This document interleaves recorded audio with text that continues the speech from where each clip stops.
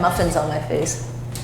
Hey everybody, thank you for joining us. This is the live stream for the 3-day wildlife painting workshop, Birds and Botanicals. Glad you're here, glad you made it. We're still running a little late. We've got a few people downstairs waiting for me to come get them to bring them up. I've got folks setting up, but we're gonna go ahead and jump into this very soon, so be sure to stay with me and we will be painting before you know it. So stay there and we'll be right back. Okay? All right, I'm going downstairs.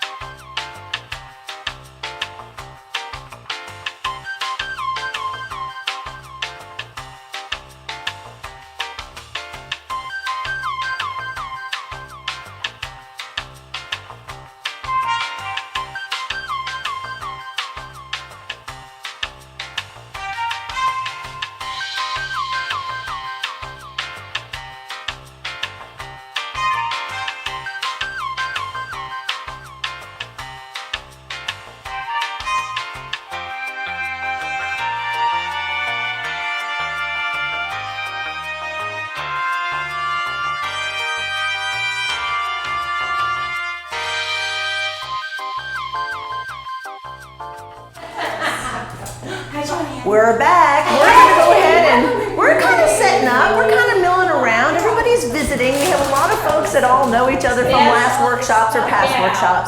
They're kind of finding their spots. Everybody's getting muffins. We're eating all kinds of yummy snacks. And I have the best students that come to my workshops. They bring food.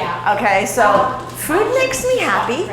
And so we've got hard-boiled eggs, we've got cookies, we've got muffins, we've got leaf-shaped tortilla chips.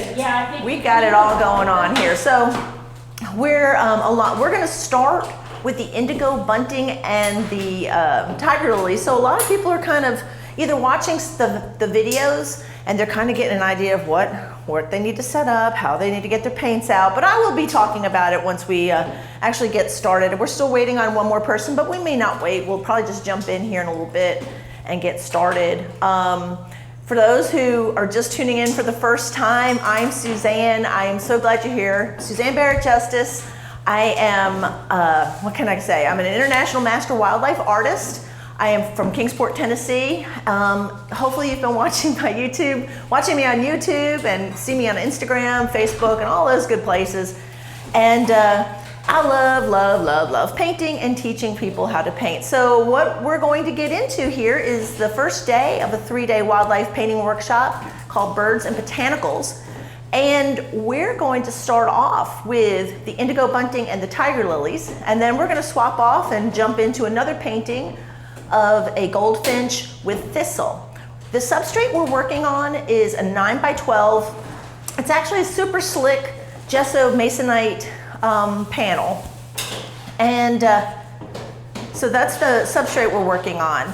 And if you guys are following along, hopefully you've had a chance to look at the 2 videos on those particular birds painting, so you kind of have a little bit of insight as to what we'll be doing. So yeah, we're just kind of getting set up, and we're getting, everybody's just getting their spots and getting relaxed. We're drinking coffee, eating muffins, and all that good stuff. So we're just gonna mill around and let everybody get set up, and we'll jump into this very soon. So stay with me.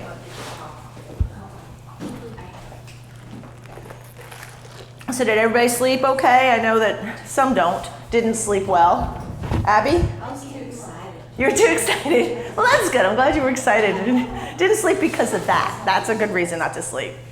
But yeah, but still, it makes for a long day. You will work really hard today. You'll probably be exhausted. You will sleep well tonight. If you didn't sleep well last night, you will sleep well tonight. You will be mentally exhausted by the time the day rolls around. And we're going to try to paint till about 4 o'clock, and then we'll resume tomorrow morning. So the nice thing is, folks, you can leave all your stuff set up. We lock it down, so everything, you don't have to schlep all your stuff out. I mean, if you feel like, if you bring electronics and you feel uncomfortable leaving your iPads and stuff here, yeah, take those. But you can leave your paintings where they stand, and all your materials, and we should be good to go. Matt and I set up last night.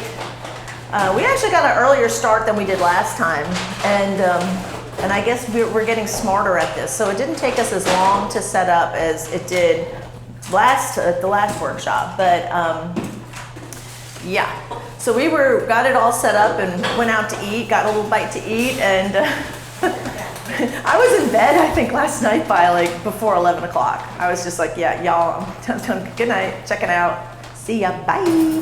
And slept fine, though I was having really weird dreams last night. So, don't know what those meant. I wouldn't go into it, but it was interesting. So, actually, everybody's kind of getting their stuff situated. And of course, I will mill around, walk around the room. If there's anything anybody needs, I will help you. Of course, I made such a big deal about bringing a certain paint colors, and of course, even after going back to the studio last night for the second time, I forgot my celadon green and my cerulean blue, and I think I forgot my cobalt blue. I have a lot of the other colors. Yeah, so those are the ones that I made such a big deal that everybody have, and I forgot them at the studio. So I will be borrowing paint, I promise you that. But if I have paint that I need to let somebody else borrow, I got your back. So we will be sharing here. Okay. So like I said, we're going to start with the indigo bunting. I'll let everybody kind of get situated. Does anybody have any questions right now before we jump in?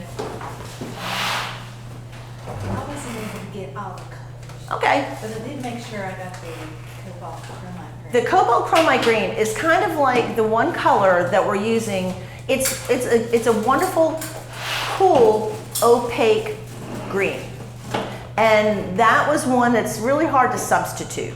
So, I mean, I could have substituted probably something for the celadon, but that's one that you don't substitute. So I'm glad you have that one. And no problem. I think everybody's got stuff here and everybody's willing to share. So and this is kind of interesting because this is a smaller group than I usually have, but I think it's going to be nice because it's a little bit more intimate. I can see everybody's faces better. FYI, we're mic'd. Okay, so obviously I'm mic'd, but we have microphones picking up the room sounds too. Just saying. So if you have a question, a lot of it will be heard on the live stream. So I just want to get, and I guess Matt, he knows how to fade and do all that kind of stuff too. So if we're having really juicy conversations, and the one who's laughing is Diana because she's so juicy. She's got all the juicy stuff. We'll be talking at lunch. But I just want to tell everybody that we are live streaming. And the nice thing is too, If you have questions, your questions will also be heard by the folks on live stream, because a lot of times the questions you have are the same questions that they have as well. So I just want to go ahead and let everybody know you are being heard. We do have the monitor on this side too for those who can't see what I'm painting here. I've got the camera on this, but the nice thing is we're pretty close. We're up close enough to hopefully you'll be able to see this as well as I'm painting and calling out colors. So I hope everybody has had a chance to look at the videos to kind of get familiar with what's happening here. And so we're good. Whose is this one? This is, oh, that's gorgeous. Oh, thank you. You did a good job. I like that. I'm gonna put it over here Sure, because I didn't want you to lose that. And we do have a bathroom right around the corner. So for anybody who needs to, most of you guys know, Abby maybe hasn't been up here before.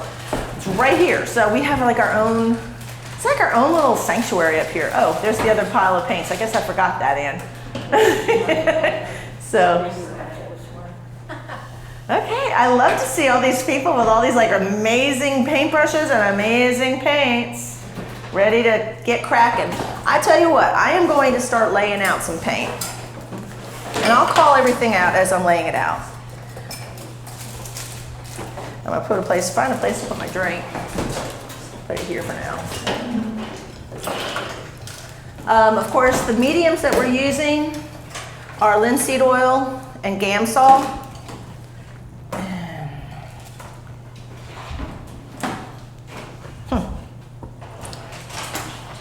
Matt, I may need you to open my linseed oil because I can't get my linseed oil open. And I didn't bring my jaws of life. Let me try that little grippy. Ah, I got it. Thank you. What a neat, nifty little thing that is. Thank you, Abby.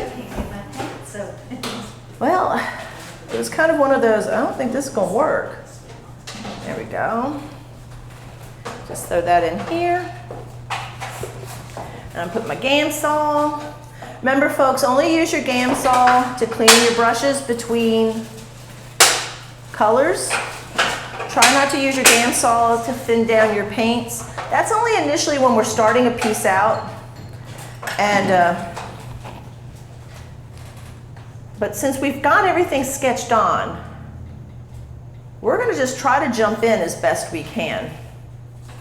I'm starting with as far as my reference, I'm not even looking at the bird yet. I'm starting with the reference that I sent that has the tiger lilies. All right, so I'm looking at the tiger lily reference. I see that, I see a blank. Make sure I have the right. Okay, you've got your stuff. So I'm gonna squirt out the paints that I'm gonna need for my tiger lilies first, okay? So you'll remember I had the Yellow Lake Deep.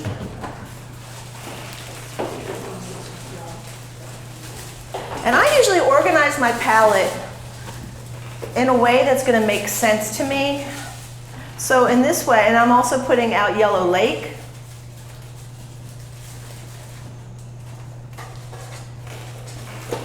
Let's see, who's this one? I'm putting out Indian Yellow. So I'm just really looking at my tiger lilies, letting them dictate the color.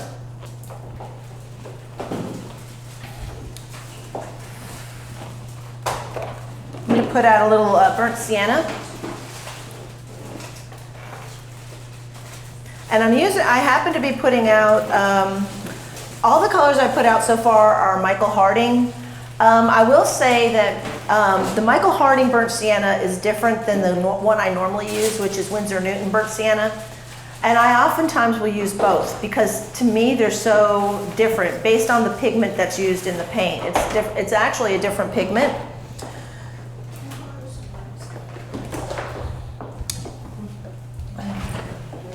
And since I am putting out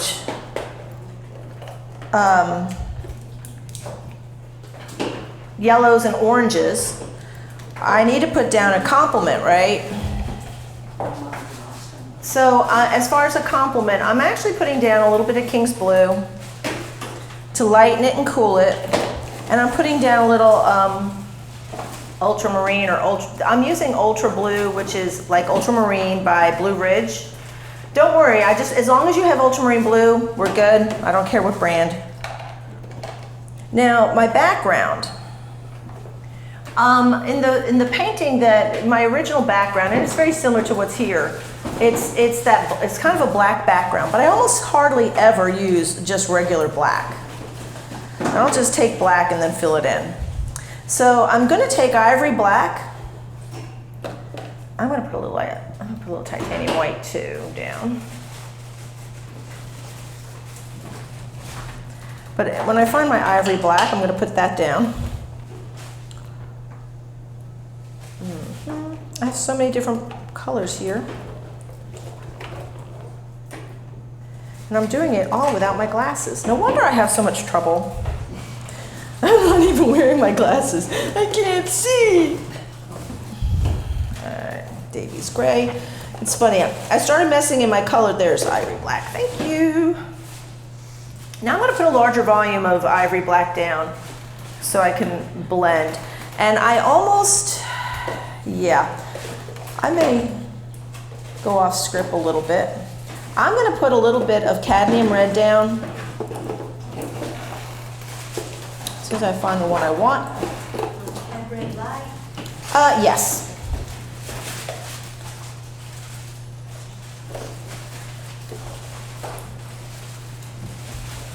So if you got some nice cad red,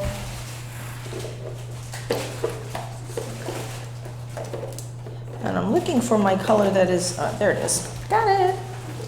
And I like the Cad Red Light by Blue Ridge.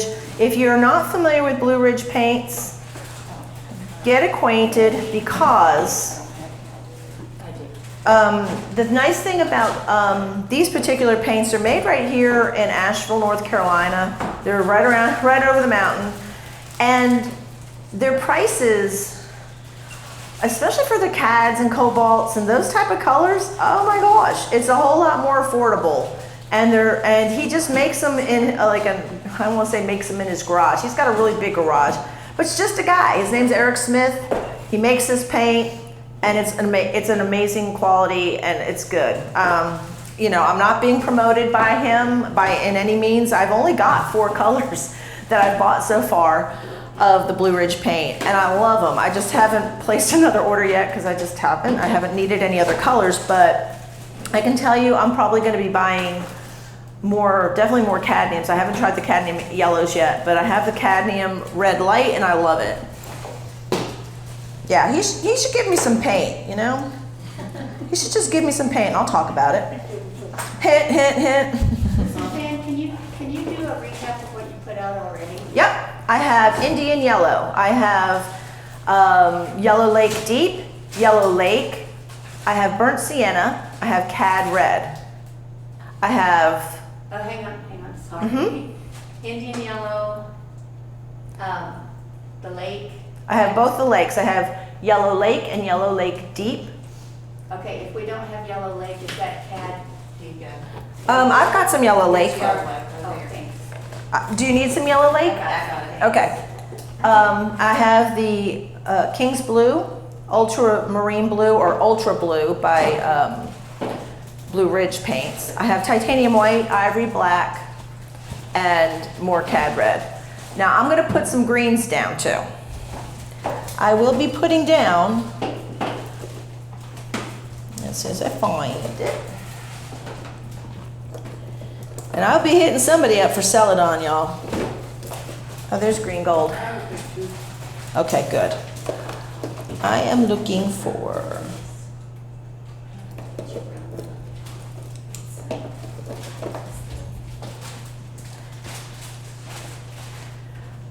I don't think I told you to put down green gold. Green gold is very similar to the Celadon. And I'm looking for my, there it is, Cobalt Chromite Green.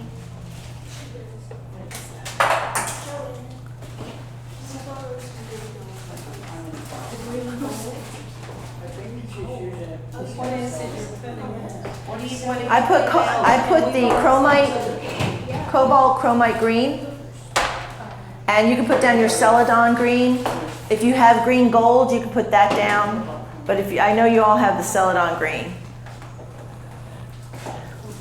And I may put a little bit more titanium white down too. And the titanium white that I use happens to be Winsor Newton. And I'm just kind of looking around on my piece, since I know I'm going to have the bird in there. And I may put a little bit of blue down just as a marker or holder, a placeholder, if you will. So I may just use a little bit of the ultra blue that I have down. So let me know when y'all are like, got your stuff on there, if everybody's ready. Whatever green. I just put down, okay, sitting in car, I know you're teaching, okay. Matt, I may ask you to let Paula in. Do you care to let her in? I have it, thank you. Which store is she at? Which store is she? I don't know yet.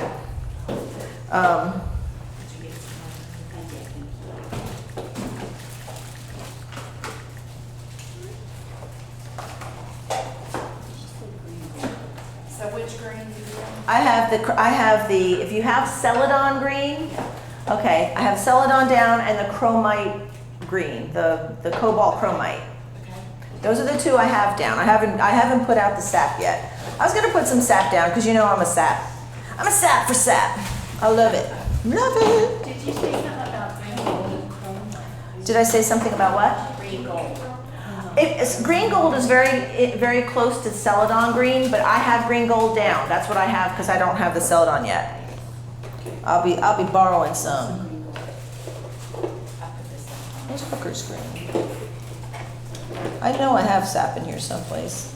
I have a grab one. You should take a sap, Suzanne. Okay, I may get some sap from somebody. Do you want Amber or do you want Winsor Newton?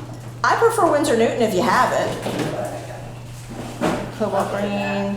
Ah, thank you, my dear. I've got it. Thank you, Joanne. Right by your car, gift shop, okay. Matt, she's over by by my car. Miss your key. Thank you, sweetheart.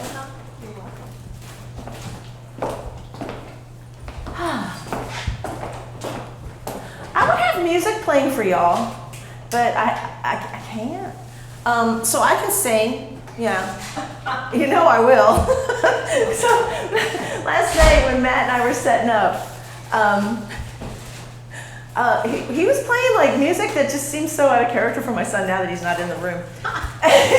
We were like listening to Disco Inferno, burn baby, burn that polo down. Yeah, we were singing. I was just dancing around and we were dancing to Disco Inferno and yeah, so that was happening. That was happening. I'm gonna turn on my on this and see if there's anybody waiting for us on. Hopefully they're tuning in. So if you're on the live stream and you happen to be catching us, God bless you. Come on, tap to retry. I can't seem to get my thing on the internet.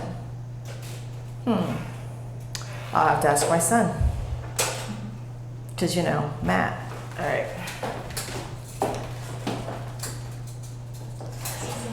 Yes. I don't have some of these colors, the Indian yellow. I have Indian yellow deep, and it's not even close to that. You have Indian yellow deep that looks. Yeah, it looks kind of like a yellow ochre. Let me see what your yellow deep looks like. Let me see it on your palette. I have this color. Here's Indian yellow. That's your Indian yellow? That's Indian yellow or Yellow Lake? Indian yellow deep. Oh, that's Indian yellow. Not Indian, that's Indian yellow deep. I'll show you what Indian yellow looks like. I have it right here. Oh, okay, thanks. Oh, you're so smart right now. Well, you got your little fun little pencil. I know that There she is. Hey, Paula. I got you right here. That's what happens when you come late. You have to sit up front. So that's what happens. I'm so sorry everyone for the distraction. No, we're just setting up. We're just setting up. How are you, sweetheart? I'm doing really good. All right. Glad you're here. I'll just put this key. So now I can put the key aside because we got everybody in. So we're good. So we're just kind of getting all the paints out. So does anybody need another color that I've got out that somebody doesn't have? What do you need, honey? You get yellow lake deep and yellow lake. Okay, I gotcha. And Matt, my Wi-Fi doesn't appear to be on my, there's Indian yellow, Senator O'Connor says hi. yellow lake and yellow lake deep. Yeah, I'm sorry? Heather says hi. I'm sorry? Heather. Oh, Heather's watching? She's watching from Puerto Rico. Hey, Heather. That's my cousin. And she's in Puerto Rico? She and her family live in Puerto Rico. Her husband is a pilot, and there you go. Thank you. You are welcome. Okay. I'm glad that Matt can see. I just can't, my thing isn't working, Matt. Let me see if I can't figure out why I'm not on here. Use I could use my phone to the hotspot. public Wi-Fi. I see production. Yeah, that's not what I want you to. Okay. Which one? Any of the public ones. The Loco? No, the public, like the carousel one. I don't see it.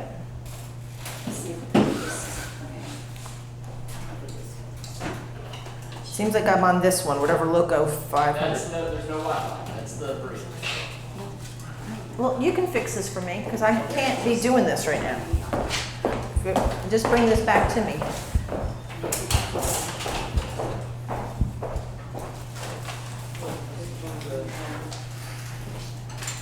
Is this one doing anything? Carousel, yes. Okay.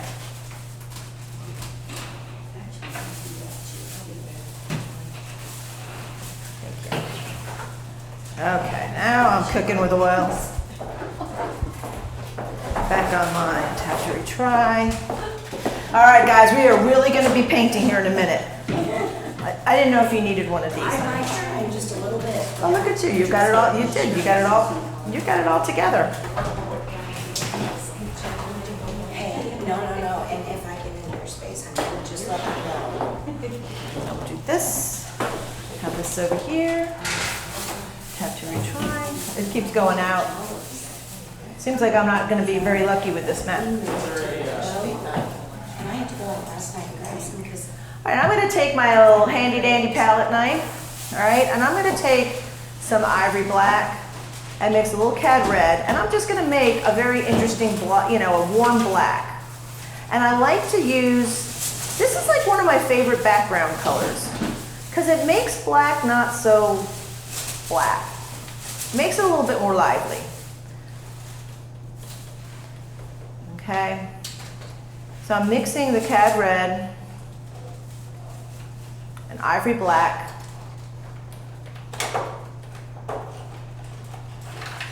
And I am just going to put, I'm going to dip my brush, and I happen, I'm going to go with this brush here. I'm going to start with the number 6 Rosemary Long Filbert. It happens to be an ivory. I'm going to dip it in just a little bit of oil.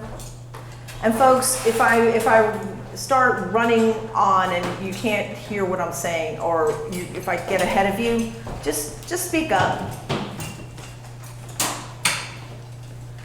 And I am popping down You said ivory black and cad red. And it's basically just enough cad to make it a little more interesting than just black. And you'll know I know Diana is working on a different substrate. Yeah, we're gonna pick on Diana today. She had a hard time getting her materials here. do you need anything, Diana? I'm good, thank you. She Appreciate it. had difficult people that she was working with. But since we are live and we're talking, I have to be good. Yes. I have to be so Then good. I have to too. I know. Because we're good like that. That's right. Because we're so good. All right. So I'm just kind of going around the areas. Now, this is our first pass. So if you're working on a substrate, and for a lot of people, this substrate is really difficult to work with at first because you're not used to that slick surface. You're used to having the canvas with the tooth in it that just picks up the paint. And so when you're working with this, and if you use too much oil, it's gonna slide all over the place, just like oil makes everything greasy and slidey. So use a little bit less oil, and My color palette is not, these are new paints. It's not true to what I'm used to. okay, because I can tell you, those are artist loft paints, and that's why you're having problems. Yeah. You will. If you'll have, just at this stage of the game, just get out your, Close as you can come. well, your lamp black. Do they have ivory black in this? No. All right, just use your lamp black, because I know this paint doesn't have enough pigment in it. It's not going to make any difference. You're not going to worry about the opacity. Okay. Use that and your cad red. Okay. That's vermilion. Okay, use scarlet. Use your vermilion because it's got cad in it. Go ahead and you'll need to put more than that out because you'll want to get. What I'm doing is I'm just kind of getting the background in. So, and I'm just moving around this. Is your background color kind of brownish? Yep. That's what the cad does to the ivory black. But it also, the other thing that does, because the cadmium is an opaque color, it also helps with the coverage of the background on this slick substrate. So understanding the opacity of your paint is really going to be an important, if you're going to start looking at it differently if you start really worrying about your opacity, I promise you. So I just kind of have this down, and it's very, very, very, very rough. So I'm looking at the negative space, basically, that's around my flowers. And just because I'm putting this in doesn't mean that I won't decide to, you know me, if you've painted with me long enough, you know I get rogue and I go off on a tangent and decide to add something else. But I'm just really trying to go with the same drawing that everybody else has on their substrates. Okay, so I'm going to switch brushes because now I need a little bit tighter brush to get into here. And I'm going to try to get a little bit closer to my... I may just see if I can keep going a little bit with this brush. So you start finessing it, you just get in there and... Now, if you have enough of this mixture made up, and I didn't fill in my bottom half of my picture, I'm going to just set this brush aside for a minute and go in with this. I may start putting in, I'll work off of both sides. I'm going to work off of the plant material and the background. So I'm going to start up in this left upper corner with the foliage, if you will. So I'm going to take my handy dandy palette knife and clean it off because I have black all over it. And I'm going to mix a color. And I know that my picture is different than my original painting. I probably, like I know some are using the original painting, and it's probably not a bad idea if you're looking at that. But I am looking at I'm going to use a little bit of if you've got your celadon out, putting a little bit of sap green, a little titanium white. But if you look, it's kind of got an orangey cast. And if we really think about this a little bit, what is green's complement? Red. Yes. So I am actually going to mix a little bit of cad red in with this color. And I actually grabbed a little bit of the Indian yellow. I've grabbed a little Indian yellow too. Now, what is it you're mixing? Cad, red, and black? I'm actually taking, it's mostly green. Can you see on the screen? Or maybe you can't. I am taking the celadon green and mixing a little tiny bit of cad red. I'm just bringing my green down a little bit. I don't want it to be brown. I just want it to not be quite as green, okay? So you're only gonna use just a tiny bit, y'all, just a tiny bit. And I'm gonna grab a little bit of white.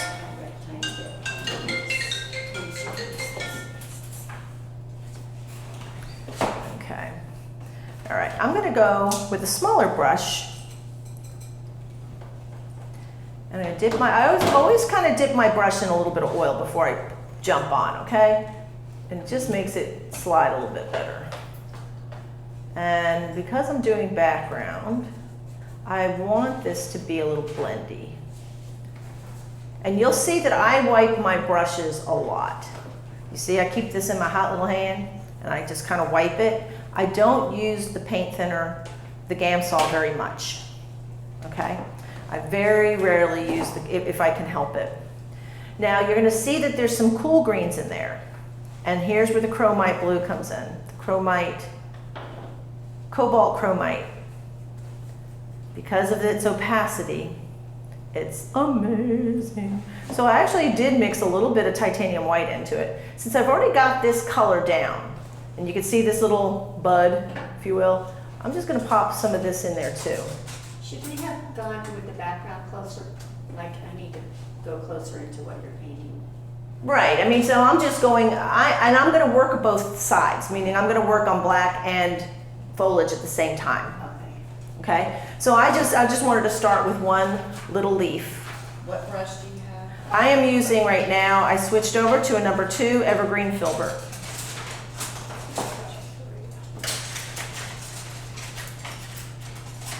So I pulled a little too much black in there. I'm going to push it back up. So remember, brushes can pull and push.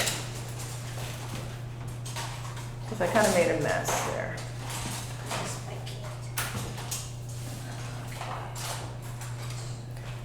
Ask questions if you've got a question. I need to hear it. So we should have gone pretty close to the drawing with our black already. Like, I'm way off, so Do you see where mine is? I'm going in as close as I could with the big brush, and then I'm just kind of putting some of these in so I can kind of get them in. And then I'll go in with it. So even if you just want to use this mixture of paint, this green that I just made, as a place marker, if you will, before you get to working, that way you can pull the background up to it. okay. Okay, so you can, if I wanted to, I can just go in here and try to find all the little places where I have these little buds. Even if I probably will change some of the color. Because you can see how far away from the edge I am on some of these. Okay, thanks. Uh-huh. So you're mainly going in with the CAD and the Celadon right now, Right, not so much the chromite. right. But if you, so I wanted to see the chromite on this right here. And it's wonderful because it does a good job of covering. So some of these might be a little off on them. So I almost feel like I'm looking at my reference over there too. So I know that's what you all are going off of too, a lot of y'all.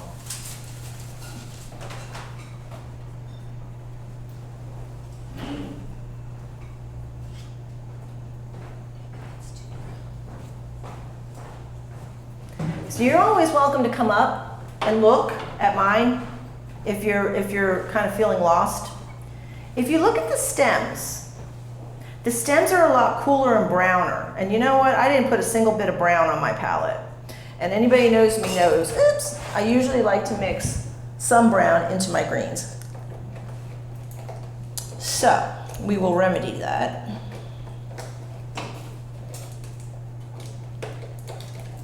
I'm putting a little bit of raw umber on my palette. I already have the burnt sienna down, but I'm using the raw umber. I'm switching brushes at this point just to do the #1 rosemary. It's a little Pure Sable Series 88. It's a tiny brush because I'm gonna just put some stems in. And I'm using the chromite green with a little bit of raw umber. And again, this color is a great, great color to use.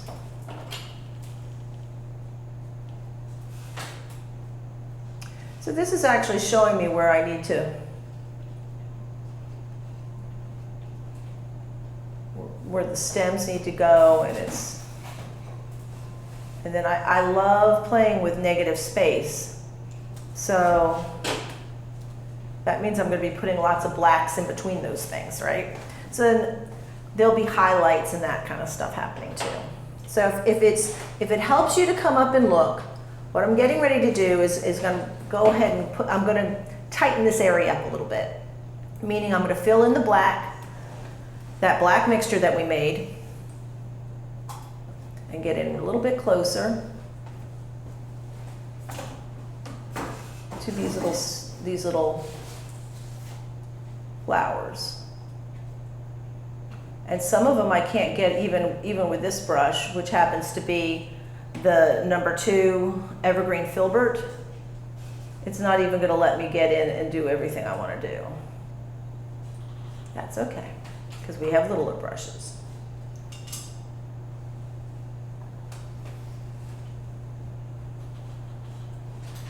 But anywhere I can get those little fun negative spaces, it makes me happy.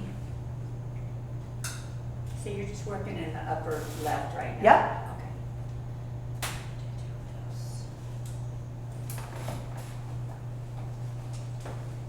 And I'm just kind of going in amongst all the little unopened flower buds. I'm trying to use my vocabulary and be a little bit more exact. Instead of me just calling them little deals, those little green deals in here. Them little deals. Those little unopened flower buds.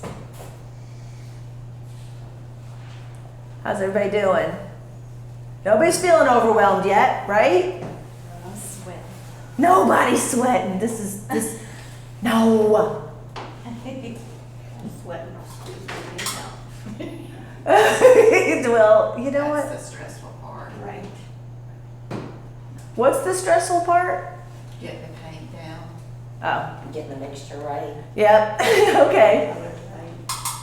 So let's see. I want to hear it. So what else is stressful about that? Is it the? I'm hoping that because we're working on a smaller substrate, that this is a little bit different pace than we did.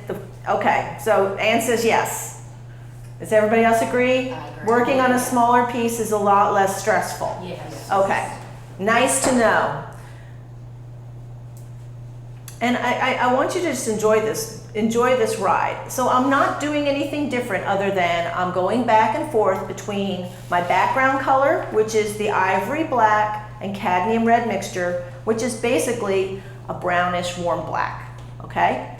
And then I'm going in with that celadon cad kind of mixture and the cobalt chromium with a little bit of raw umber in it mixture, and just going between those 3 things. I'm looking at the stems. That's basically my chromite and brown umber, and then the little unopened flower buds. Now know that just because what I'm doing now, this is not how the finished piece is. This is before I work it. This is before it's been finessed. So there's nothing that's happening right now that is final. This is just so I can see where things go. I need to know where I'm putting stuff. And that's what I'm doing. When you say chromite umber, is that colored or is that? No, using I chromite took the cobalt chromite green and added raw umber. Okay, thanks. Mm-hmm.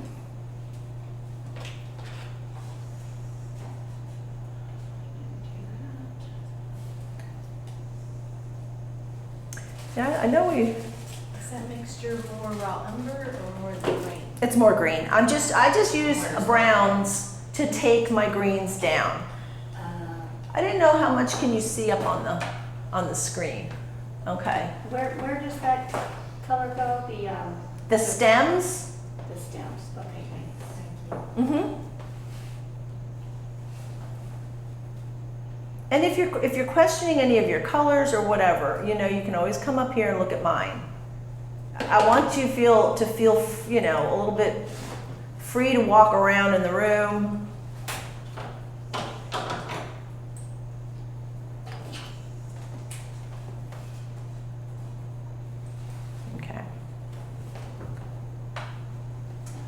So that's all I have at this point. I'm gonna walk around and look at everybody's stuff, okay? Because you know I'm nosy like that.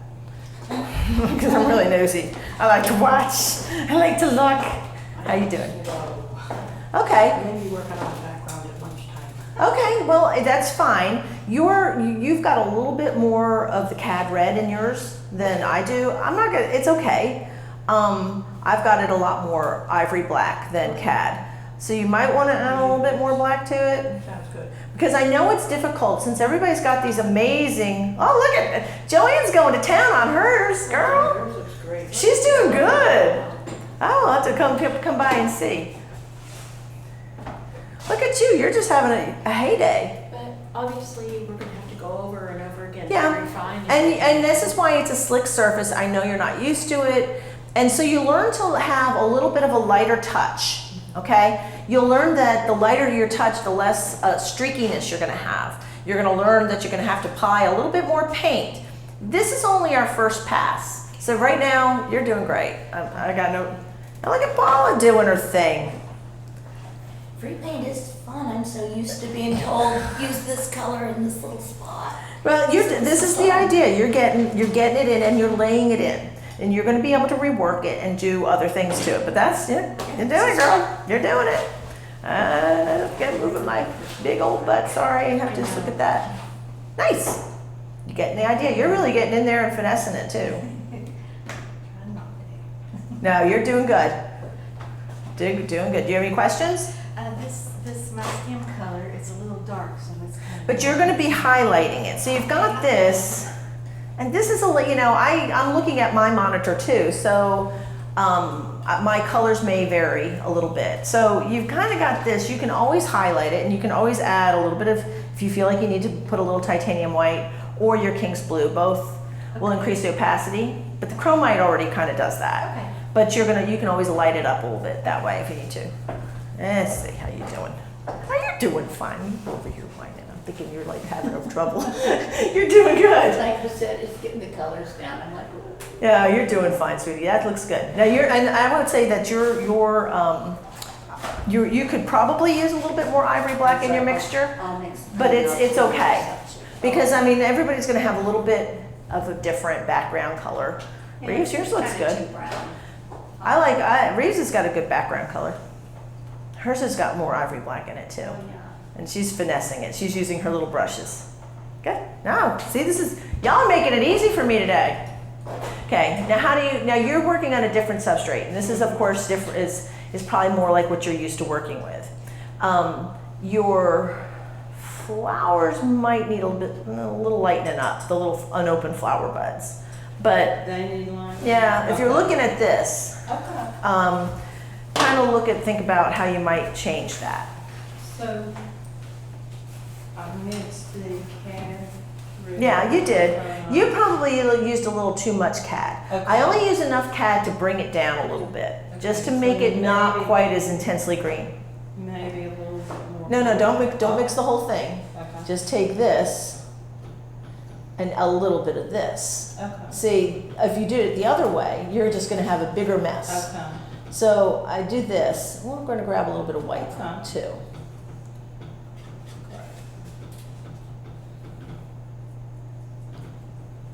Just judging from where you already are. Try that. Okay. Let's see if that doesn't do it for you. And your background's a little bit brown too, but it's okay. I have a little bit more ivory black in mine. But you're doing it. It's looking okay, honey. You're doing good. Now you've got the black and white. Would you have the colored images? I have them on my phone. Okay. You'll want to look at them every now and then too, because if you don't have the color, unless you were just doing a value study, it would be really hard for you to understand or know what the colors were. So make sure you have that out so you got your hot little hand on it so you can see it. Okay.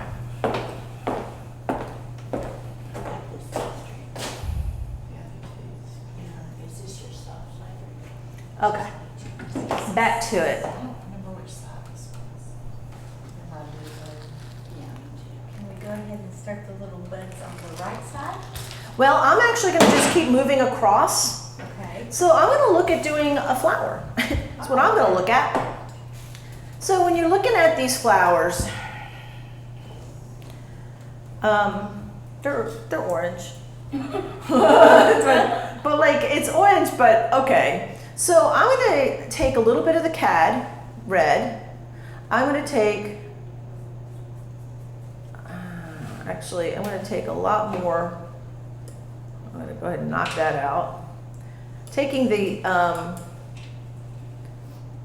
Indian yellow and a little bit of cad and add some white, the titanium white.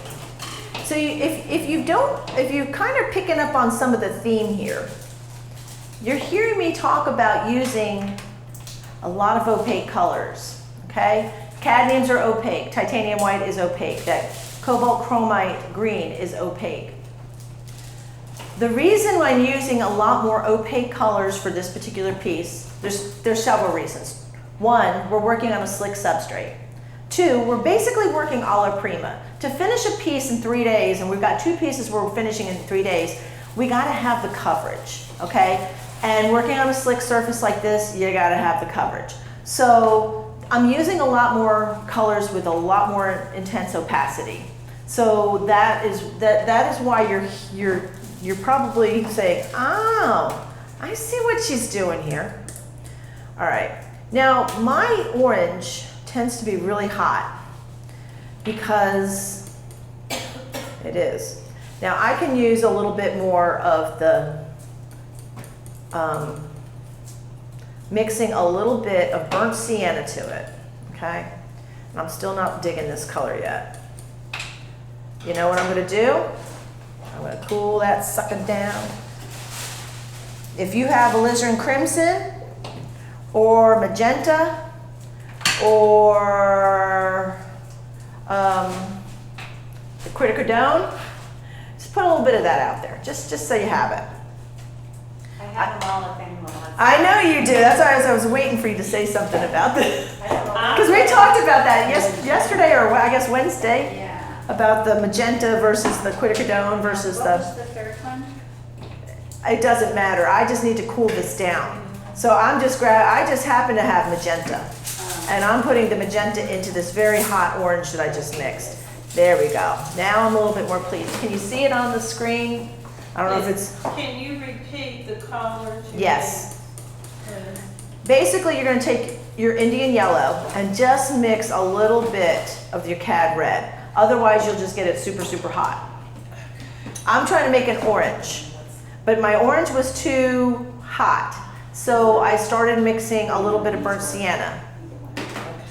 Now what I'm doing is I'm going to have a couple different values. So I'm mixing a little bit of white off on the side, and I still need it to cool down, so I'm putting a little magenta in it. A little too much magenta. So Indian yellow, magenta. Yeah, and a little bit of cad red. And if you need to, use your burnt sienna too. Okay, yeah. So you're welcome to come up and look at my colors if you'd like to. Is that for the inside of the flower? I'm just looking at the flower. I'm not even discerning the parts yet. Because I know I'm going to be mixing probably on the actual flower. I'm going to take some burnt sienna for that throat section of the flower, and I'm taking the magenta and burnt sienna is probably going to be my dark value inside the flower.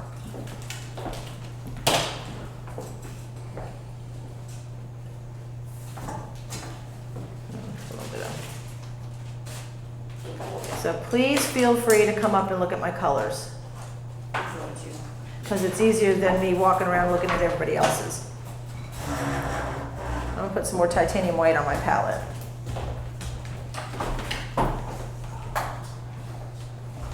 So these are the colors that I've mixed, okay? So I used the Indian yellow, a little cad, and then it was too hot. So I started adding burnt sienna to it, and it was still too warm, so I added a little bit of the magenta till I got a color that I thought I can work with. Then I actually have different values by adding white to it. This one I added a little bit more of the magenta to. And then here, These are the throaty colors. I used, I tried burnt sienna and magenta, and then actually took a white, added this to that, and added a little bit of cad red. Does that make sense? I know, it's a lot. It's a lot. Okay, so you've got the three different. Right. And this is the inside? This is more like, these colors are like the inside, the darker colors that's in the flower. Okay, and what is Which one? this?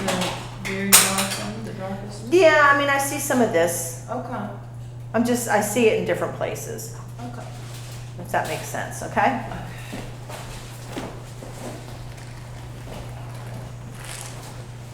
So do you know we can always mix more titanium white or any color when we get our first colors down, our first pass of color, we can always add, here's my Indian yellow.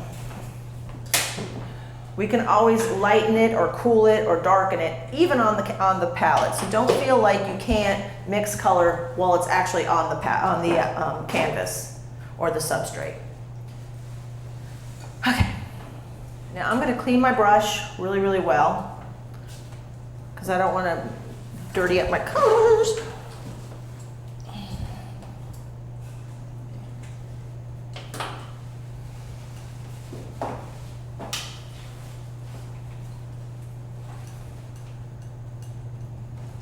Okay. I'm going to go in with my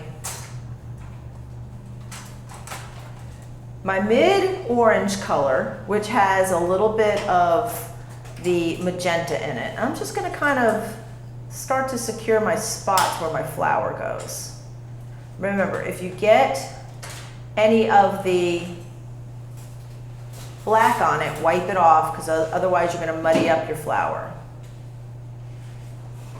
So I'm going right up to it, and I'm not really discerning the petals so much yet. And if you see a little bit more yellow or another color in it, it won't hurt my feelings. If you go, you know, more like in that direction, as long as it looks like a tiger lily and you've got your values, I'll be happy. So you're going to see right at first, this is just going to be one shape.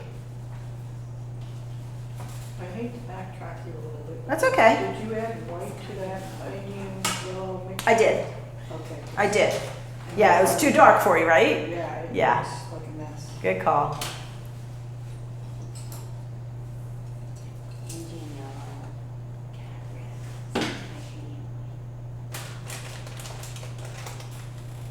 It's funny, I'm looking at my original reference to do my flowers, and I can see, I'm starting to pull apart and tear apart what I originally did in my painting, because I know I'm using my, I see errors. That's okay.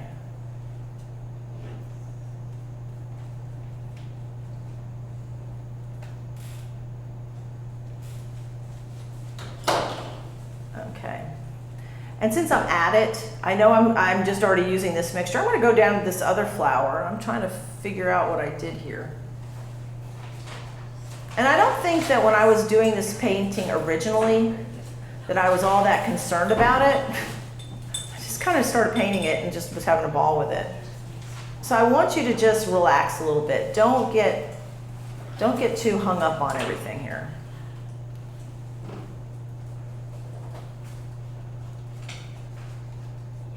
Because I can tell you my actual flowers are a little bit off.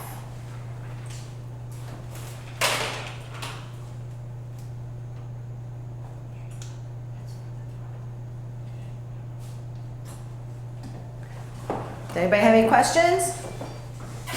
We're good? You guys are so quiet. Is it because I freaked you out by telling you you're mic'd?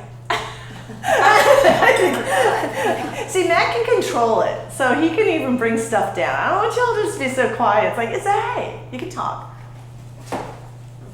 But you have to be like me, and it's like I have to worry about like not dropping an F-bomb or talking to somebody, talking about somebody. I'm trying to be good, right? So let's just be honest here. So you can see I'm getting into the territory where the bird starts, and I'm trying to be very mindful of what I'm doing. And I don't even know what I have in here, and it's like I feel like I have to reference my painting. And I probably will bring it over because I need to see it. Because my flowers, I'm looking at it, I'm like, yeah, that's all right. It's like I could even make this one even better. Now this particular painting has already been sold and is headed to. Basically, after this workshop is over, she bought it when it was still wet, and it's heading to Minnesota to my friend Becky, who's probably one of my biggest collectors. She probably has more of my work than any other of my collectors, honestly. All right, see, I see that I missed a whole petal that I didn't have on my original drawing.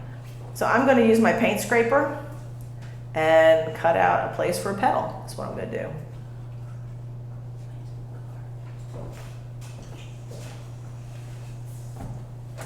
So I have to be really careful with this painting because, it's not mine anymore.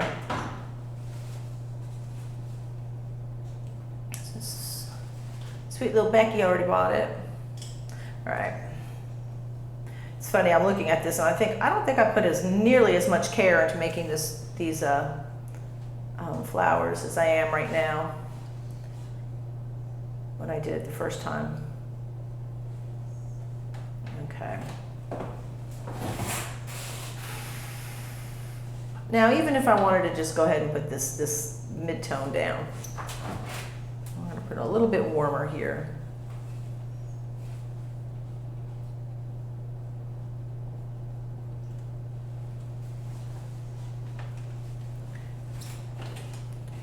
You'll see that the colors kind of flip around on intensity.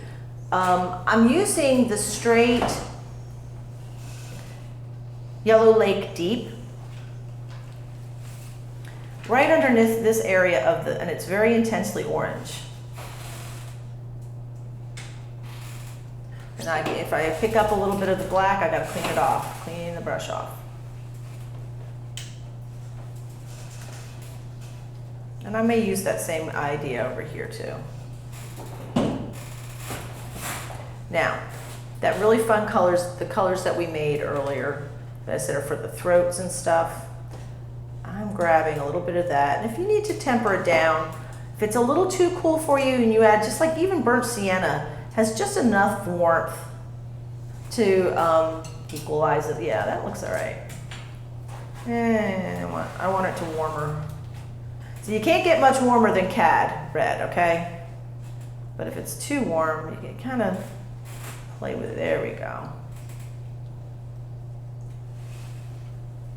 And I'm not worried about the stamens yet, okay? Now I know my friend Anne is probably already thinking about the stamens since she's been painting so many flowers lately. She's like my flower girl. You are, you're my flower girl. So you're kind of getting an idea that this flower has a throat, right? You're starting to kind of get that, yeah, there's something going on here.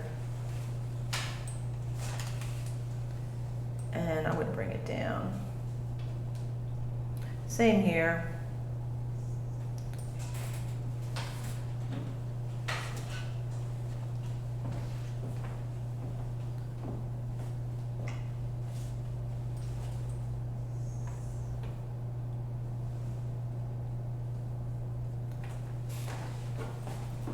How's everybody doing? Everybody have a good time? Yes. You see, you had to say that, right? You had to say, you didn't have to say, oh my God, she's torturing me. She's torturing me. Okay. I have to stop for a second and take a look. I want to go in and just kind of clean up some of my little areas. Now that, like everybody else, I'm also looking at my original painting as well as the reference and comparing the idea here. Because I never go off of any, like, even if I have a reference, it's never, you know, an exact copy. Especially if I didn't take the picture. Or even if I did take the picture. I'm just going in between my, using a very small brush. This is a number 1 pointed round.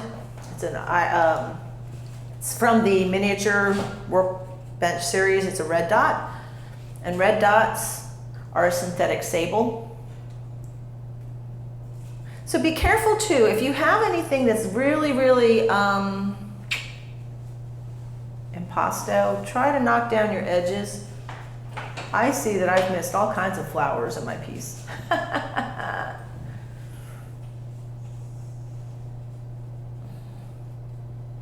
It's okay.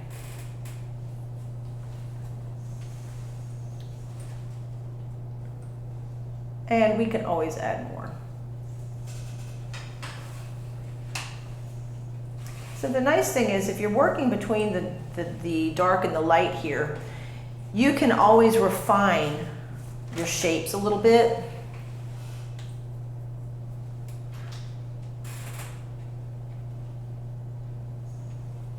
And it does help to have a really good little brush.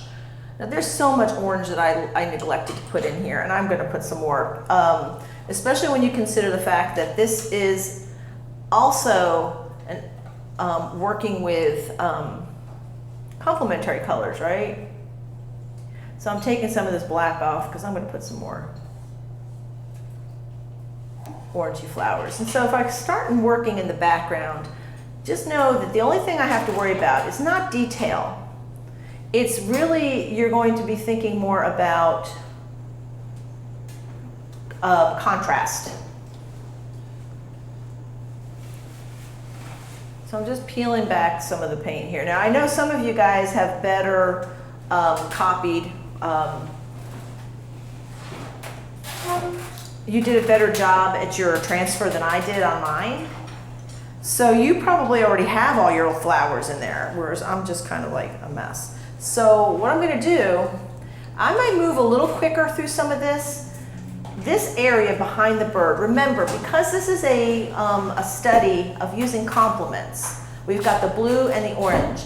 Basically, I wanted to surround the indigo bunting with a lot of orange because I really wanted it to pop and bounce, okay? So I'm gonna just say, here's my bird. I'm gonna throw a whole bunch of orange down because that's exciting. But don't worry about the stems because you can put the stems in, or if you have one of your handy dandy little wipeout tools, you can cut your stems in after you put your orange in so you don't muddy it up. Does everybody have one of these? I know that Paula probably does not. I don't know, do you have one of those? I can't see it. They're wipeout tools. These are pretty nifty little suckers. Okay, so you're welcome to borrow mine. But these are neat if you don't have one. Like I need to place a Jerry's order. I've got to get some more stuff, and I will be getting some more.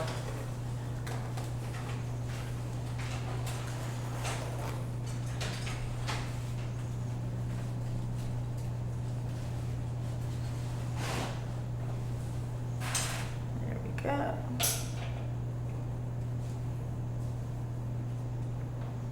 Matt, how are we doing? How's our live stream doing? Because I don't see the stuff. Oh, there, I saw some. All right, there's my.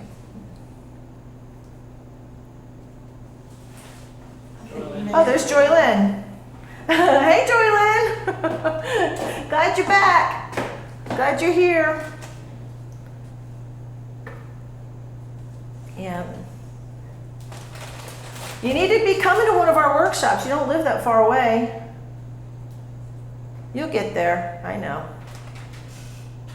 Joy Lynn, where is it that she lives? Is it North Carolina or Alabama? Joy Lynn, where do you live? She'll jump in there. I'm waiting for her to mention it. She was with us last time, right? Yeah, she was in at the last live stream. And she's actually one of my YouTube members. And know folks that if you become a YouTube member on my channel, especially if you get to be an ultimate member, a lot like Patreon, you get to have a lot more mentoring with your painting and even critiques of your work. Georgia. She's from Georgia. Okay. Well, hi from Georgia. So please, folks, if you're needing a little painting buddy or a painting mentor, consider my membership on my YouTube channel. So I could just get nutsy in here and just go just all kinds of color, and I might, and then actually work it out and work out the shapes later. But basically my intent here is to put as much orange around my bird. So if it seems kind of weird, just willy-nilly sapping down some orange here. It's basically what I'm doing.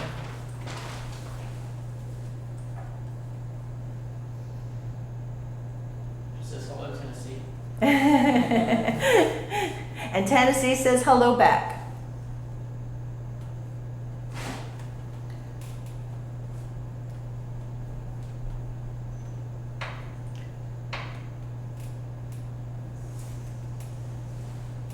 Oh, I'm sitting here painting in my bird. Wrong color. Let's just go ahead and scrape that out. I was figuring, why is it getting so far over here? Take that off there. I probably should put some color down so I can keep a bird marker. And I think I will, just so I can see where my bird's going, folks, because I already started painting in the wrong place. Yeah, I get carried away with getting all my orange down that I'm gonna take a little paint thinner on a clean brush, well, relatively clean, and carve my bird back out. Because I started putting all kinds of paint in him. All right, because otherwise he would get really muddy. Because why? Does anybody know why? Colors of the menu. Well, yeah, but it's also using complements. So if I've mixed orange into this bird, this blue is not going to be very brilliant either. So we got to take that off. And here's one of the advantages of working with the slick surface, is you can really wipe paint off well. It's easy to wipe off paint. So we're going to do that. I'm just going to kind of set in where I think everything's going on my bird. Now, as I mentioned earlier, knowing the opacity of your paint is pretty critical. It's a critical thing. I am using the Ultra Blue, which is a semi-transparent color. And I'm using oil. And the only reason I'm doing this, I want to do a marker for where my bird's going, okay? And I don't need it to be brilliant at this point. And I don't want to, I'm not doing detail, I'm just getting in where the bird is so that I don't eliminate, I need to know where his shapes are. So it's all going to just be basically a placeholder.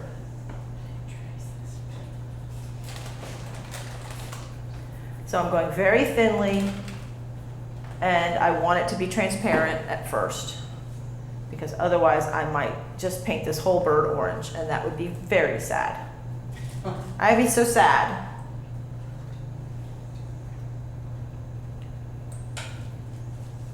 And now I am going to switch for just a second to my actual reference of the bird, because I can tell you from the, well, not really. I thought maybe I got the,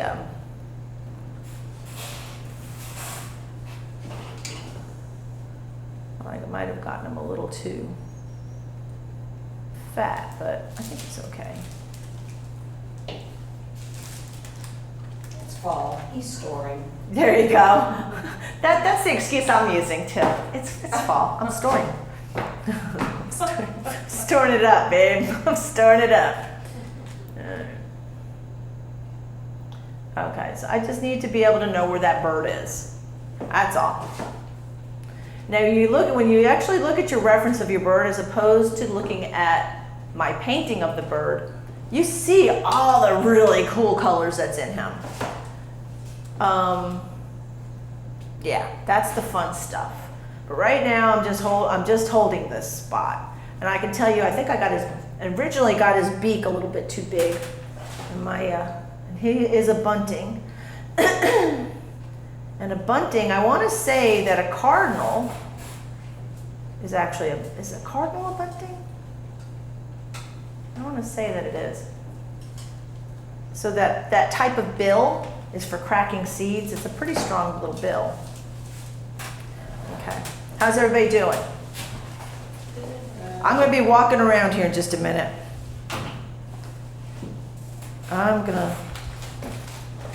Okay. I have to, because now I asked the question, I have to find out. It's a grosbeak, never mind. I don't even have to look it up, I already know the answer. Okay, I'm gonna walk around, turn my thing off for a second, and just see how everybody's doing. Are you not going to lunch? Oh, but your flowers are looking fabulous. I'm way too slow. No, you're doing fine. You're doing fine. You're doing good. I'm just. No, but I'm digging Jerry's flowers already. Look at you going through it. Now you're doing good. Be careful about using this color. That's because it looks. If you want to get up and look at the actual painting, Yeah. I think your copy has a lot more blues in it because I know they're not that blue. Okay. So. Because Yeah. I was starting to get confused with all the different. I know, and that's why I started putting the bird in. Just because Yeah. I was already painting all through them orange, and that was wrong. So, Yeah. but you're doing well. I like your colors. I like your background colors, and I like your flowers are looking really fab. Oh, thanks. Yeah. It's fun. Yeah, but this is not a very good color rendition. Okay. Please get an opportunity to go up and take a look at the actual painting. So Okay. I think you'll say, oh yeah, those yeah. colors are different. And how you doing, Very Paula? much so. I am enjoying myself. Okay, I'm good. not sure how I'm doing with regard to reference, but I'm enjoying. Okay, okay. Well, good. You'll want to fill it all and all this stuff too. Yeah. And like I said, you'll just want to use your, and we'll talk about your paints later. Yeah, it was a oops, where's the case thing after the move. Oh, and then you So- ran and got some color. I gotcha. Yeah. I gotcha. It was a freak out moment. Did you have your little freak out moment? Okay, how you doing? Nice. Yeah, your bird is a lot more better, more better. Did I just say that? It's like way more better in shape, and I can see yours better, so you're not worried about as much. Like I just painted orange right through my bird, like, oh, I'm having fun with orange, woohoo! And then I have an orange. Now my bird looks like a robin because he has an orange chest. Good. So you've got a place marker too. So you're doing that also. And again, I think your transfer is probably better than the one I did because I don't have any of the detail. I missed a whole bunch of my flowers, but you're off to the races. It looks good. Okay. Do you feel good about it? I feel like it's really disjointed, but I'll keep slapping color on there and see what happens. Okay. You're good. And I like. didn't trace my flowers well at all. Yeah. See, I didn't either, and I think you and I were both kind of just like. I'm in the blind, so. Well, that's what I was doing. That's why I had to at least get my bird in because I didn't have any of this in. So what color do I mix for everybody? Just use any blue. Just use your ultramarine blue to hold the spot, and then we'll get to the bird. But no, you're doing fine. Everybody's doing. You know what? This is a good group, y'all. Good job. And I like that you did change a little bit of your green on this too. So that's looking good. Okay, Good. You know how sometimes some workshops you have, I mean, a lot of you guys have all been to my workshops before, so it's not like this is a brand new thing for you. Good job. Yeah. Nobody's going like too heavy with their paint, which I appreciate because it's easier to correct if it's not thick. And y'all, have I had to do any corrections at all? No. I know, it's like you guys. You guys, I've not taken a single brush, have I? No. Okay, just throwing that out there. I really like this substrate. I do too. I think I'm using the little rough side. And I I like it. Yeah, the rough side is still really smooth. Yeah. And you still have the wipeability, and you can cut it out if you need to. You still really want to use the opaque paint with this particular substrate. You end up learning how to have a little bit more of a gentle hand when you're doing your application. Because if you press too hard, you go right through it, and then you see the background. So you learn how to have a little bit less pressure on your brush if you're trying to get good coverage. So you start to learn, it's a little bit more ginger. You treat it a little bit more gingerly, but ultimately, this is becoming one of my favorite substrates to paint on, really. I do like it. I do. I'm going to plug this in for a little bit, and you keep painting, y'all, just keep painting, painting. I know I brought it. Well, you know what, I'll do it at lunch. What time is it? Oh, we're good on time, y'all.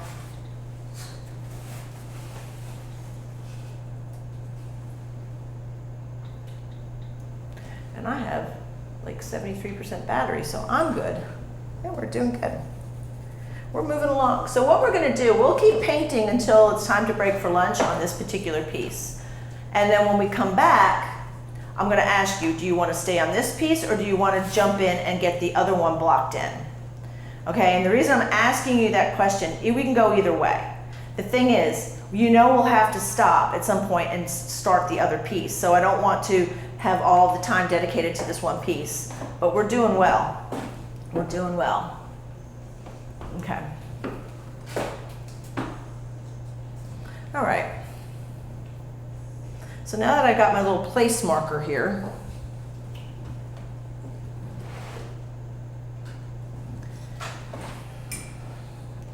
I'm gonna leave, I wanna get the oranges in here around the bird.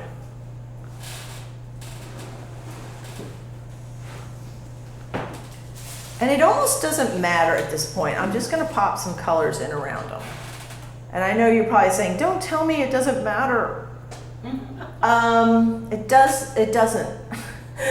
I'm doing this because the main flowers that you have to worry about the shape are the one that's immediately in front of the bird, the one that's gonna be out here, this one and this one. Other than that, most of the other flowers, other than the buds, are just kind of like supporting characters. They're not really, they're there. We know they're there, but we're not really worrying about the detail of them. And I can tell I have already messed up over here too, so I'm taking some of this out. Because we're gonna put a flower over here.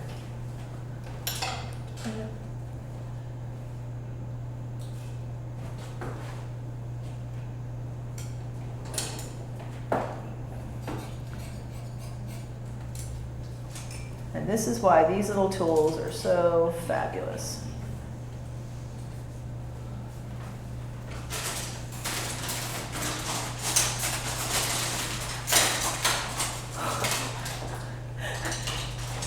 It sounds like we had all the sounds of brushes all at one time. The rush of brushes.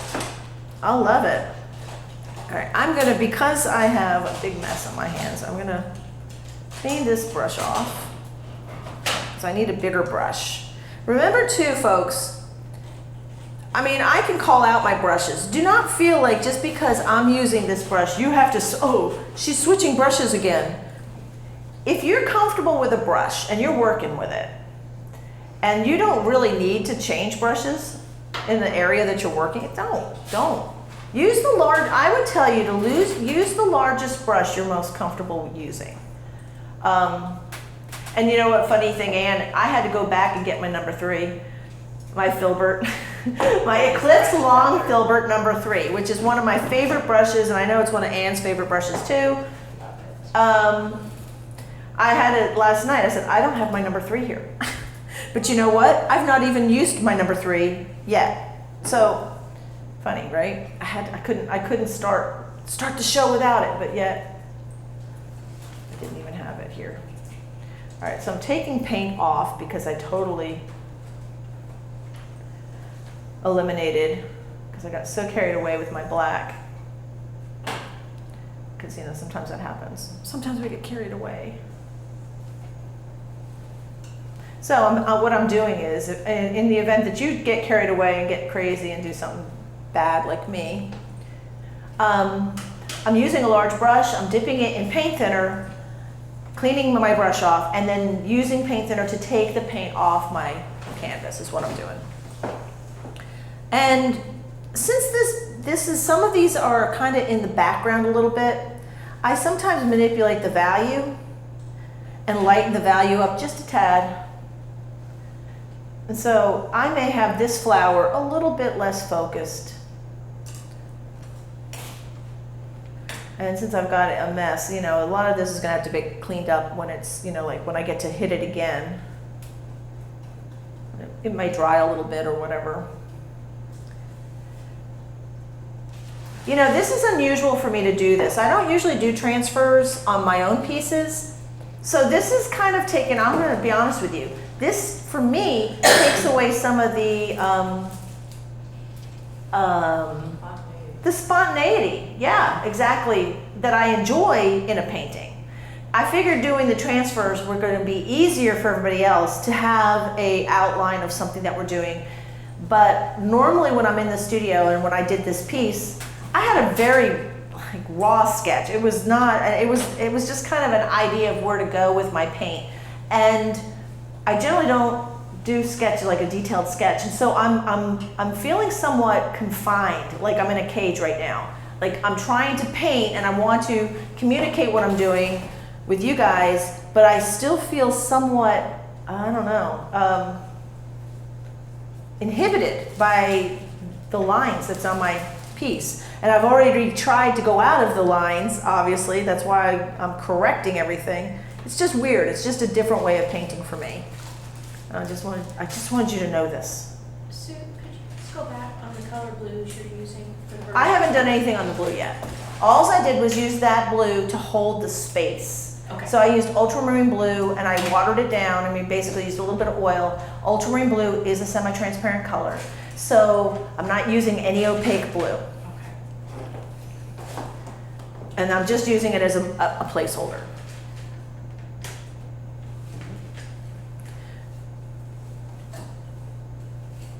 And so I am just kind of willy-nilly in it now. I can willy-nilly a little bit now. And I think, Reeves, you and I both were doing our transfers at the same time on this one. And I kind of didn't do my base. I didn't do anything on the base. I figured as long as I had the bird and the top flowers in, I was like, I'm good. And now I feel like, okay, now that I'm kind of working it, I'm like, well, where's this going? Because now I was used to get, you know, it's like you can't be spontaneous and not spontaneous at the same time. And so that's kind of what I tried to do, and it's like not working. So I'm just popping some blue down. Actually, at this point, I'm squinting. And I'm squinting because I'm trying to only see what I have to see.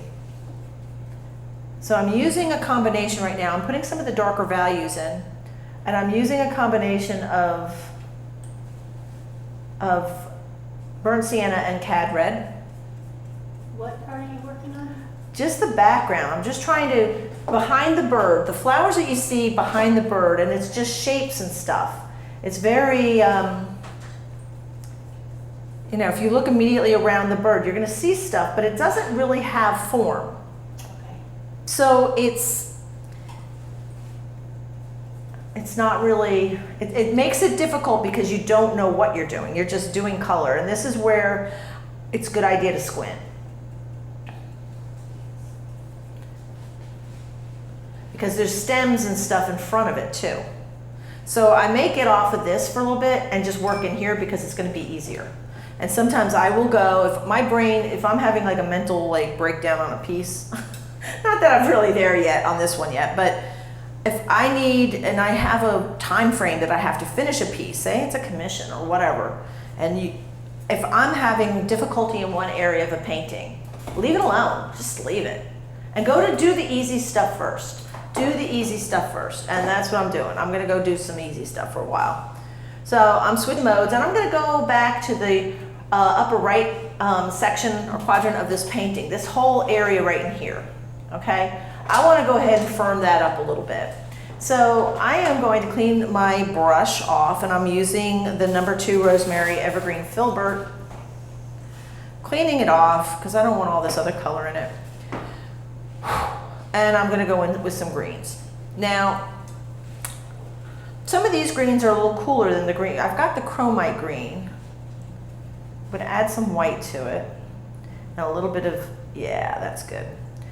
So I took the cobalt chromite green, a little bit of a little bit of sap green and titanium white. And the reason I'm going with these colors is because I want, the chromite's going to immediately add opacity as does the titanium white. But I just want to start filling in some of these little buds.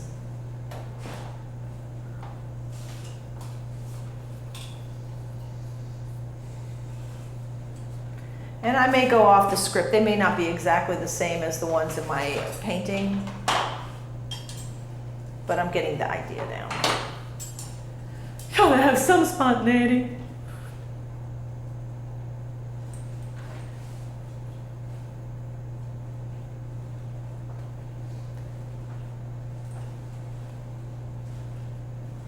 Now see, you'll see some of these little buds have a little tapered tops.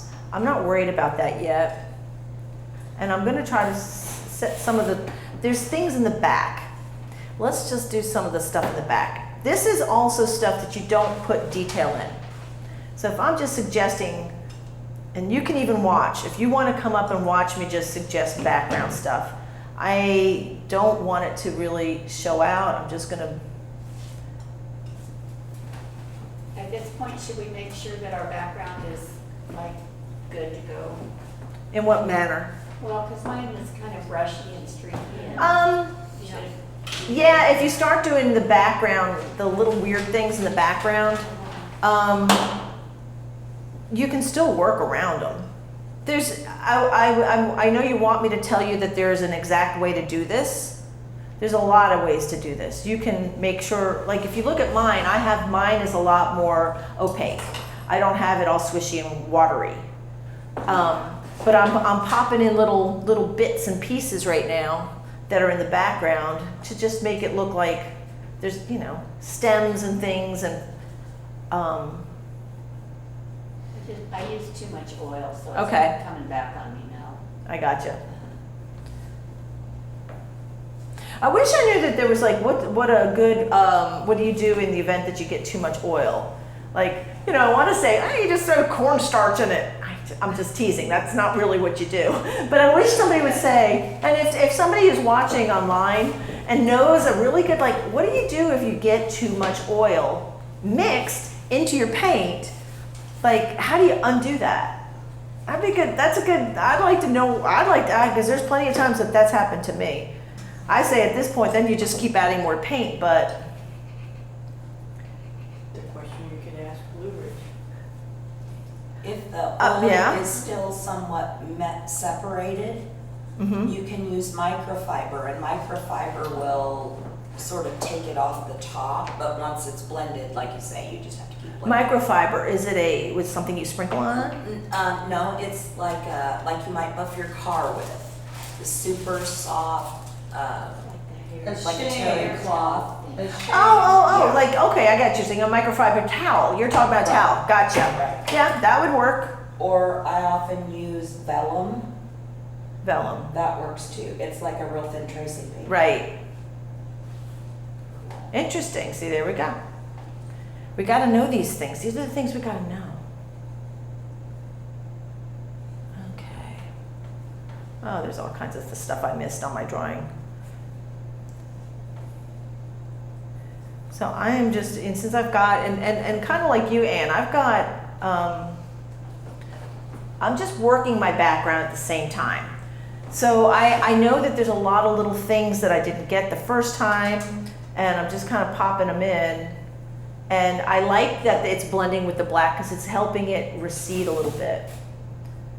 And I may just put some little things in here that don't necessarily make sense right away.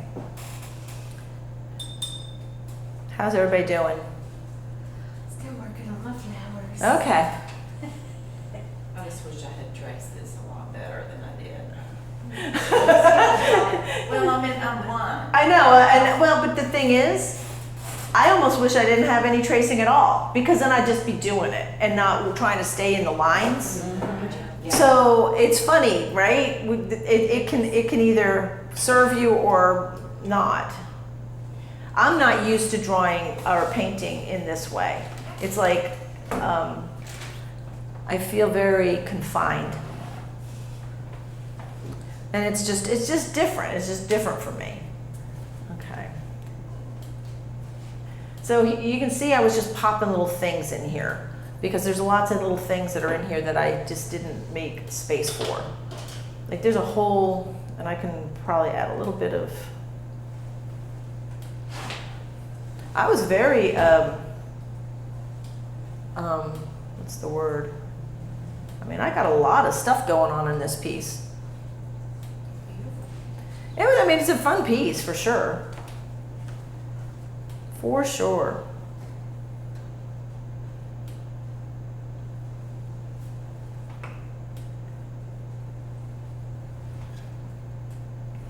Okay. I know that I want to feel really good about this whole section before I cut out with this one today.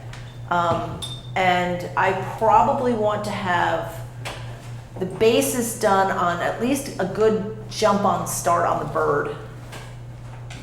What am I looking at there? And that's before the end of today or before lunch? Well, I'm looking to cut out at this probably around noonish for lunch, but I'd like to have the whole, from this point up. I don't want to have any white showing on my canvas when I get done today. I mean, get done before lunch, before we break for lunch. And then we'll decide, sorry, Matt, then we'll decide if we want to work on this one when we come back from lunch. And then we might take this one to a point that means that we only have to worry about the final touches on Sunday. And then, or we just switch over to the other one, and because we got 3 days to finish 2 pieces, okay?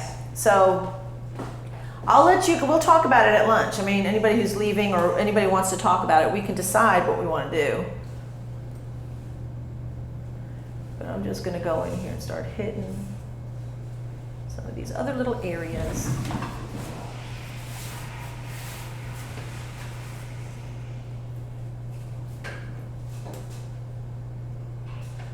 Is there anything we need to do as we move across with the stems and the buds, like a little more cooler or a little more?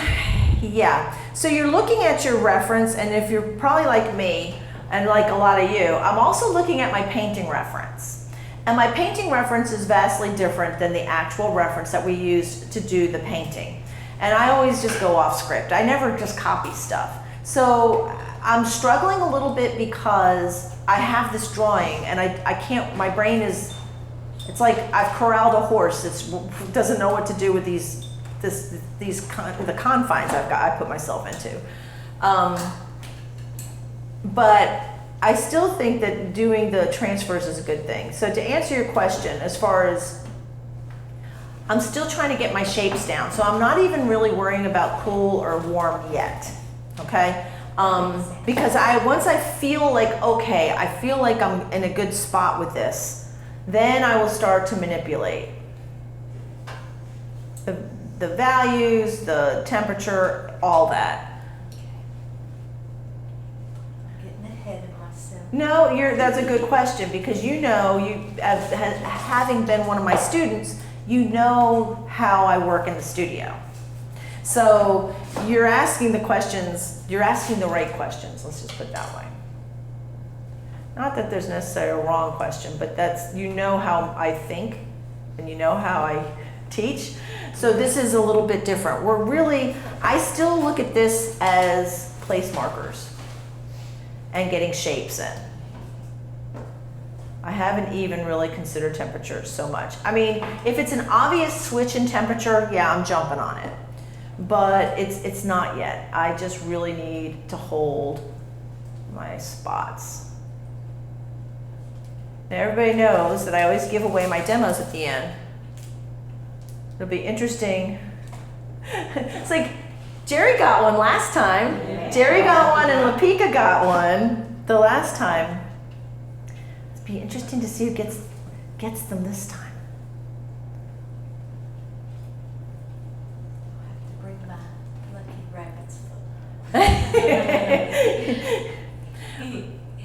Well, I love that you were able to get the print of the koi. Oh, I'm gonna bring it tomorrow. I would love to see how it looks. Did you actually get a giclée print or did you get so you went for the canvas print?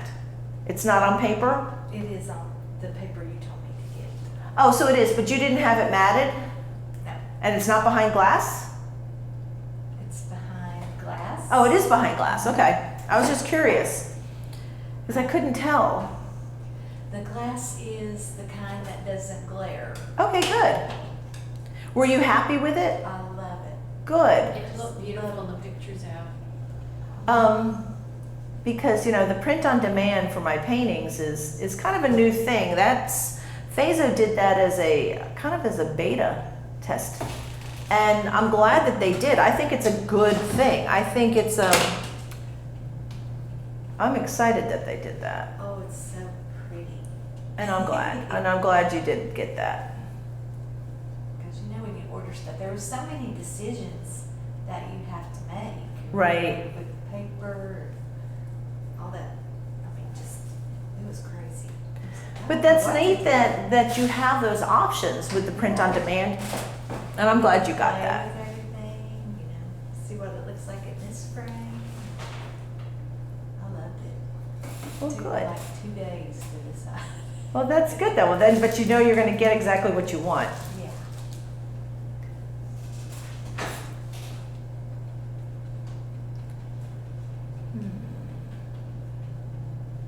Now, did you just take your pictures of your paintings Mhm. and send it to them? Well, they have it on my website.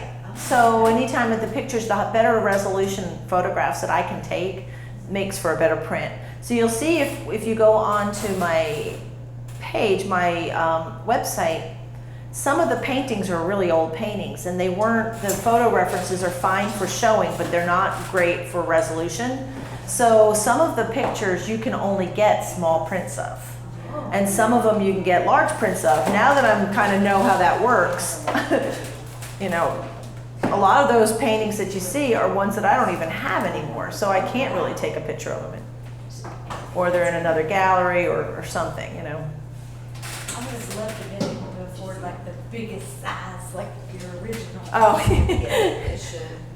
I just, But I think it's such a neat thing that that's an option. yes. It's not battery always runs out. Reed, do you need an outlet? Yeah. I've got an extra one here, and then there's some underneath those tables up there as well. Front tables. Matt's the guy, he knows where stuff is. He knows where it is. How's everybody doing?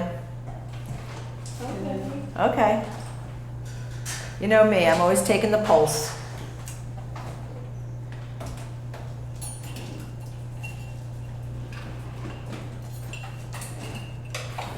Okay, there's these big things here.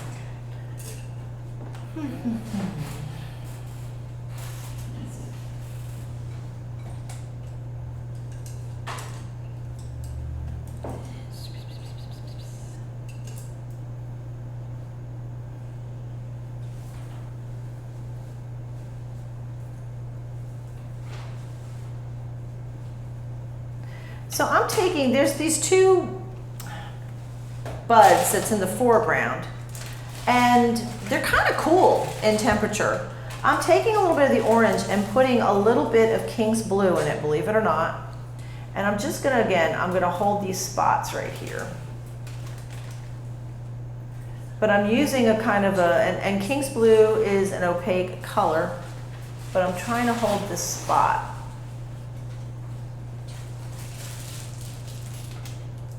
So a lot of times if I'm trying to,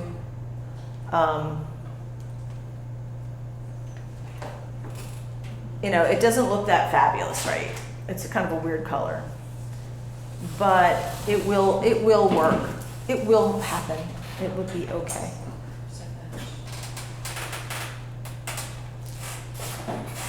Also, by doing this transfer, we were working off of a 9x12, basically printed copy, but it gave us more edge on either side compared to the painting, the original painting. So that's kind of a weird thing too.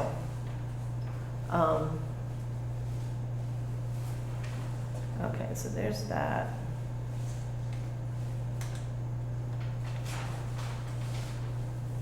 So I have more on either side to be concerned about that I didn't have to worry about when I did the painting originally. So I'm making stuff up. That's what that amounts to. It's like, oh, I see what you're doing there.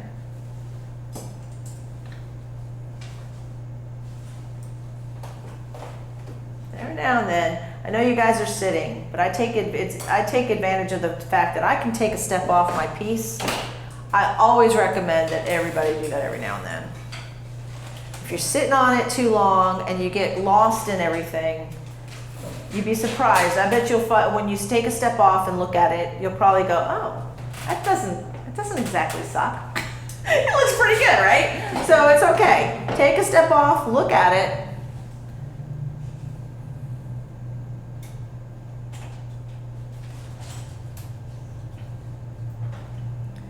And a lot of this is just chunky colors right now. I'm not really worrying about I'm not finessing the flowers yet.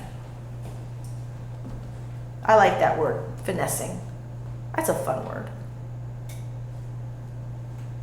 And you'll see that my oranges, and I know Jerry just came up and looked at my palette, my palette starts to it morphs, okay? Where I originally make these colors initially to start out, then they start to get, like I start changing values up on some of the colors or changing the temperature on another color. And and I think that's how I work.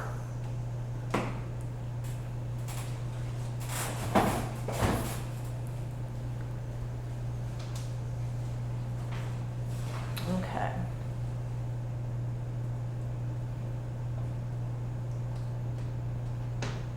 I'm going to walk around for a minute, take a look, and see how everybody's doing. And I may actually walk by and grab an egg. I think I'm the only one eating these eggs. But first, the corn tortillas that look like leaves. Thanks, Ann. Oh, I didn't know Oh, these are like different. These are really good. Hey, Ann, my friends just got back from Hawaii.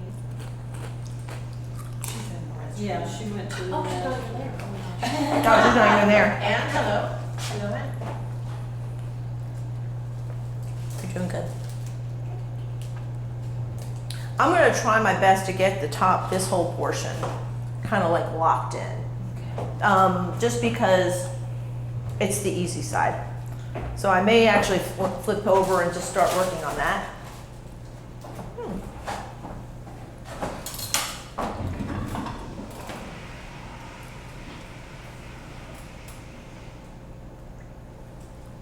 Reese, I think you and I were the same when we did our sketches. We were, you're, Because I'm looking at Ann's, and Ann's sketch, well, she doesn't have as much detail in the lower part either, but it's pretty good. I mean, I'm looking at hers too, but yours is good too. This is where it gets confusing, I think. This is the easy part, but you're doing fine. Do you feel, do you have a question about any of it? no, it's just, I wish I. See, because know that, like a lot of this background stuff, this is narrower, so we have a lot more space on the sides. So that's kind of the confusing part that I'm struggling with a little bit. Yours looks good.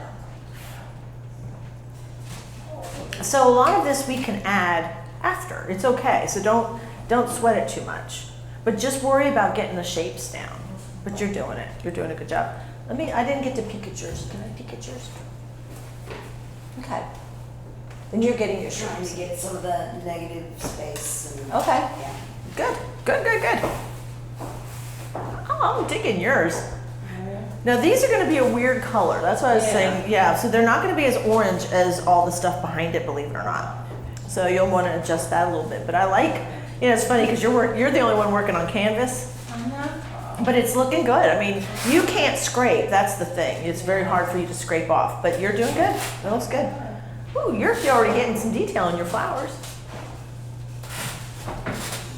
Nice. You having fun with it? Yeah. Good.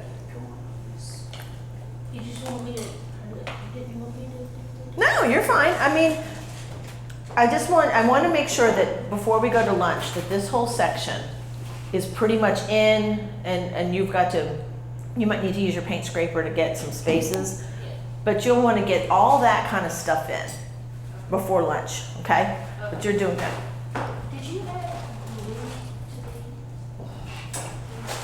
today? Probably. You can get up, you can go and look at I think I just used the chromite green, to be honest with you, chromite green, which is kind of a blue. That's that blue chromite. You have it. Oh, okay, let me put some down on you. Does anybody need any color that, let's see, where's that chromite? Hang on. There. But you can, if you need to, the reason I like this color is it's opaque. And you can add, if you need to add blue to it. I just added. Okay, that's fine. That'll work. How you doing? Little pieces of everything. Okay. You'll want to make sure you get this part in before lunch, if you can, okay? Just get it kind of in. Joanne, you're looking good, girl. Just get that part in, because I know you've got lots of little details. Yeah. And it gets crazy, right? It gets confusing when you know that you can probably come in and just put little lines down after and not like go insane doing it. Yeah.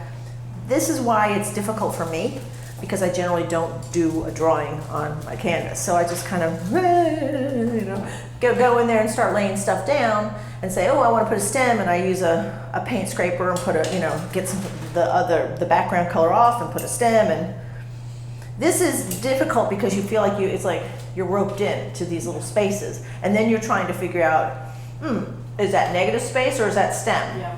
And so I know, because I'm doing the same thing.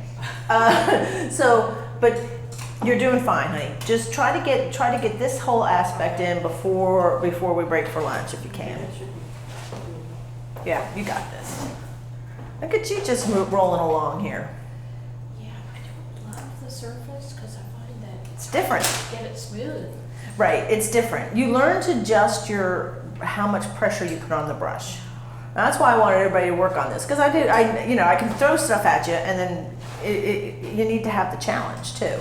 So you can use a softer brush and just go over some of this, but remember you're going to have another pass at it. Yeah. So you'll see that when you come back to this piece tomorrow, it'll be a lot easier to work with because you've already got the tack of the paint that's already down. Okay. So I do want to have paint on all surface before we get done today, Okay. so that when we come back to it, it's easier your application of paint is a lot easier when you already have paint down. Yeah. You get that tack down. So when you said you wanted to have us to have what area done by lunch? The upper right. Not done, not completed. I just want paint on all the surfaces, especially on the upper part. Okay. So when we break for lunch, I don't want to see a lot of white on the top half of the painting. I don't want any substrate. Okay. We can have some down here, but we'll probably want to at least have the piece covered with paint before we break for the day. So we may come back and get this one to that place for the afternoon, and then tomorrow we'll start on the other one and get it to the same place, and then finish both pieces up on the last day. It's probably how we'll attack it, but we'll just kind SB of. Art says hi on the chat. What's that? SB Art says hi. SB Art says hi. Well, hi SB Art. SV Art. Where are you from, SV? Where are you chatting from? I want to hear. I like it. That's a new person. Okay. Welcome to the cult. Welcome to the cult. We will have a bloodletting later. She actually said that. Anne said that. Welcome to the cult. Yeah, I mean that in a good way. In a good way. Don't laugh. I mean, my kids say that all the time. It's like, oh, what's going on with your cult today? It's like, yeah, don't say that. Don't call it that. They're my friends. I love my people. They are my people. You are my tribe. Okay. Okay. Back to it. Okay. So, as I had said earlier, I want to try to get this part, and this is where I wish, this is where it's difficult working off this particular system here. I can't get close enough to what I want to do. And I am going to, did we talk about having CAD green in your list of paints? Yeah. Okay. I'm going to look for my CAD green. If you have Shiva, that's fine too. Because I know Anne's my Shiva girl. Reeves is too. But I'm not even sure what I have in here. You know, I probably was the most unprepared for this workshop. As I'm looking for my green and I'm not finding it. I see. I found it. Do you have CAD green? Oh, good. So let's see. What other colors did I not have? I did not have the Celadon. Sap. I didn't. I had. Oh, not sap green. Oh, that's CAD green. No, but you do oh, yeah. have sap. I do have sap. This is interesting. This is a different CAD green. Huh.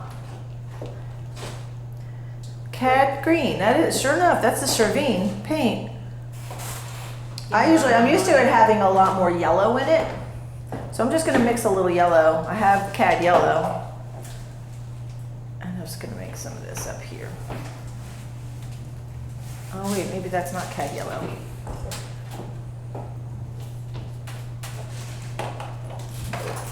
I have yellow lake. There it is. There you are, you little sneaky color.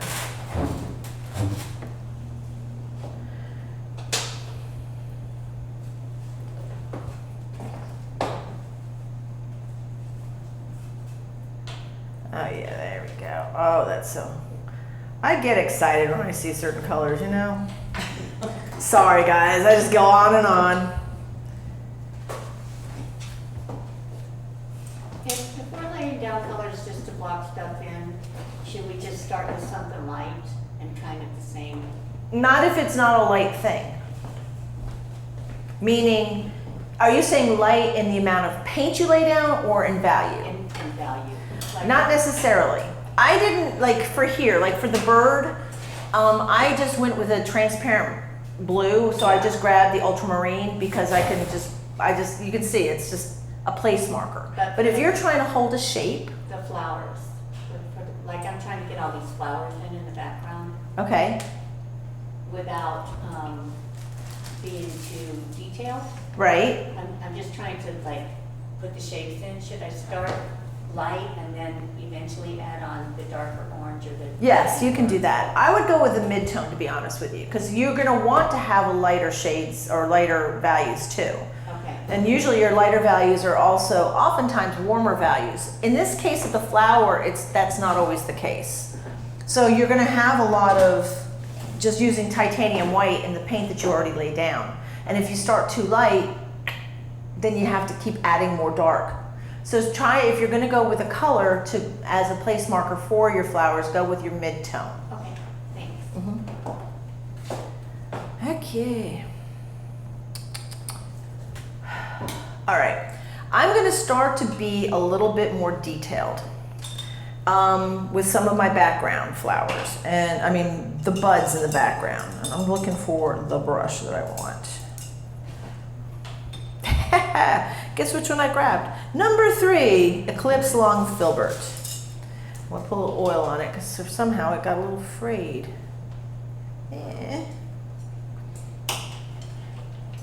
I need to put in an order of brushes. I can tell you that for sure. There's a whole bag over here, nothing terribly expensive, but you're welcome to anything in there. Thank you. All right. Now Joy Lynn's laughing about something with a little, probably because I was being bad. I just wanted to know who SD Art is and hope that they'd jump back in and tell me where they were from. Okay. All right, where was I gonna go here? All right, this is where you can play with your glowing or do fun stuff. You know that I generally am all about soft edges, especially in the background, right? So all my little buds that are in the background, even the ones that are out here, I may actually do some stuff to them to make them look a little bit softer. Because I just was using that as a place marker, right?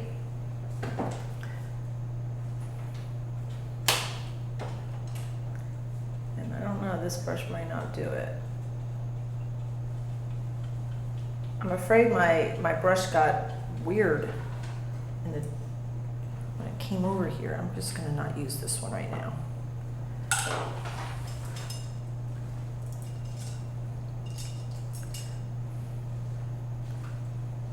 I'm going to use a number 1, actually.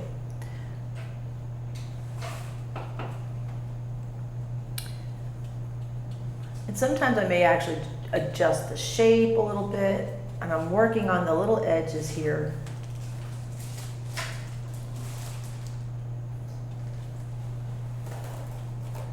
I'm using a little bit of the chromite green, sap green, titanium white.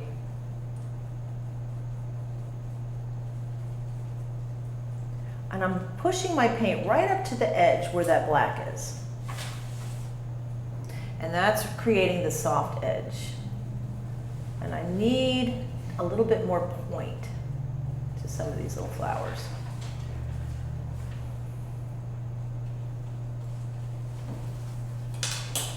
I can hear your all's wheels turning. I can hear it. You're really, really thinking about it.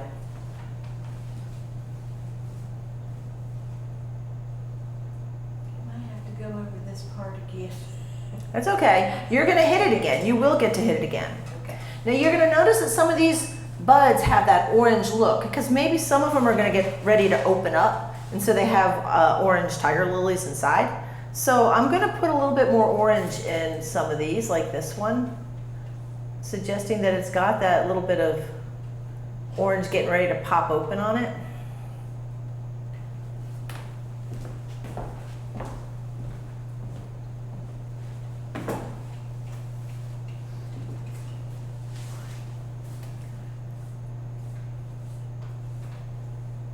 And hard to see around the glare.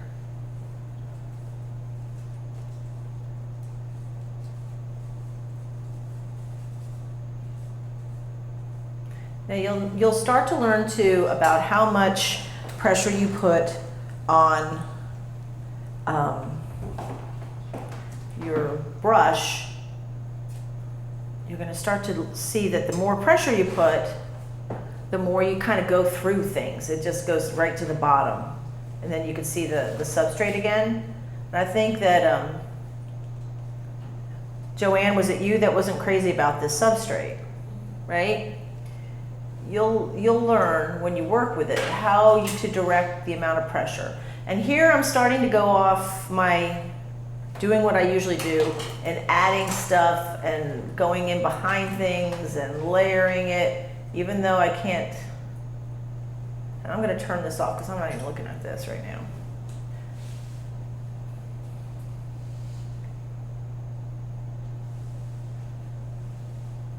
And I'm making it a little lighter at the tip of these little buds. So if I'm layering color and I put one behind another, if you're putting an overlap, you've got to make it a believable overlap, which means you got to watch your values.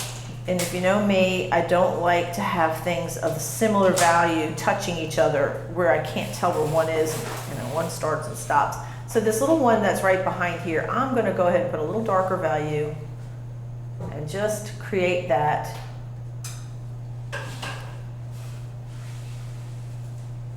the contrast in value.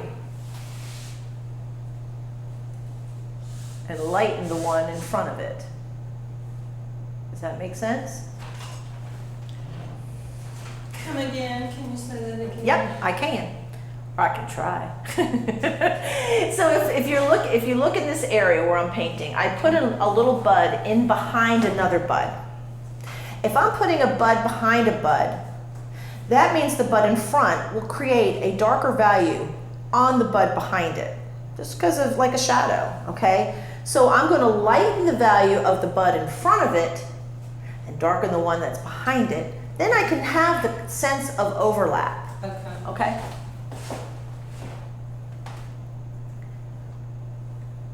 And I'm probably going to be adding a few more, like I'm going to put this one here.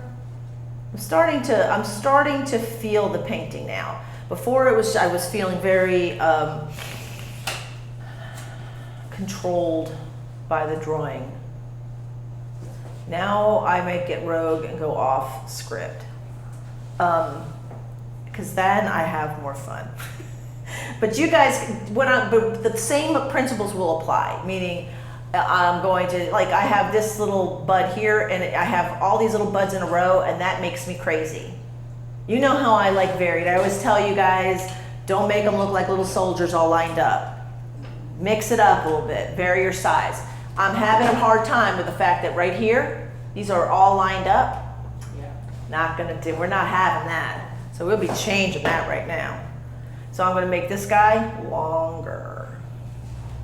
I like to break it up. So if I make this one longer,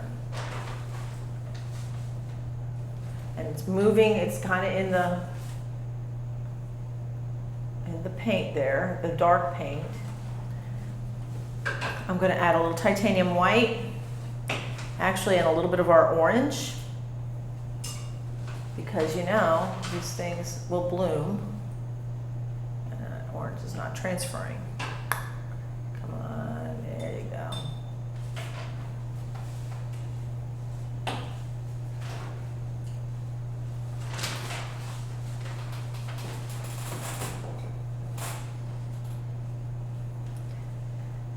And I may not be able to do it today, but I'm adding the white on the tips where let's see if it, I'm looking at my original painting and that's kind of what I did here. Get used to just leaving a stroke, you know, pop it down, leave it. You can come back to it maybe later or not, but let it be looser. You know, go ahead and just enjoy the ride a little bit. You know, I mean, I'm really impressed, guys. I want you to know that. I've walked around and looked at your all's work. It's funny, I'm hearing a lot of huffing. I'm hearing a lot of, which usually to me translates as, oh my God, I hate this. But I've gone around and looked at all y'all's work. All y'all's, see, I said that.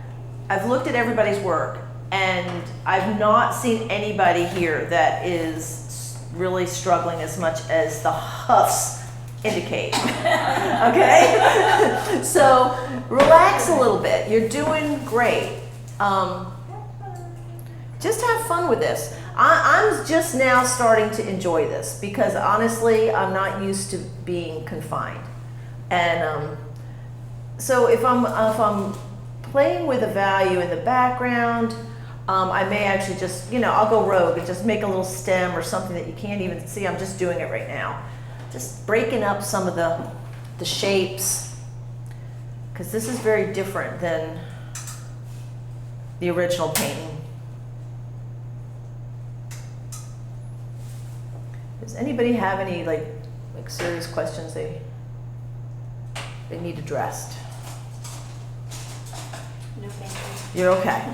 No, thank you. That almost sounded like, yes, may I have another? No, thank you. I'm good. All right. So that was those that actually tune in on the live stream, I always wonder what they're probably thinking, this woman has got to be insane. And I kind of am. I think all artists kind of have to be. It's interesting, Matt. I'm looking at the reference over here on my iPad, and the colors look really weird, like totally off. And I learned that too from when Ann knows, and if Marty's on there, I was hoping Marty would tune in today, that colors don't always transfer onto when we're working on Zoom meetings or Zoom class or and that type of thing. It's very difficult to actually make them transfer. So. And I'm putting in, I'm shoring up some of my negative space here. And I'll flip back and forth between the background and the foreground, the flower buds and the negative space.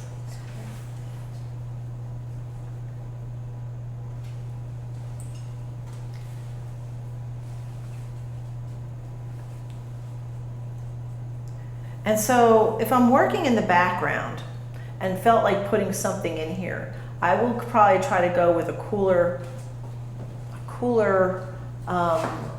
not keep the value, the values in the background, in the background, are gonna be closer to the actual background color. So you're not going, because if something is in the shadow and it's deep in the shadow and you're trying to see it, it's not going to be like bright. It's going to be very muted and dark. So you're going to keep your values pretty close in the back. And that's what I'm doing here. And then even though you might not think, but it's still important to go ahead and emphasize your dark values again. Your background or negative space.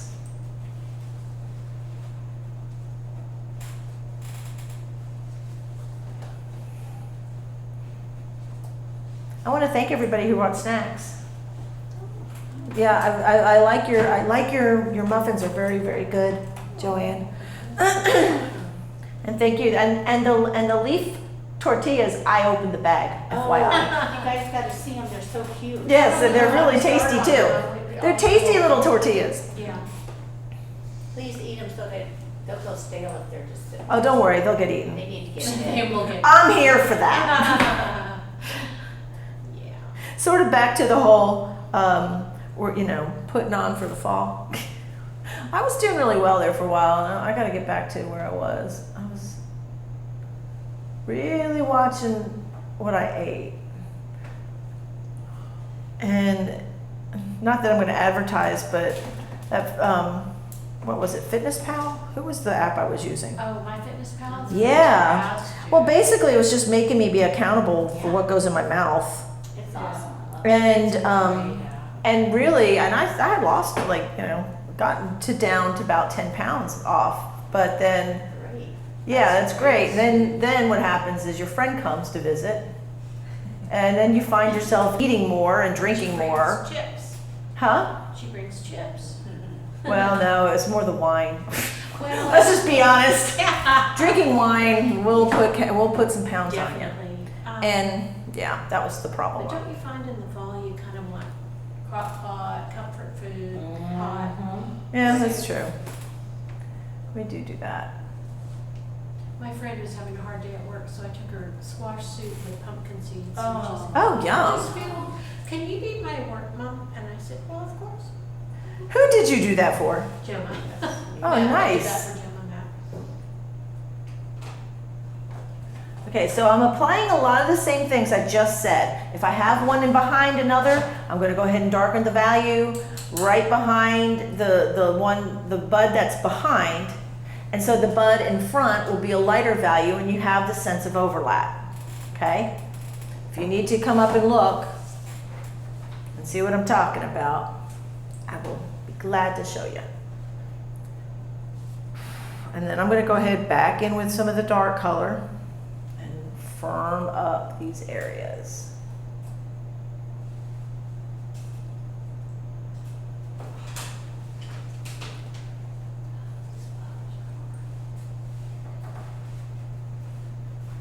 use.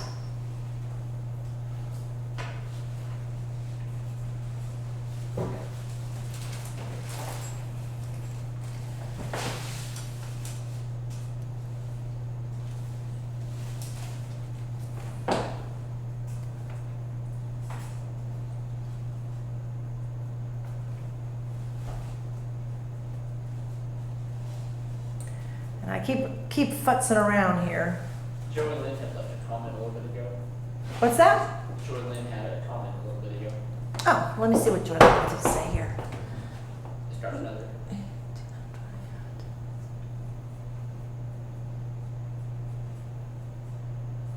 I feel you on that one, Joylyn. Joylyn says, the doctor told me to lose 15 pounds.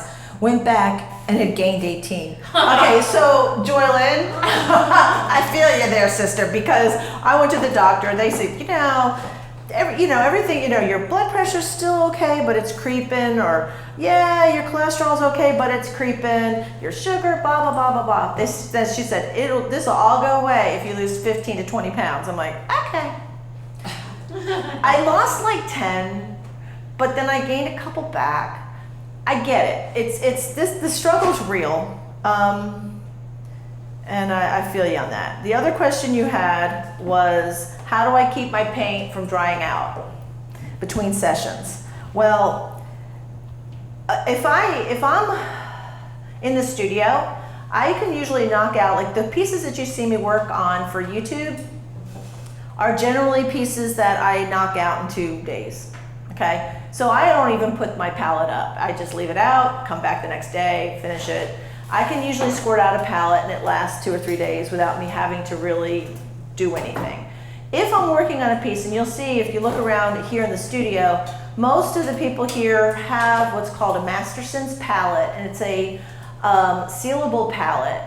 And you put disposable liners inside of it, you squirt your paint out, you mix your colors, and then you paint. And then if you're gonna put it away till the next day or whatever, you can stick that little sucker in the refrigerator, or even better, the freezer, and the paints are good. You won't have to, if you already have perfectly mixed colors, you're good. You won't have to even address it. So I hope that helped. I hope that's a good answer for you. I'll have to get one. In the meantime, I'm a big DIY, you gotta use what you have when you're on site, so my kit's usually full of aluminum foil. Well, I have saran wrap, and I use saran wrap. So like a lot of times, like when we leave for tonight, if I have a perfect palette and I love my colors and I don't want them to dry out, they usually won't. But if it's like the colors that are already mixed on my palette, I put down saran wrap. Yeah, I'd always bring saran wrap here, so we got it. Wax paper too.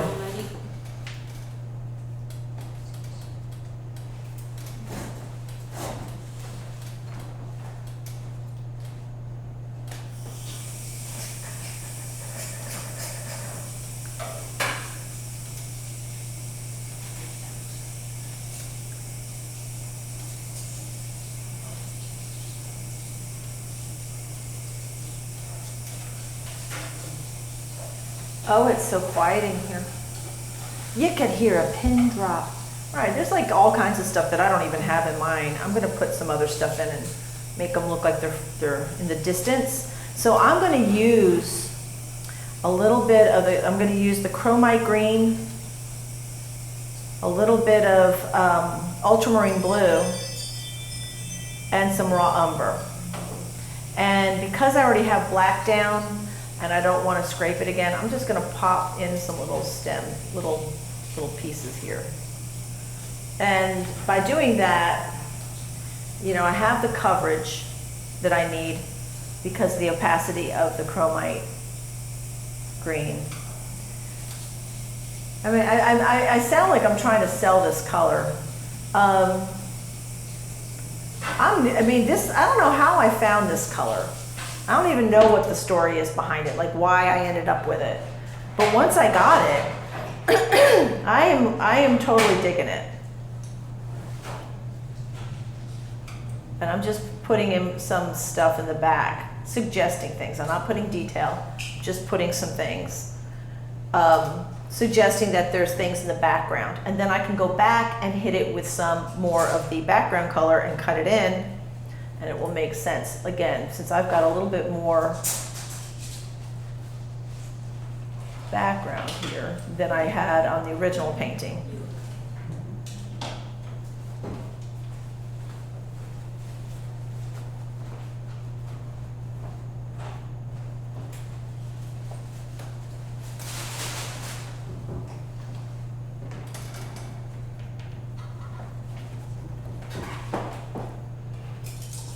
Is everybody feeling pretty good? Mm-hmm.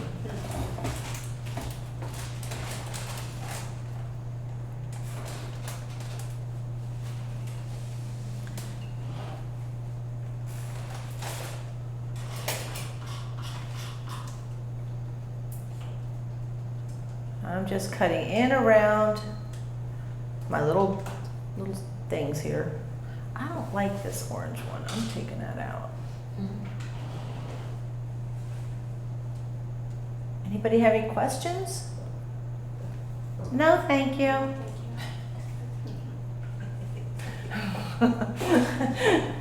You guys.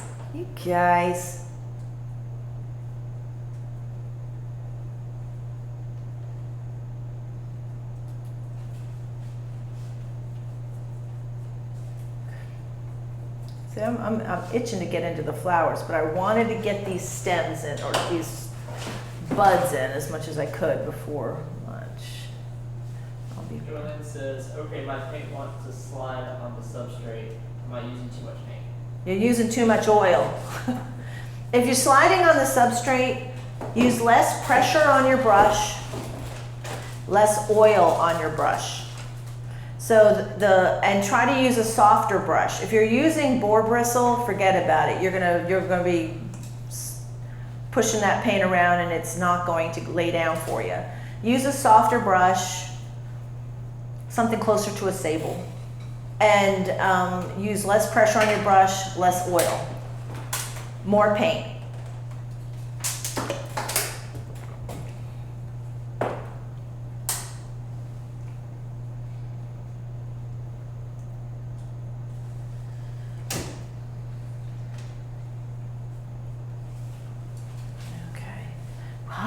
You guys are so quiet. So when we're in the studio, we're always listening to music. That's just a given. Some days, sometimes I'll say, well, what do y'all want to listen to? I've been into a 70s kick lately. Or old country, really old country. Well, you know Loretta Lynn passed. I do know that. But she had such a good line from. Yeah, she did. I do know that. That's.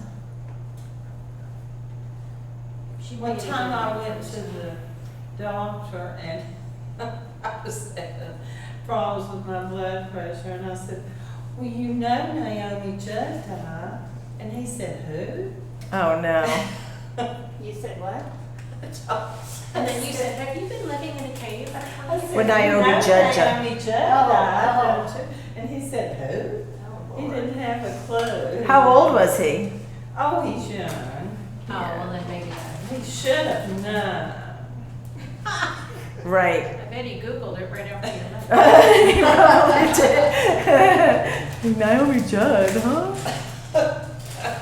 But you know, that's what's crazy. You remember back in the 80s when they were so popular, every song they had was a hit, and they were just so popular. Yeah, they were. And now they're typical redneck fashion.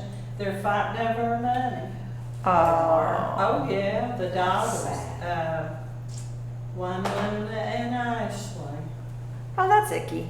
You know, that's just such an angry thing to do to your children, is Oh, to no. not have everything together for them. So they don't get to that place. Right. I saw some. All right, don't worry, Matt. I'll have all my money You have everything figured together. out, so you and Hannah won't have to fight over it. Because there's so much of it.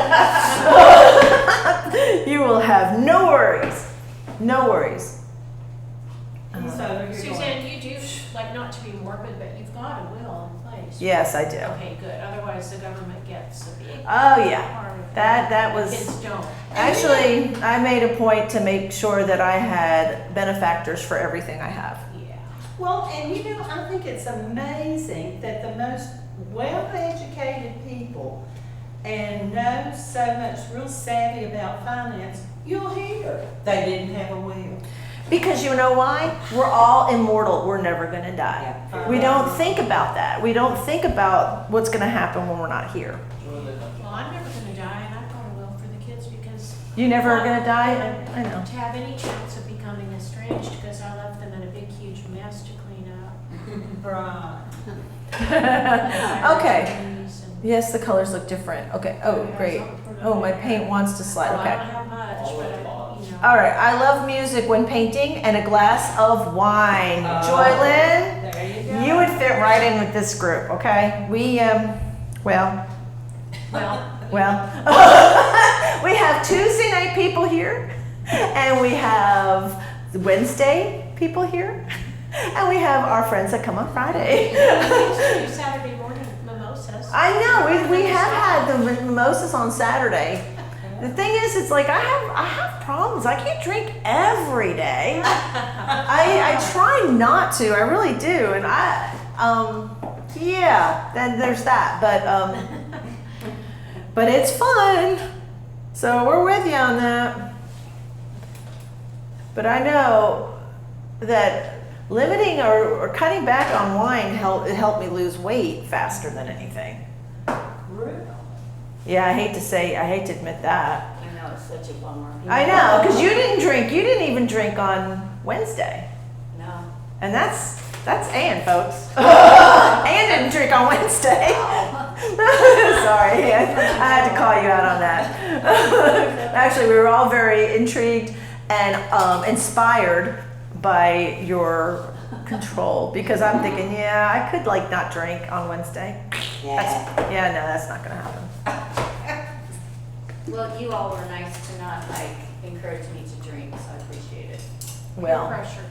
Yeah, no pressure. yeah. It's like, what kind of friends would we be? Come on, Ann. Come on, just have Come, just one. just one. You'll be fine. old is everybody? Huh? How old is everybody? I'm 57. No, I'm talking about your comment. Huh? It was rhetorical. Oh, peer pressure and kids. Yeah, how old is everybody? Yeah, well, you know what? I still think peer pressure kind of falls into, I think people still get there. No, really.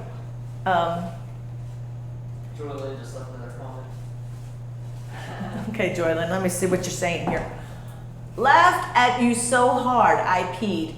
Yay! And you again would fit into this group. Okay, you would. we do have a good time.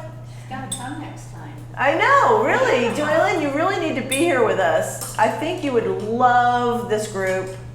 We have fun, and we all paint. Most of us all paint together at some point. Have painted together or are currently painting together. This particular workshop is probably the smallest workshop I've ever had. But I find that it's a lot more intimate when you have people that you know and you're painting with. So we're having a ball. Okay, I'm looking at my stuff.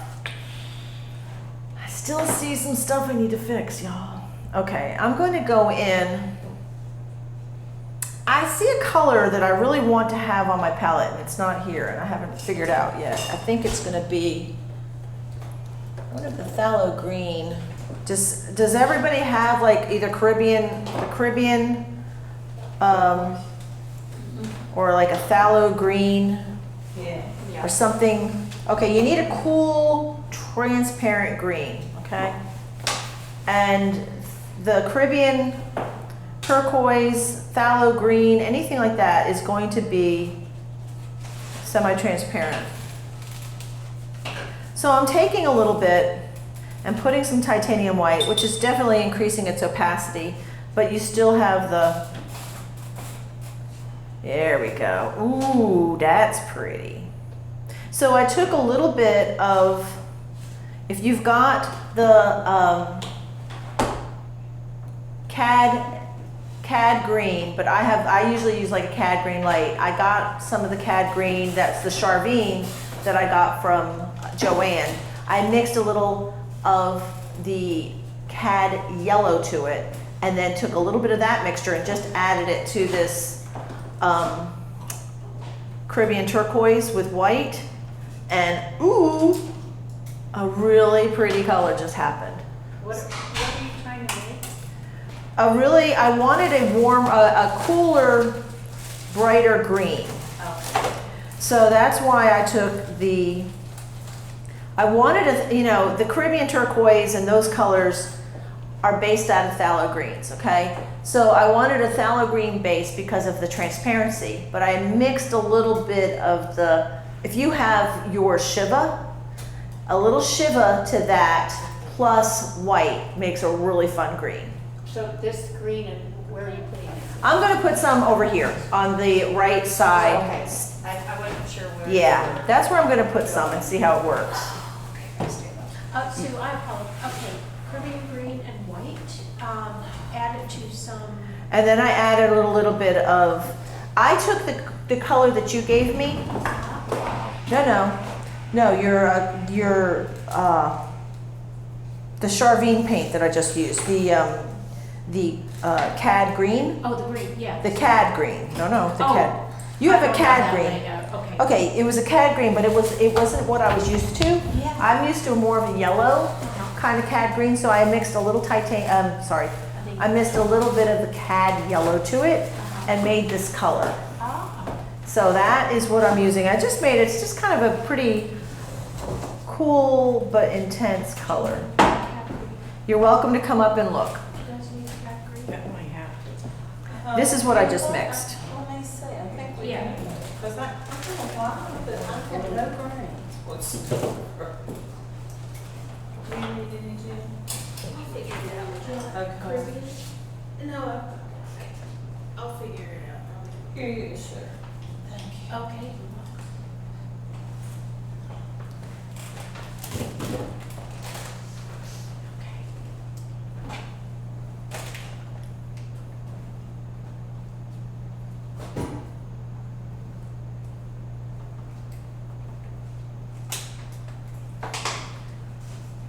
I'm starting to get hungry. What are you gonna have for lunch? I don't know, Matt, where are we going? Not sure.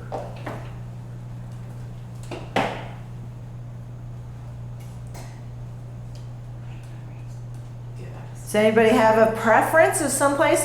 Well, Jerry, do you wanna try Mexican? Well, there's a place across the street.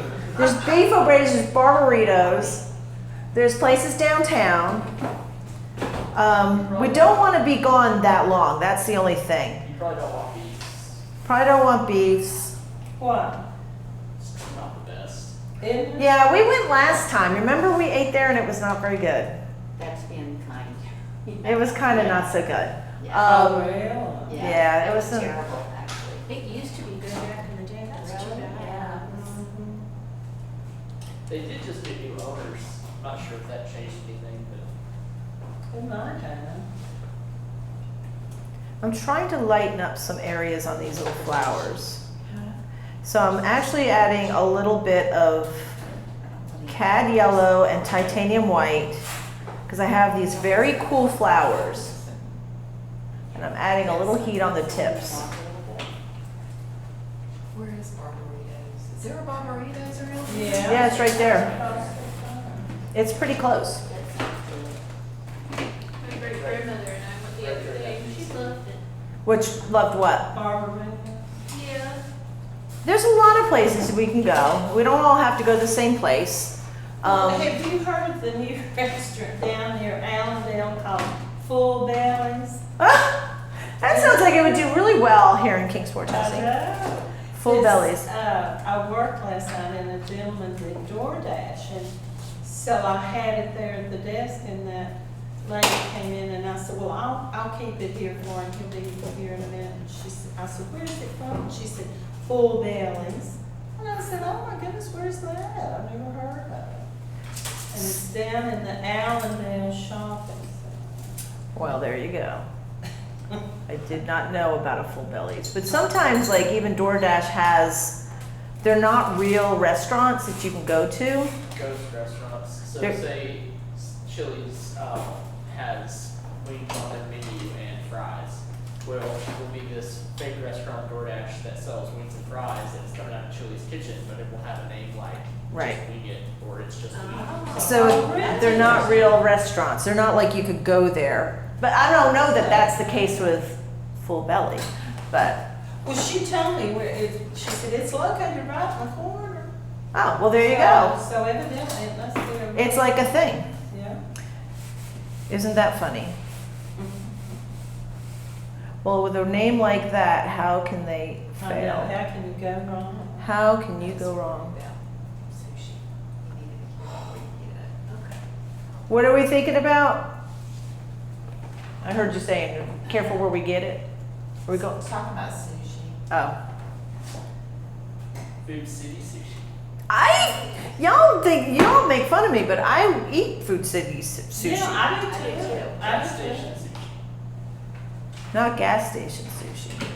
That I would draw the line at, but Yeah. I'll pretty much eat sushi anywhere. So I'm just going back and forth between my dark and my background colors, and I'm cutting in my little things more. My little blossoms, unopened blossoms. And then going back and really firming up my stems a little bit.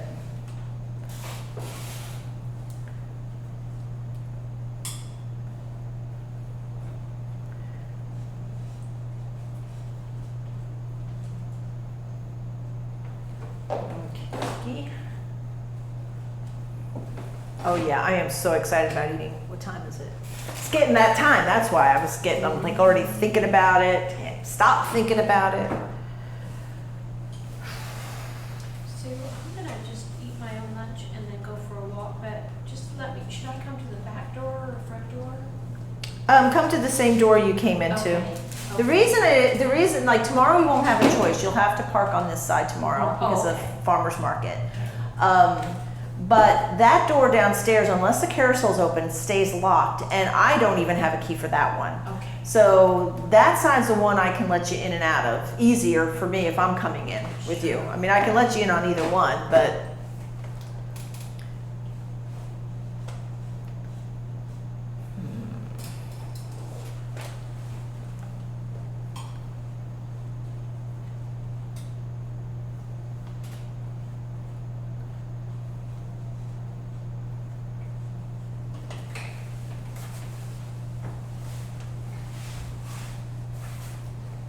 All right, since I've got this space over here, I'm going to create some things. And again, remember we stay closer to the actual value of the background. So if I'm going to add some mystery pieces that aren't in our picture, and you're welcome to come up and look and see what I'm doing. I'm breaking up space. So I'm keeping my values very, very, very, very, very close.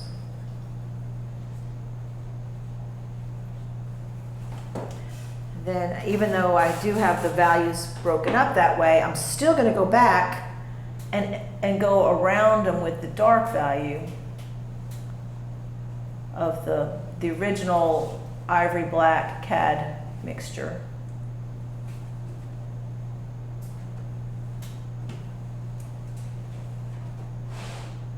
This is where I, Sorry. go ahead, honey. What? You're keeping the values close because you want them just to kind of. Drift into the background. We don't see that stuff. I got a lot more space here than I did on the original painting. So I'm just kind of breaking it up a little bit. And so I'm just suggesting that there's other things back there.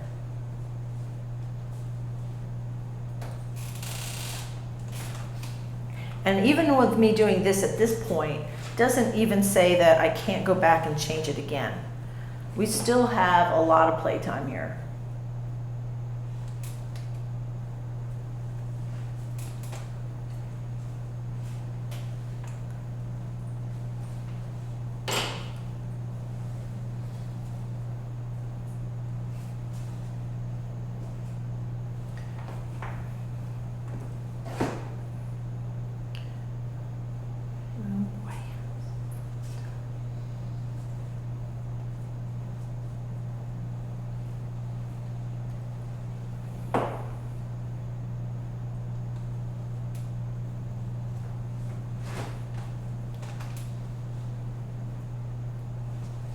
Miss Lisa.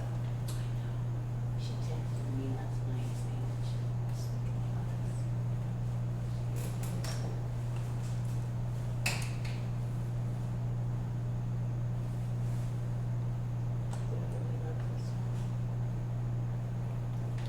Okay, and I'm breaking my own rule here. I need to go ahead and put some more contrast between some of my, especially if I have overlap here. So I'm putting a little bit more of the darker value in behind this other one that's coming over the top. And I'm going to bring it out a little bit more, the one on top. I don't like touchy-touchy. If I'm gonna have it, I'm gonna do it. I'm not gonna sort of touch it, overlap it. I want it. So I'm gonna bring this over a little bit more. So there's no mystery there. It's overlapping.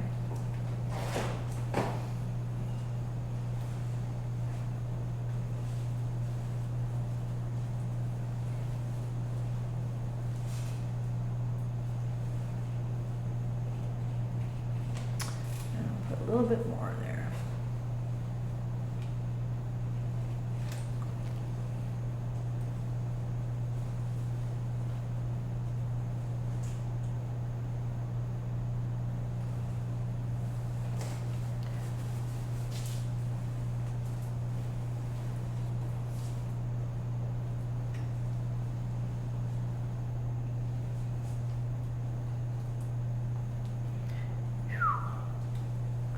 This is intense.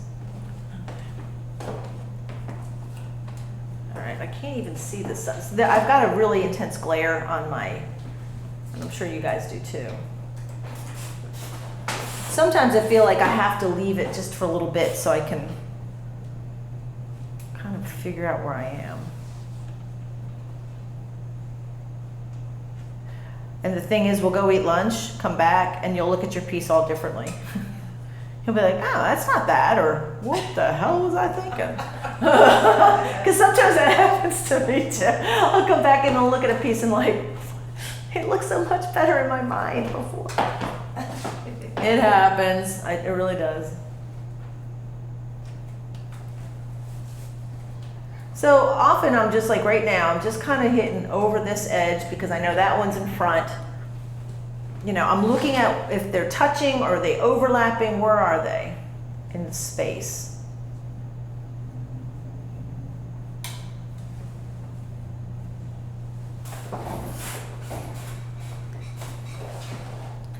And if I have them overlapping, I'm going to come back in behind this one. Just give it a little bit more darker value.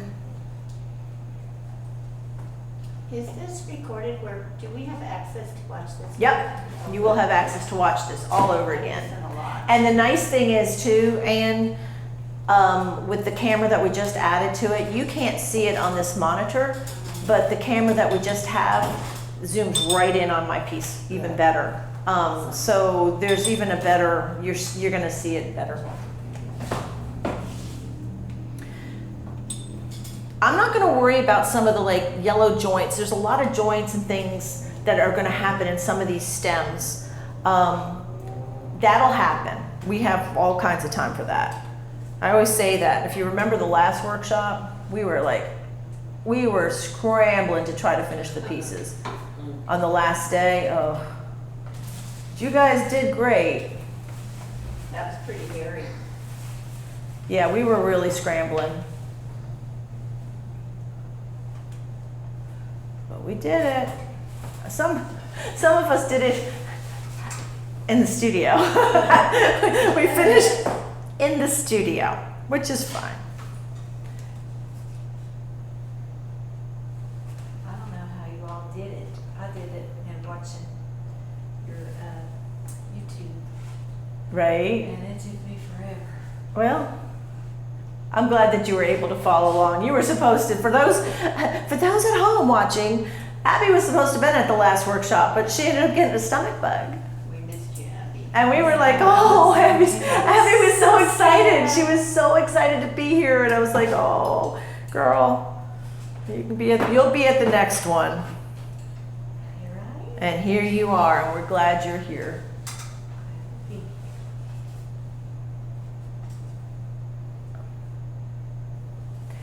Now, did you take advantage of watching the live stream videos later, Yes. Abby? Yeah, okay.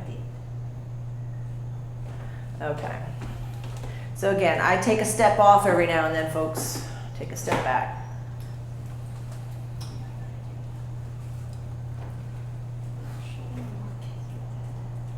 All right, I'm feeling pretty good where I'm at.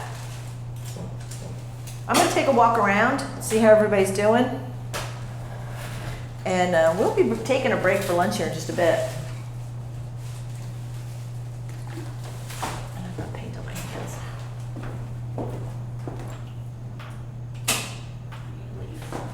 I'm looking at live music. Okay. Laughed at your piece of heart. Oh my, the 14-year-olds are growing up. Joylyn, what does that mean?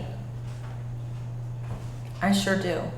Okay, I'm curious what that was from. All right, am I the only one eating hard-boiled eggs, y'all? Huh? I think so. Oh, well, I enjoy them. How we doing? I can't get this color back. Your colors look good. I mean, I had a lot more orange in this one just because it was getting ready to open. I mean, that's how I did it. Okay.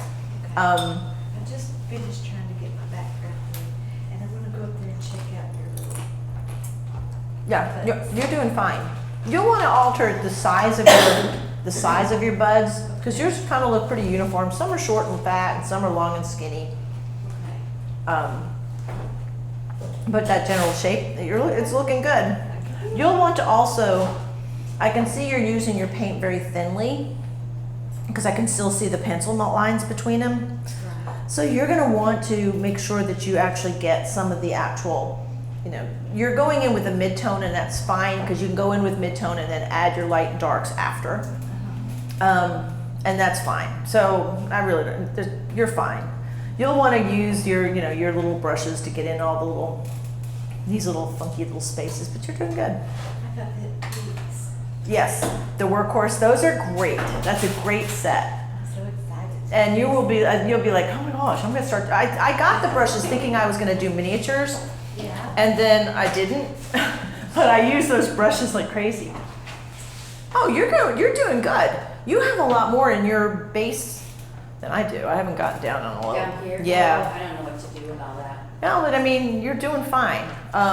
You're gonna wanna, I know in that picture it looks really light on the corner, but I tell you on the lower right-hand corner, go up and look at the painting Okay. when you get a chance, because it's not as blue as that's coming off as. Oh, Reeves, that's gorgeous.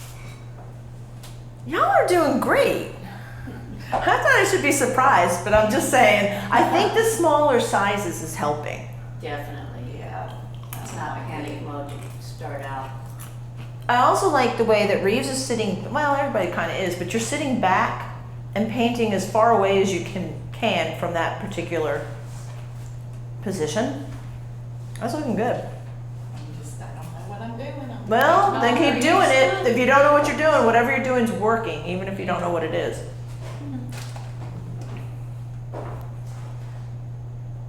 Yours is looking good too. It's fun, it's a fun piece. Good, I'm glad. I'm glad you're having fun with it. It is. I'm not stressing. I like Yeah, that this you're not is more stressing. Fun. Is everybody having fun? Yeah. Okay, good. I mean, 'cause last time everybody was kind of stressing a little Yeah. bit. Okay. A little bit. All right.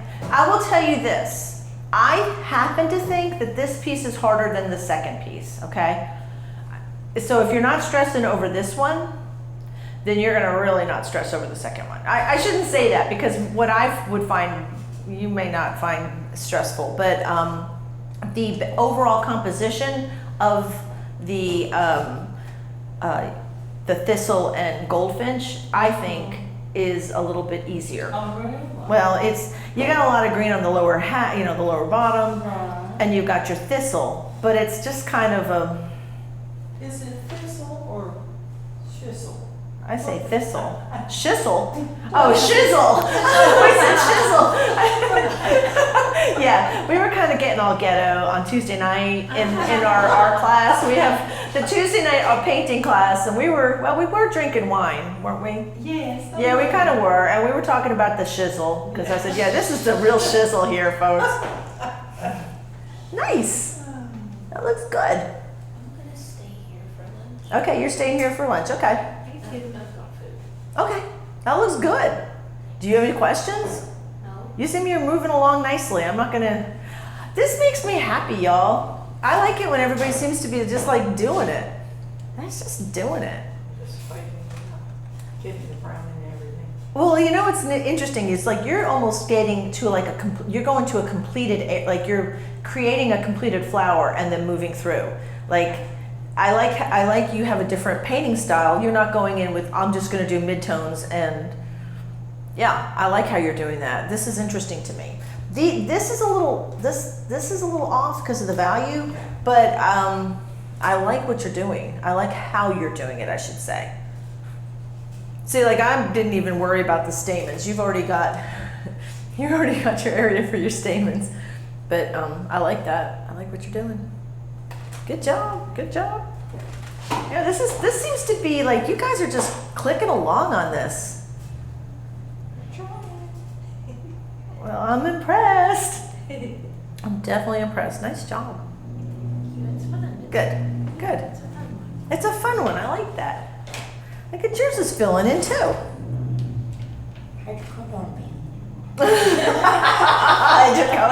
How's your wrist? Actually, I'm fine. Yeah. So, hydrocodone. Yeah, hydrocodones, they're working for you. Yeah, here's my drug addict friend over here. She's just paying, she's getting all psychedelic and everything. That's right. I sure do. Peer pressure. Oh, peer pressure. Thank you, Joy Lynn. I was trying to figure out where you were going with that, but you're right. Peer pressure. We all are subject to it at times. It's cool, Matt. I just saw you turn the camera. I know I'm not supposed to say this, but my son, y'all, he is the man behind this whole thing. He's the guy who does my live streaming. We have cameras all over the place. Huh? Pay no attention. Pay no attention to the man behind the curtain, but he's, so he's got like a joystick and he turns the cameras and he does all this stuff and I'm all of a sudden just realized the camera went. So it's the little things that get me excited, but my son's awesome. I'm going on record. Everybody knows that I think my son is awesome, and Matt's the man. So thank you, Matt. Love you, Matt. You're the best. Yeah. He's the man behind the curtain at work too. Just saying, Matt. He's that guy. He's that guy. He's that guy. All right, guys, how are you doing? You ready to eat? Because it's 12:02. Some folks I know are staying. Man, time flies when you're having fun. I know it. I want to go eat, y'all. I just want to go eat because priorities. And I have a lot of stuff that I'm looking at here that I have lots to do on this end. But I wanted to get to this part. If I thought I could just get to here to lunch, I'd be okay. And since we've got this palette, it's cooking, we know where we're at on this palette, then let's just come back and work on this today. This will be the one we work on today. Tomorrow, we will even look at this guy. We will work on the goldfinch.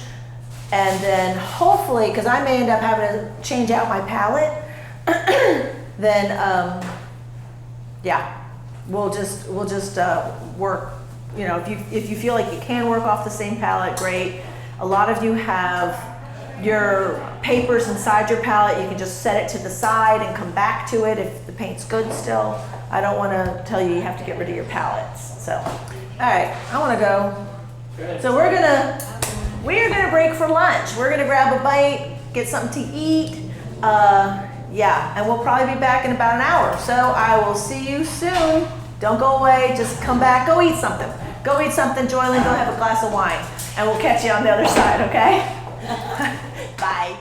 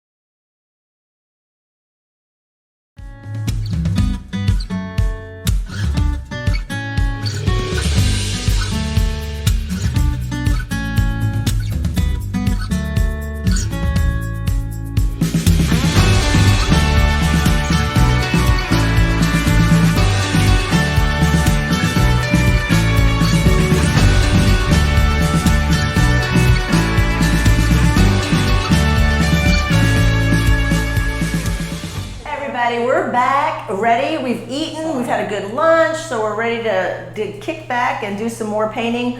I have to say, I'm really pleased with the work that I'm seeing here in this room. Everybody is like doing amazing work. I really think it made a difference switching down to a smaller size painting. And we have the transfers, so everybody's just clicking along. They're making my job easy in that I am not having to do any corrections. Everybody's like just doing wonderfully. We've decided as a group that we're going to continue with the indigo bunting piece and take it as far as we can today, and we'll go tomorrow with the goldfinch and the thistle and take it as far as we can, and then wrap both pieces up on Sunday. So that's the plan. We're going to go ahead and jump into these pieces, and yeah, so let's go ahead and see how far we can take the indigo bunting. So we're going to jump in. All right, guys, here since I wanted to get this part pretty much, you know, blocked in, I'm going to start working on the flowers, and I'm going to look at these two flowers here. So I will get my reference up that has my flowers. I also have my reference of the original painting that I did, because they're kind of vastly different. And I just need to have this to look at here. So I've got my flowers, and so let me study on it a little bit.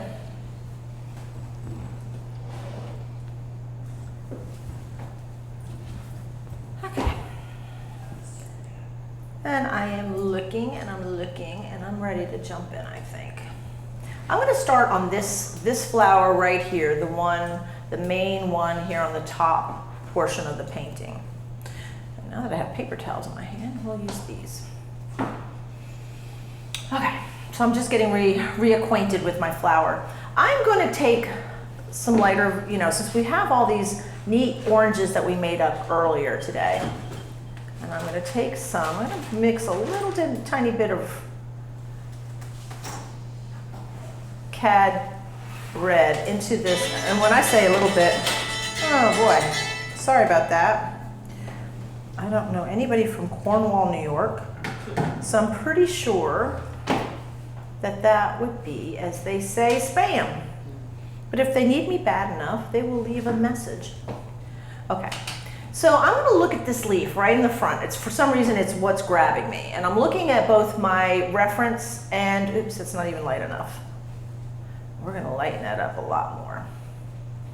So I'm taking some titanium white, mixing it into my lightest value of my, there we go, at least I could see it.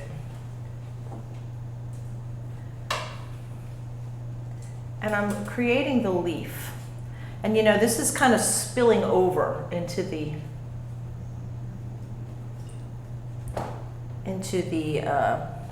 middle of the painting here. And I'm having to be careful not to pick up any of the black, because if you do, you got to wipe your brush off or you'll start getting it really muddy. And I'm creating the actual shapes of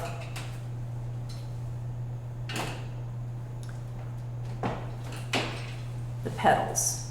Now, as the petal makes a turn, it will, you know, I might have the lightest, and it's really not evident in my original painting, but I'm going to make it evident here. I'm taking straight titanium white and I'm hitting these edges here, because as it turns over that corner, it would look a lot more white. And again, remember, we're not going to be able to finish this at this point, so we're going to take it as far as we can go. Underneath here, if you were to make a shade of yellow, and by shade I mean you're actually adding black, ivory black to the color, then it would create it'd start to turn black, okay? I mean, I'm sorry, the black would make it look green, because ivory black has blue in it. And I'm gonna have to add some more ivory black to my list, to my palette. Probably some of you guys have already got enough on your plate here. Looking for my ivory black. That's not it. Ivory black. So a shade of yellow will often look green. And by shade, I mean adding black to that color. So I'm adding a little bit of black to, happens to be the Yellow Lake Deep. And I'm going ahead and putting some right underneath here. I'm creating that little,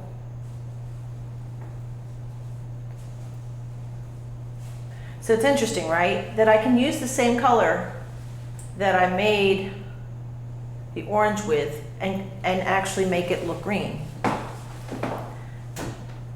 that is color, that's color theory. If you understand what goes into making that color. Can you tell us that color again, please? Yes, I took Yellow Lake Deep, added a little bit of ivory black, Okay. and that created the this greenish looking color here. Okay, thanks. And I am going to bring it up underneath this one. And that's the shadow under the Yes, petal. yes. One more time, ivory, what was it? Ivory black Okay, and the Yellow Lake Deep, okay. and it makes kind of a green color. See? It's uneven.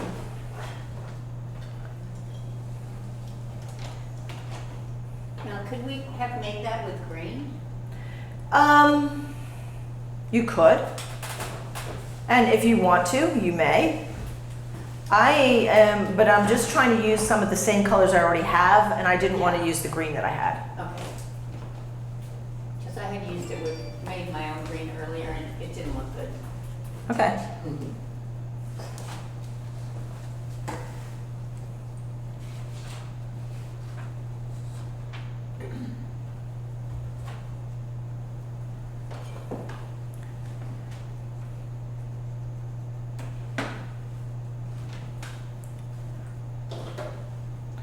And I'm bringing that back. Oops, that's not the right color. Grabbing a little bit of my burnt sienna. Made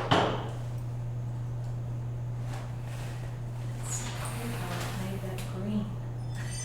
It's like Who's magical? Somebody's so magical. Oh, is that Reeves? Sorry. I love the It magical. was magical. It's magical. Motion at her door. Yes, it is. Matt knows. Matt would know that. He knows what's going on.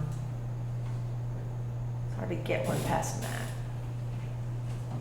I'm putting my darker, so I'm making the throat of my petal a little, my flower a little deeper. And I'm just kind of watching where, I've got these weird shapes and I made them very rough. They're not very, how do I say,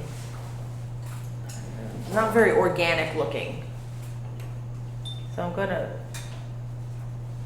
try to organify. Can I use that word? I just made it up. That's one of the things that these are things that you never knew you were gonna learn in my class, is new vocabulary created by me. Organify, I just organified it. But I'm actually making the leaf look more leafy and less like a blob. So I want it to look, and looking at the little tips of now if the tips are going under, they're going to be darker in value.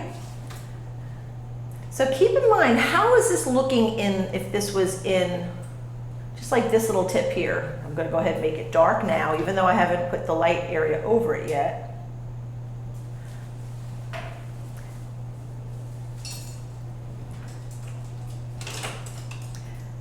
And know too that if you're looking at this tonight, if you go on and you look at this video tonight, you're gonna see a lot that you're not able to see like on the monitors, okay? Or here, because you're gonna see this as I'm doing it right up close.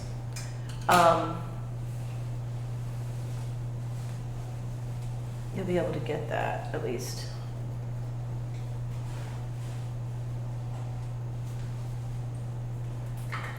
Now I'm going to take a lighter value and I'll load my brush a little bit heavier. I'm still happen to be using the #1 Eclipse Long Filbert it just lets me get into some of these tighter places. And so I'm putting just straight white, titanium white, right on this top portion. Because I know that that's how the light would hit. And then I'm going to bring it to this little place right here. And leaving that tip the way it is, that dark tip. And how did you lighten that again? Just straight titanium white on top of the wet paint. Oh,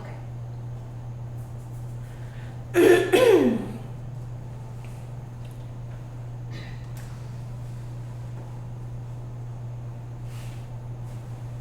Hoping if everything goes well that we'll be able to get a lot of today's background and basically the bird blocked in, so that we really only have to tie up loose ends on Sunday. Let's see here. Take a picture of my painting and look. I can't do that for you right now. Is the actual live stream, for some reason it's not showing up, the screen is not showing. Restart the video. I did, honey. Nothing's coming up. I'll watch it. Okay, well, I don't know what I'm doing Just wrong. close it out, and then Oh, I have to get a commercial. That's because we're monetized.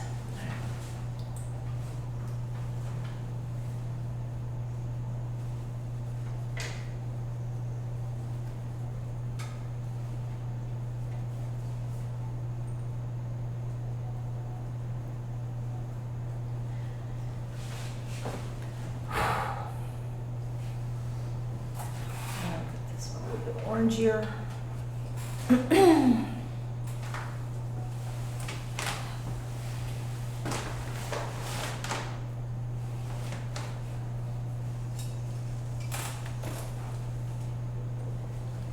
if I have that overlapped, what does that mean? Means I need to deepen that a little bit on this side.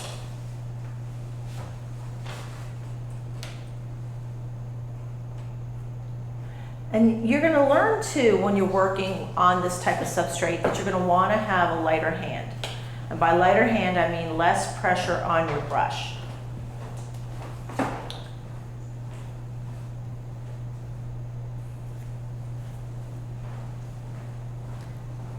I could tell I'm going to need more of some colors.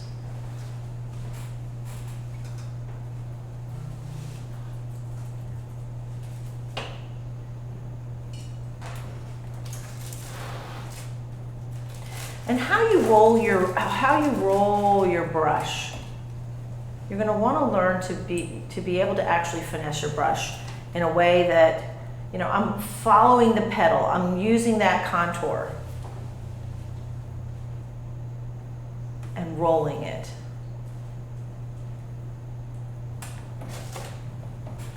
And actually, I'm going to put this a little bit of a darker edge on the inside where the petal kind of has a lip. And I'm bringing it out just a tiny bit. So I could actually highlight the very tip a little bit, just like that. Knowing where to stop too, that's important also.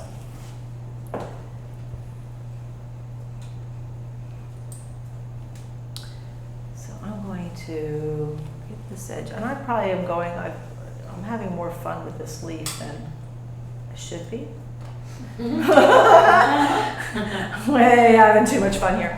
Because I wanted to use that dark value, and I almost don't want to mess with it because I like it. And I just...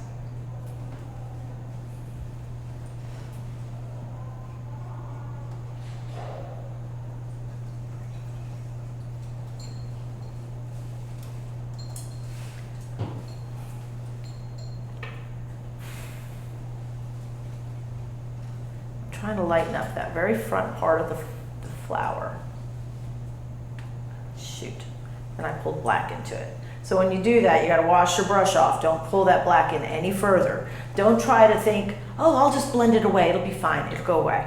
Because it won't. So you have to stop and redirect and change that, just like that. You can go in the opposite direction to correct that problem.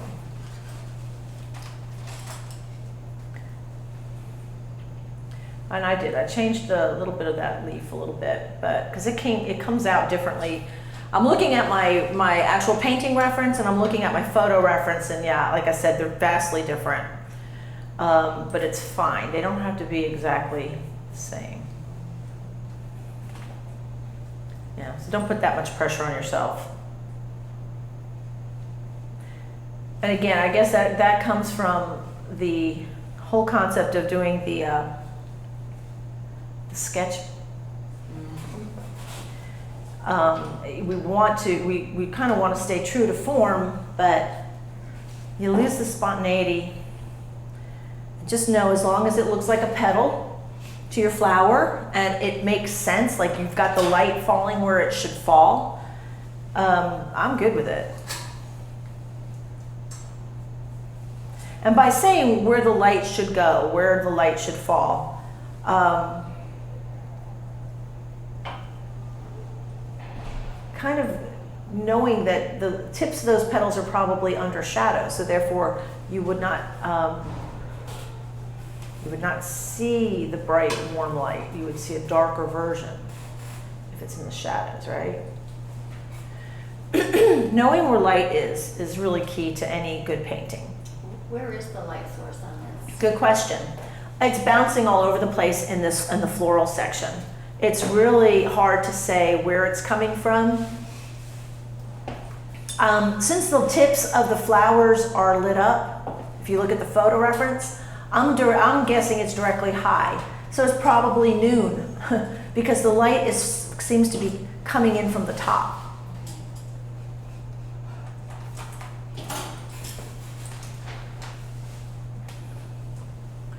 There's an awful lot of thought engaged in this compared to cubism.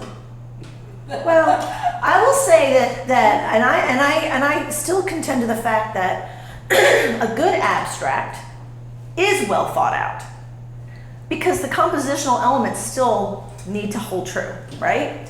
And I think sometimes that's the hardest part of any painting is getting the composition. I mean, we could take a picture and copy it, but that's not really creating the composition. I mean, making the art, unless you're an expert photographer and just know how to frame your stuff up so well that it's, I'm not that girl. I do better making my composition on my canvas than I do in my camera.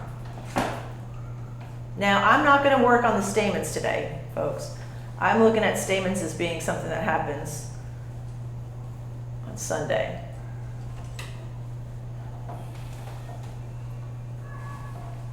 And I know that there's probably going to be even more complete edges that's going to happen on this flower.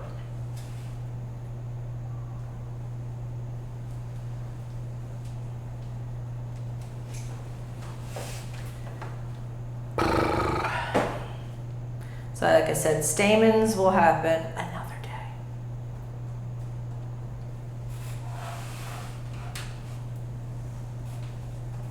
And I'm going to have to add some more burnt sienna.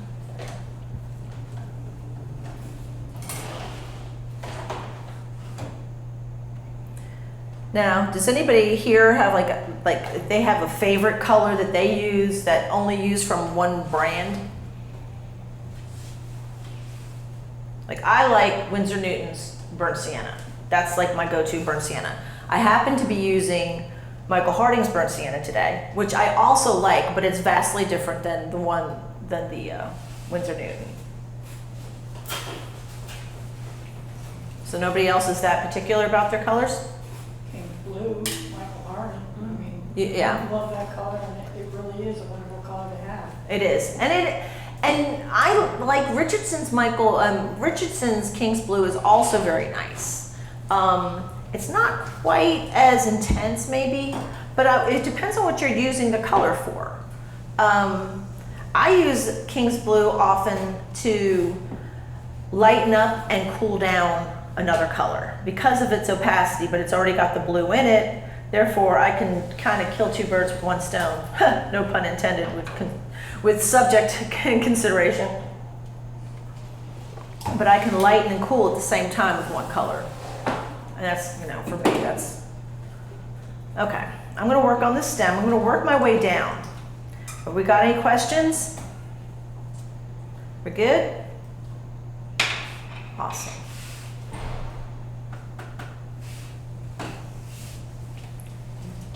I'm gonna cool this other place down too. What is that? What is that? Oh, that's the umber. Whatever this little plant is in behind here, I'm going to cool that down. Just like a little thing.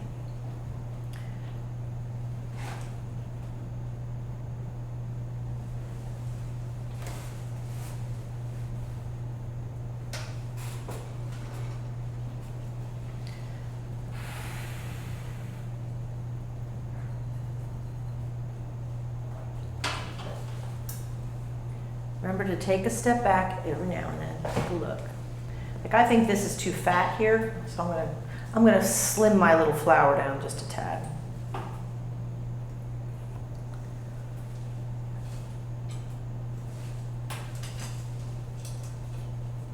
Just like that. If life was only that easy.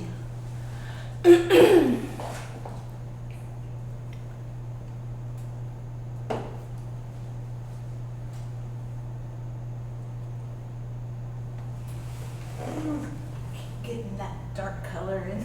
Yeah, that's when you gotta really make sure you wipe your brush off.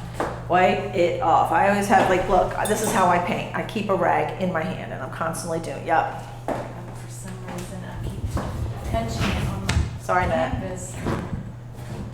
Having to rearrange. Okay, I'm gonna move on to another flower. I'm gonna move on to the flower on the left side, right here. I'm just gonna keep moving through the flowers and work my way down. And I know I have a lot of work to do over here. This is a mess. That's one big hot mess right over there.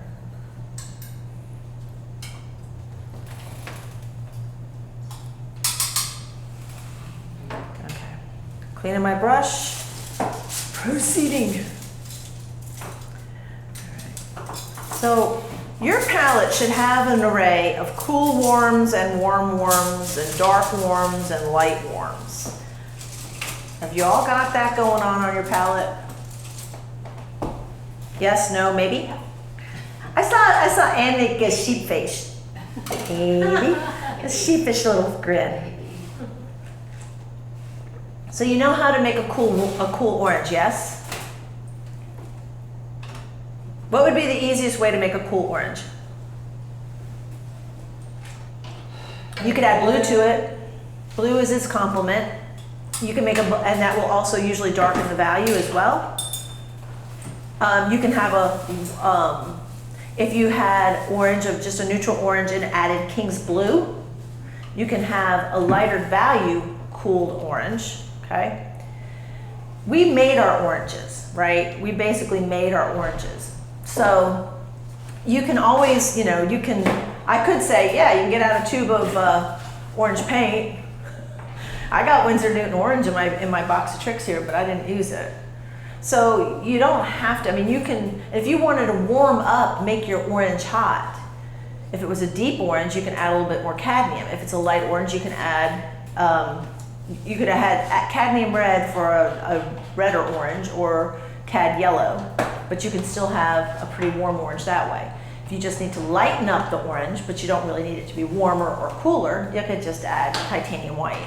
So you got options here, okay? But understand that part of color theory will help you with which direction to go.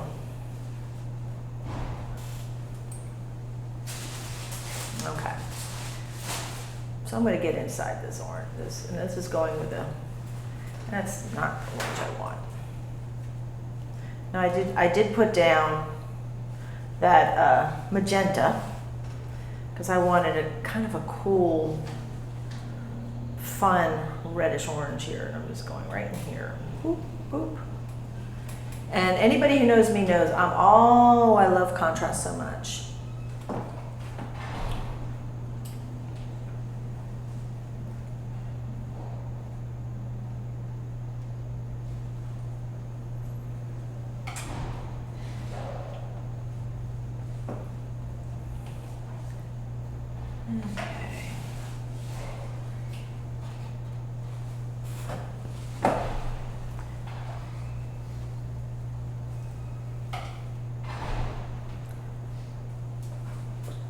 Boy, there's a lot of activity downstairs. Let's get ready for tomorrow. Oh, I bet you're right. I bet that's it exactly. What happens tomorrow? Farmer's market. Oh, That's why everybody will be parking on this side tomorrow. Everybody parks on the Food City side. we'll have good munchies tomorrow. Yep. Oh, there's plenty of good stuff. And you can go get tomatoes. The tamale lady. The tamale lady. Oh, Yeah, she'll be there. I love the tamale lady. Sounds like lunch. You just got to get it all done before noon because they shut it down at noon. But there's always somebody, you know, there's always people that stay a little later.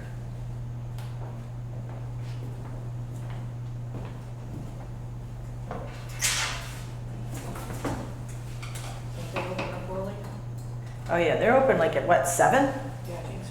Well, I won't be here at 7, y'all. But you can come at 7. There's a whole box of really cool t-shirts over there. I have to go downstairs and ask them how I want one of the black farmer's market t-shirts over there. And it's I like, bet that's nice. I would love to say, I'd like to have that, please.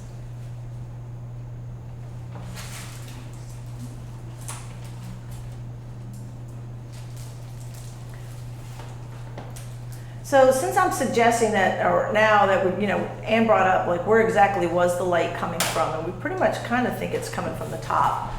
I'm really trying to light up some of the top portions of my petals a little bit.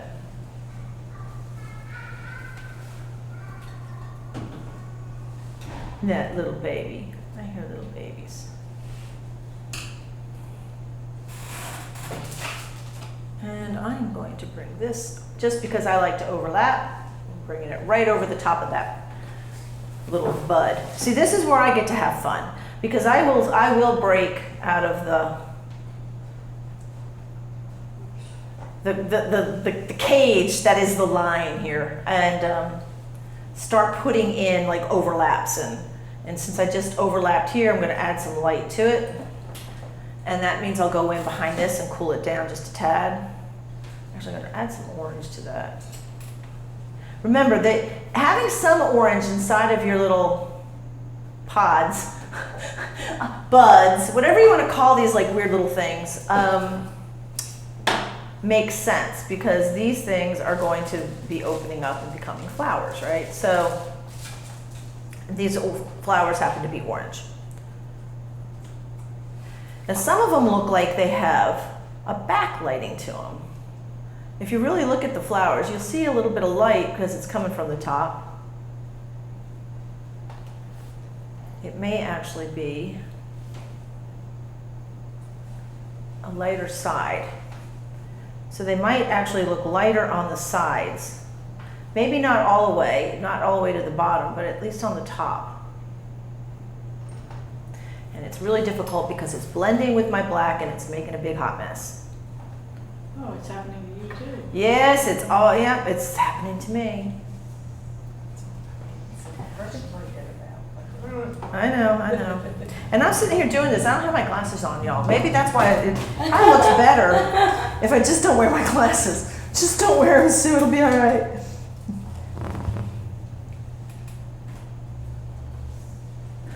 Okay, Joylyn just said that. Okay. All right, so Joylyn said this. I take a picture of my painting and look at them and see things I need to fix or to do. Some people use a mirror, and I've heard that too. And then she also said, I do review the video at a slower speed. Your videos is good on my computer. But I didn't think about, slowing it down. That's not, okay. So if you are going to rework it or do something, looking at it at a lower speed, I didn't know that was even an option.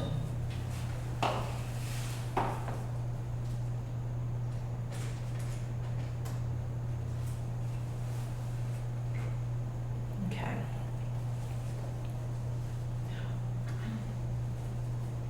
good idea to take a picture. What's that? Good idea to take a picture. Taking a picture is, that's usually where I see a lot of mistakes on my work. And so I'll be like, what was I thinking? Especially with portrait work. Ye gads. I've gone into some places and I look at it later and going, oh, I gotta rework that whole thing.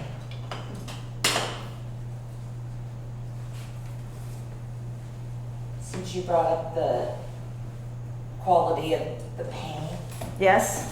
I have noticed that I am having to go over it Mm-hmm. twice to get the pigment and. Yep. I hate that happened for you. Oh, no worries, it's good to know. Yeah. Yeah. The quality of paint is everything.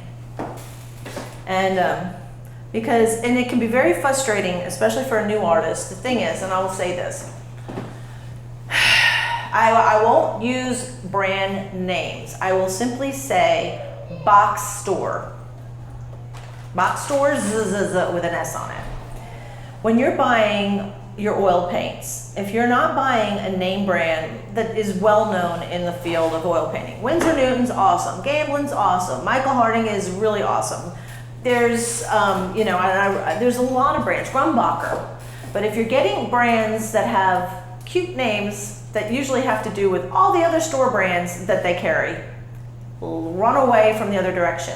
So many young or new artists think, well, I'm going to start out and I'm going to buy this set of paints, and that's not expensive. I don't want to break the bank and start, get good paints, or they don't really know that they're not good paints. They're cheaper. They're way cheaper. The problem is they start out with an inferior product and they get very frustrated because they say, yeah, I tried oil painting. It was just a big hot mess and I just couldn't, and it was muddy and it was gross. It was You're set up for disaster if you're starting off with an inferior product. That's it, bottom line. So if you're listening out there and you're considering painting, please buy good stuff. Get the good stuff. You can sometimes find good stuff on sale too. And so I'm working on my little soft edges on this back pedal.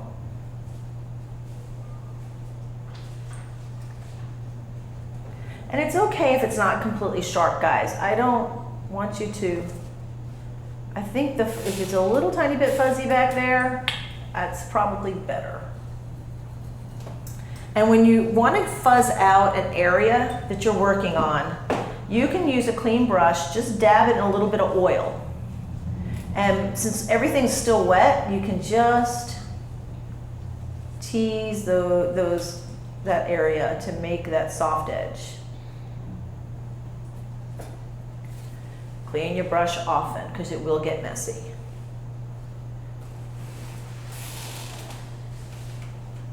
So you're using a clean brush, dipping it in oil and running it along the two colors. Right around the edges. So basically the edge where the black hits and the orange meets, Yeah.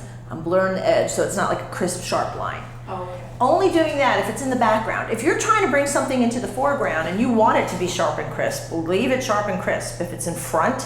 So if you have a flower, and a flower is this round thing with, coming up, the flower petals that are going towards the back of the painting, that's where you want to blur those edges. The ones that are coming forward in the painting, closer to the viewer, that's where you get a little sharper. Does that make sense? Because that's how you perceive. If your eye focuses on something, if you focuses on something that's directly in front of you, the things that are behind it are going to be fuzzed or out of focus, right? So think about how, if it's back here, this part of the petal is going to be softer focus, but this would be sharper focused. Okay? Does that make sense? Yeah, thank you. Ugh. So you know what? We probably sell these, right? These would be like Rorschach tests or some kind of something going on here. These little nifty rags.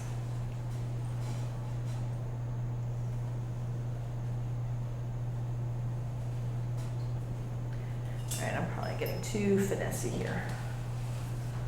Clean, clean, clean. I know, really, I'm kind of feeling like I should be singing for you guys because it is so quiet in here. Go ahead. Oh, you know I will. Don't even give me. I will. And then you'll be like, okay, can she please not do that?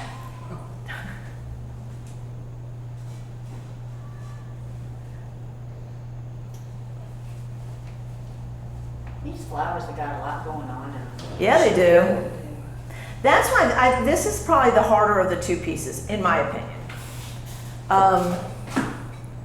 Because, yeah, it's a smaller painting. Yeah, that's great. It's smaller, wonderful. But there's a lot in the flowers. The flowers are as much actually, in some ways, the bird just happens to be in the flowers. It's not like the flowers. That's what I started to say. Yeah.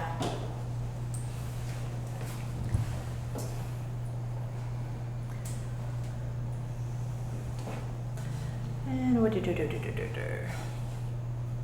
And I see, and so I have in my original painting, these little buds are going up over this one, over the petal. So I'm going to do that because I like that. So I'm going to go ahead and make this little flower, this little bud coming up on it.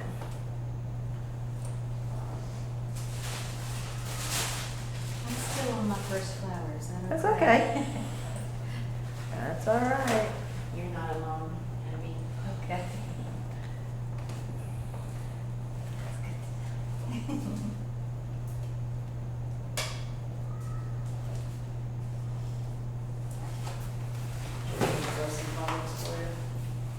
Huh? Joy Lynn has left a couple more comments. Okay. I'll look in a second, Joylyn.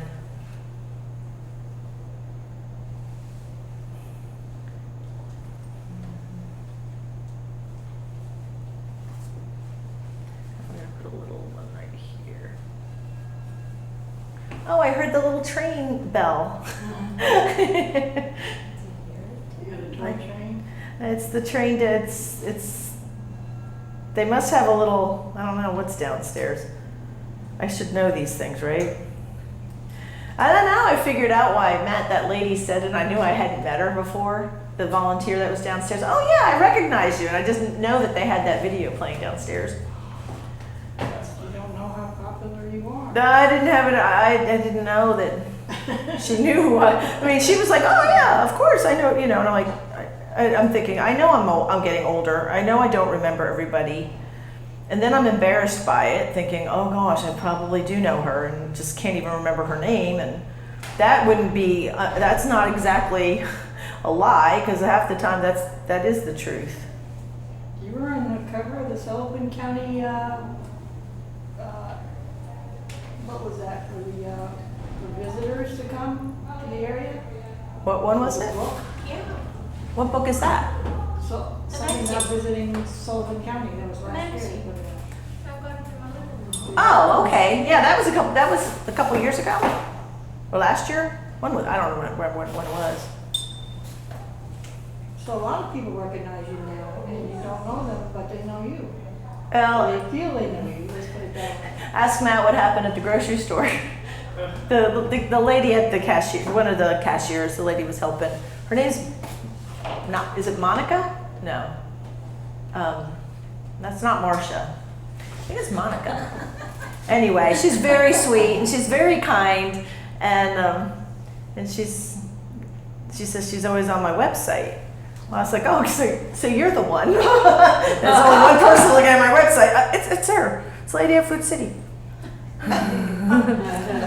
She's really nice. She's really super sweet. And I've invited her because when I'm running in there on a sip and stroll Thursday, and I run in there to go get wine and food and stuff to serve, and I'll see her in there. She's always in this one. And I'll say, well, come on, when you get off work, you need to come by.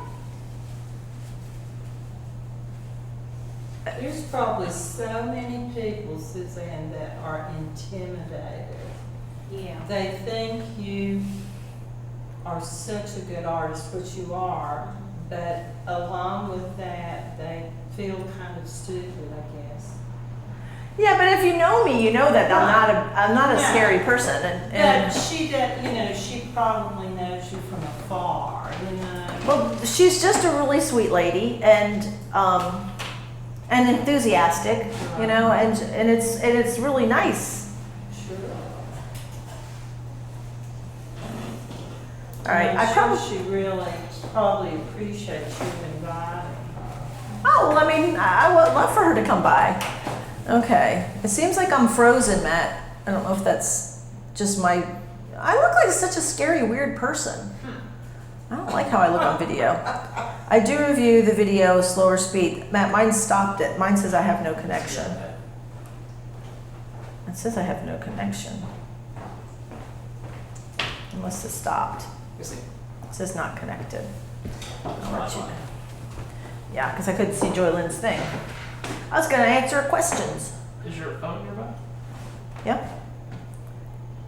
Is it a hotspot? No, I wasn't hotspotting before. Yeah, you were. No, I wasn't. That's how you were connected before. No, you had me connected on, you put it on, I put you on hotspot. oh, you had my phone, it's on hotspotting? It is now. Oh, you got an app to watch.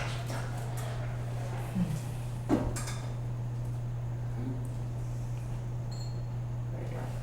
Should I hotspot to it? You already are. Oh. Turn it off. You're good. Okay. I'm hotspotting. I'm hotspotting now. Yeah, I don't have any cards in that. Yep. Okay, picture of painting, love that. Do your review in computer. I started off with a good artist brand, only 6 colors, primary and white and black, gradually added colors, and I went along. Yeah, that's a good way to do it. Michael Harding, King Blue, from Watching You, now I am hooked. Go ahead, oh, she wanted to hear me sing. I can see it taking form. Oh, that's a great shot, Matt. She's commenting on your work. Thanks, Joy Lynn. Okay. So you can, just FYI guys, you can see what's going on the live stream based on, you're going to see a pretty interesting view of everything too. You could tune in on your phone or your tablet right now if you wanted to see it, but I mean, it would obviously switch, but.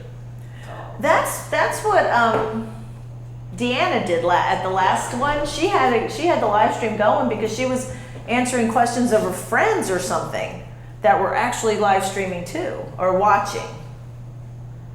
All right, I'm overlapping my the little doohickeys. Remember I put the orange down, and I'm putting some more stuff in here. So instead of calling them doohickeys, I guess I should call them flower buds. Would be the proper terminology. So I can put those flower buds in here and then go in around things and work because I knew I had this as a big hot mess over here. Big hot mess. That's kind of fun to say. Big hot mess. Oh, I forgot to tell people on Facebook to tune back in.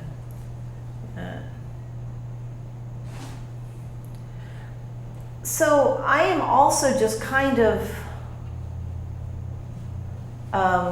since I did these little green flower buds, and I'm going around everything where the flowers are. Now I'll go around the room in here in just a little bit, take a look and see how everybody else is doing. But the last time I went through, I was impressed because it looked like you guys were a lot further along on your this area, the mid to lower left-hand side where all the flowers and stuff is behind the bird, and than I was, and I was really impressed with what you had done. So I'm going to, come on, let's get a little black to that.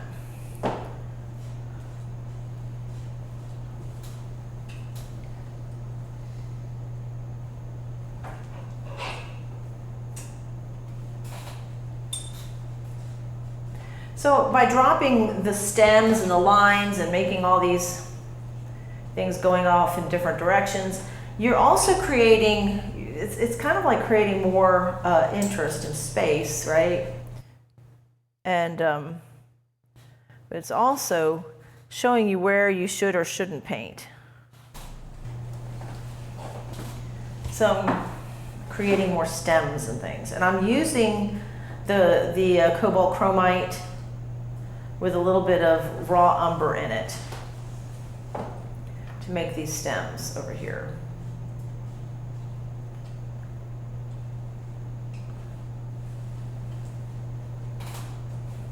So yes, I'm going right through some of this orange, but being that I'm using this opaque color, it seems to be working for me.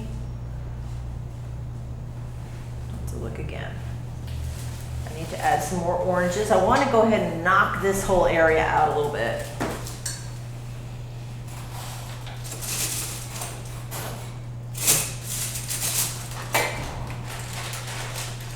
How's everybody doing? Feeling good? Okay. All right.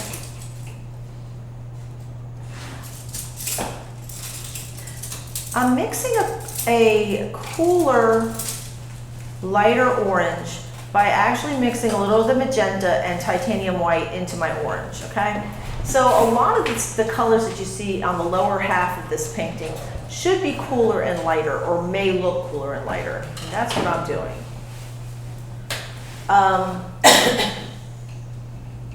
And it's more about contrast. I'm not really trying to do detail or anything. So I'm not going to worry about petal shape necessarily. I'm looking to create positive and negative space. What you got there? What's that yellow thing? To try and keep it off my leggings. Oh, nice. I like that. It's like a secondary apron. Yeah, you're good. I know, because I already got paint on my boots, which I'm kind of disappointed about. All right, so I'm just kind of creating more shapes and looking to see where, because there's so much negative space in here.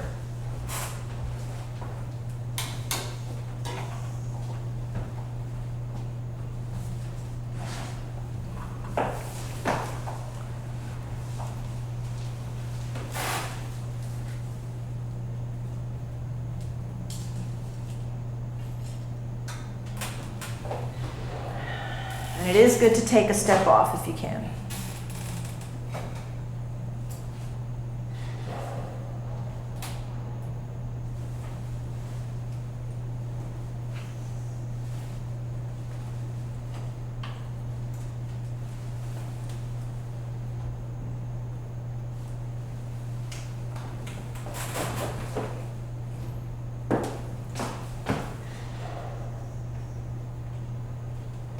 So I don't want to get too nuts, because when we start putting the bird in, we're going to have some other little fun things to deal with. Like how I said, that little fun things to deal with. Are we trying to make the flowers behind the bird kind of, where they don't stand out too much? Yep, Okay. because they're not, they're in the back. I'm not even looking at flower shapes, okay? So I'm going to come around and take a look, see where everybody is. They're bluish. Yellow. That's okay, but that's why these are really nifty. That's very pretty. You're very, very, very, very, very, very focused. Remember, you can go softer. You can go a lot softer. So these back petals versus the front petals, these can always be a little bit softer because they're kind of in the background. And so you've got a nicer, softer edge on some of these, but you can go a little bit softer in some of that. Same with these front, all the back petals can all be a little bit out of focus. And so don't be afraid to do that. Okay. Don't be afraid, don't be afraid, don't be afraid. Let me come this way. I'm having a hard time with all this stuff. Try not to think about it so much. Look for contrast. So if you're looking at this, I'm just really a bunch of colors and shapes, but I'm not really trying, like, the only flower shapes that you have are 1, 2, 3, 4. Basically all that other orange that's in there is just kind of lots of orange. So don't try to make it have that much form. And you can soften the edges in these and soften the edges back here a little bit because it is in the distance. So don't work yourself into a tizzy. But it's got no direction. Right, that's why I'm saying the stems will help break up the monotony of the orange. And you can put, if you need to put more stems in, that will break it up, do it. Remember, that's back there, so you don't even have to have that sharp of focus if you want. And break up your shapes. Your shapes can be a little bit more irregular, these black negative spaces. Okay. But yeah, you'll want to make this look like a flower, and this will look like a flower. Okay. But And then just give this a little bit of direction, like like that. Yeah. I just feel like it looks like, bad. Actually, it doesn't. I'm really pleased with how everybody's pieces are looking. And see, okay, Reeves has the idea. She's not, you can put some negative spaces like this, and then make your stems over, oops, how did I do that? Oh. So you've got these sticks in front of those flowers, and you can really capitalize and make those really break up the orange. But I like how yours does. You probably just need some negative space, the black spaces of the background color. But that's not making it, try to not make it look like anything in particular, because it's back there. The only flowers you really need to worry about is this flower, this flower, this flower, and this flower. They'll come into focus once you really take each little petal individually and think about what it is. I'm using both my painting reference and that photo reference. So with some of the photo reference flowers I think look prettier than my painting reference flowers, so I keep going back. I like how Abby's got it set up, because Abby has the actual bird and painting reference, the actual photos of that we're working from, but then you also have a copy of the painting. I just wish I had that. Yeah, so that's pretty clever. So, you know, you like tomorrow or whatever, you may want to be prepared and just go ahead and make a copy of the other things so you have the references really handy if you're not using your iPad, but you've got your iPad, so you should have the pictures on there. If anyone wants to take a picture of this, then send it to Walgreens. That looks I good. mean, that's helping me a lot. Or send a picture, take a picture of Thank you, Sue's. Joanne. Thank you. It's looking good. Is it? It is. I want you to be careful about some of this colors because it's kind of, it's not correct. The print copy is not really what the true colors. Take a look at the painting. When you get a chance, get up, go over there and look at my painting of, you know, because you're gonna see, ooh, yeah, some of these colors are really, really off. Okay. Because the reference photo that you're working from is really off. But but it's looking good. Look at your background. Nice job. Right, and you've got the idea too. You're getting your 4 main flowers in focus. This you just break up with lots of light, and you'll want to have lots of green and stuff in the bottom. But that's the idea. You're doing it. You're doing it. Do you have any questions? No, Okay. thank you. Mm-hmm.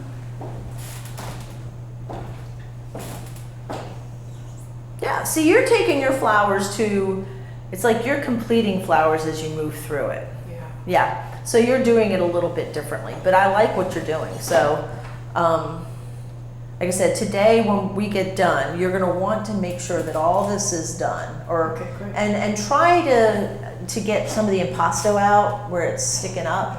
You don't want to have lots of globs, Okay.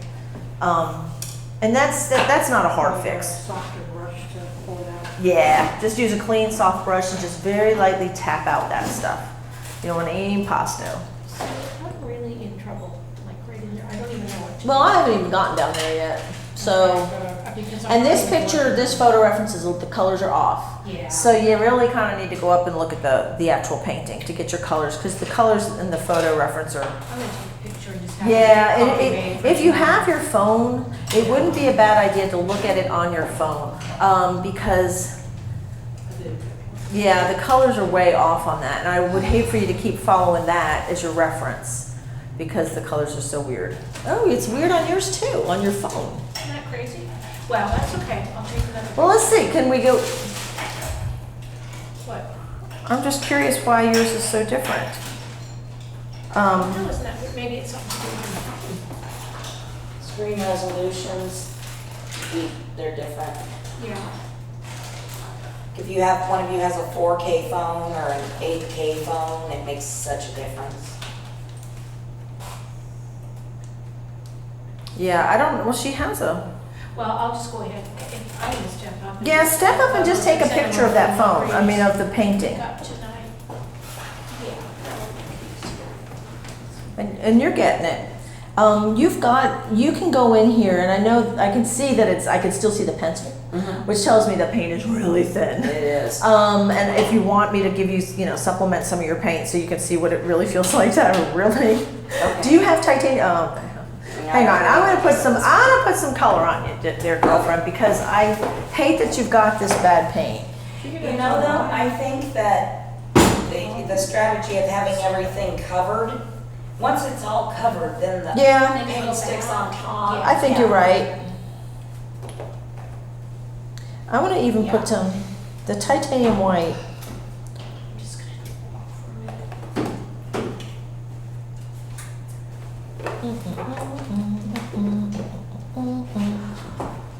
I'm just gonna put a little bit of this on you. Okay. Here's cadmium red. I know, it makes such a mess. Not really, that's pretty good. Yeah, Artist Loft. That's Hobby Lobby, right? Michael's. That's Michael's. Yeah. That's to cool it off. That's your magenta. Burnt sienna will also cool off the cadmium, but it's a little bit less cool than the magenta.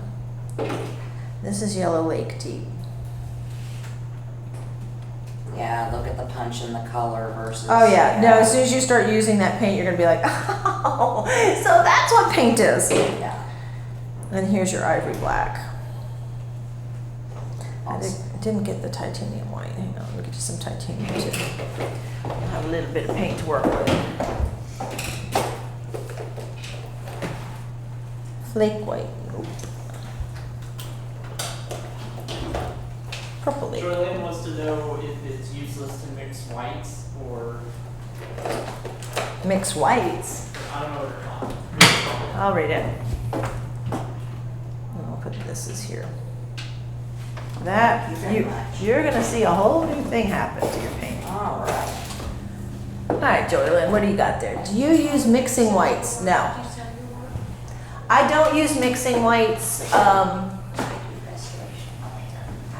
If I'm doing, mixing white tends to be a transparent white. I generally use titanium white, except if I need to do glazing and tinting, with tinting and glazing. So if I'm doing a portrait and I want to do glazing, then I will use a color called Kremitz white, or also known as lead white, and it's not opaque. So when I'm mixing that into a paint and I use a medium to do a glazing, I can see my other layers through it because of its transparency. So understanding the opacity of your paint is really important. Mixing whites, I don't. I do have Kremitz, I do have flake white, I do have zinc white, but I personally don't use soft mixing whites. That's me. Okay. So I have just a question. Yep. Right there. What's the difference between titanium and zinc white? Zinc white is a semi-transparent white. Titanium is opaque. It is opaque. So Linda is at the City of Food. I know you're busy and you do not have to respond to this. So hopefully if Linda's listening to it, she's buying all our stuff for tonight.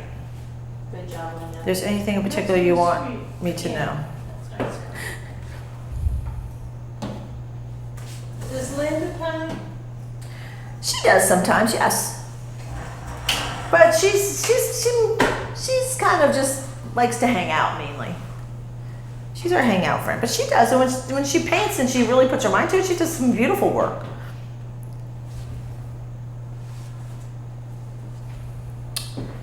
And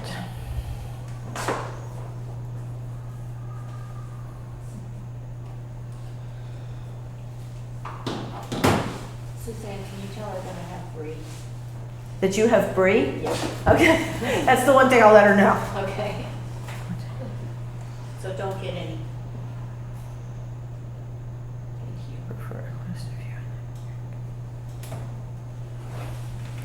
I will tell her right now. And wants you to know she has brie. I know that'll make her day.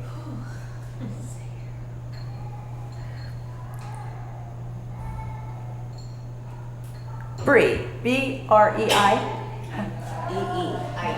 I-E. There you go. Okay. So for the folks in live stream world, we always have a little bit of a party. We kind of get together for a party after the first night. So my sweet, amazing, dear friend Linda is hosting it. So she's at my studio. Even though I sort of cleaned yesterday, she'll clean it again because she's like that. She'll have it all looking sparkly and spiffy. She's out at the grocery store as we speak, buying stuff for tonight. So she is our girl. We love Linda. I'm blessed to have so many amazing, wonderful women in my life. What I would am we do totally without blessed. Our friends. Hmm? I don't know what I would do without friends, my friends. Oh, of course. We just hold each other up all the time. And that's what we're supposed to do. That's the best. All right, I'm returning to this flower because I want to. And I'm gonna go in with a little bit of burnt sienna and going right underneath this petal, wiping my brush off because that's really extreme. Pulling this down.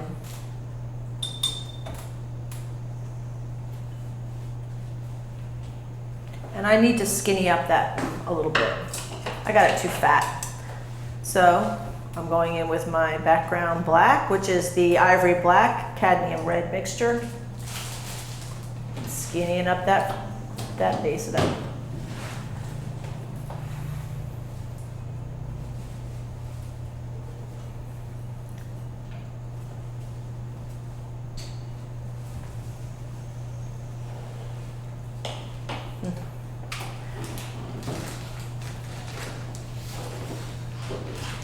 And let's see here. Going in with a lighter color, washing my brush really, really well. I'm having fun with this brush. This one happens to be the #1 Clips Long Filbert. If I've got a good brush, and I'll just keep using it regardless of what color I'm using, I just make sure I wipe it off. Some artists like to have their light brushes and their dark brushes, and they don't kind of, they set one brush down, even if it's the same brush size and type, they like to have their brushes, my clean white brushes, my dirty dark brown brush, whatever. They keep their brushes separate. I don't. I just wipe a lot and clean a lot and use the same brush. So I'm going in with a lighter value now with my lightest orange, and I'm going to, I have this petal right here. And it's still not light enough. So I'm adding more titanium white.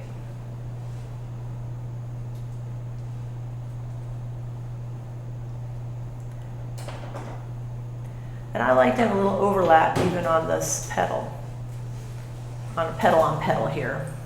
So often I will go off the script here, just so I can create either contrast, interest with layers, whatever. I will do that. And you guys can do that too. If it looks nicer to you to do it a different way, then go for it. You don't need my permission to do that. That's part of the creative part. As long as you're just, you're going with, you're creating your piece. You're using the same principles of color theory, application, etc. Like I said, the flowers are kind of arbitrary. I mean, just go for it. Now, when it comes to the bird, I want to make sure that the bird's correct for the species of bird, etc., etc. That's where I get to not be so lenient, on accuracy. A lot of people say, well, as long as it looks like a bluebird. Well, no, it's not a bluebird, it's an indigo bunting, right? It's an indigo bunting, which is not a bluebird. Completely different diet. So their bill is built differently, everything's different. So, and this is where I would lose sleep at night. I would lose sleep at night if you guys are making like, well, I like the bill like this, because it, no. She's not kidding either. Yeah, she isn't. Yeah, she knows. Because Anne's been doing like a lot of cardinals. That is so neat. And so we're always making sure the cardinals that leave the studio look like, well, and you know, you've painted a cardinal as well. Just one, not as good as Anne's. Well, but yours was very good. So yeah, when it comes to the animal species, I'm sorry, but you came to a wildlife artist who's going to make sure you're accurate. My last one was, she said, if you're gonna paint a bird, you need to know what it looks like. Okay. Okay. We have a word for women like that. I think it starts with a B, but yeah, But you know. it's true though. Well, especially, and I'm going to say this to all my folks on the other side, Anne is selling her work. She's in galleries, okay? So, and she's in galleries where people are going to know, okay? And if you're going to sell your work in a wildlife gallery, you better know what you're painting and understand a little bit about the species that you're painting. And, specifically want them in the right niche, and I want them to have the right bill, because like Darwin wrote a whole book on it, right? Just based on the bills of birds. So I get a little kind of crazy when it comes to stuff like that. Well, it's true though, because there are a lot of bird watcher people out there and they know everything. Oh, they do. Not just painting a red bird. Right. No, you're right. It's good. That was a good lesson. And yeah, and you can take that even further. I felt a little bit of pressure when I was doing, when I was staying with your mom, Joanne, in Vancouver, and I was doing a live demo at the Artists for Conservation event in Vancouver, British Columbia. And I'm being surrounded by people that are birders, because we had just had this big poster that debuted, listen to me, mural basically made up of the 688 species of red-listed birds that are on the endangered species list. And there's people that came from all over the world to come see this mural. And I'm in there painting, and the bird that it was the Tahitian warbler. Okay, I know nothing about a Tahitian warbler, but you know what? I learned about one.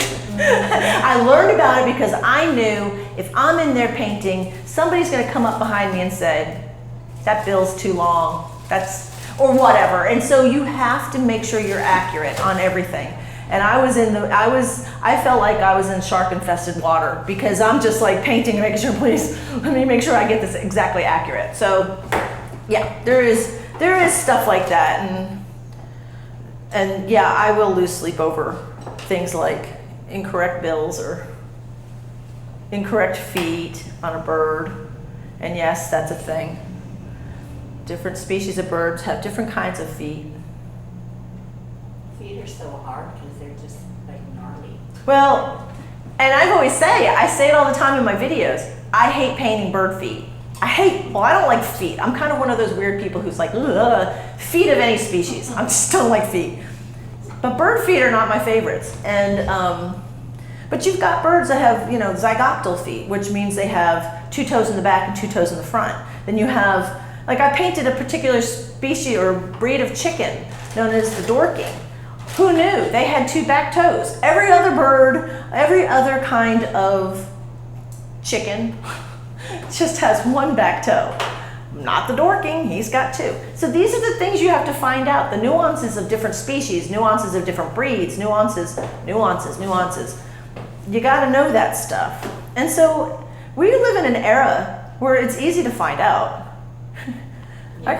We got it happens to be right in my back pocket. We have our phone and we can Google anything.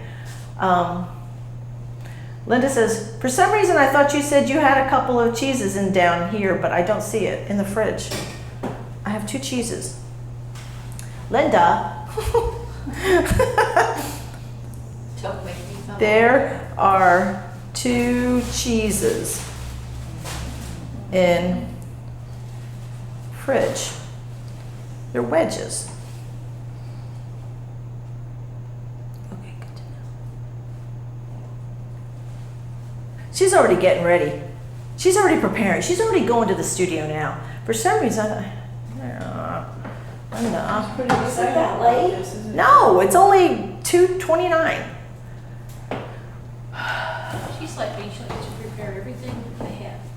Right, and she's so wonderful. She'll have everything, like I said, I brought my shop vac down yesterday, and you guys know, my place is always a mess, but it's a working studio. It's always a mess. So I put all the easels, all of our Saturday morning, Tuesday night easels have been put up. Wow. I know. Water.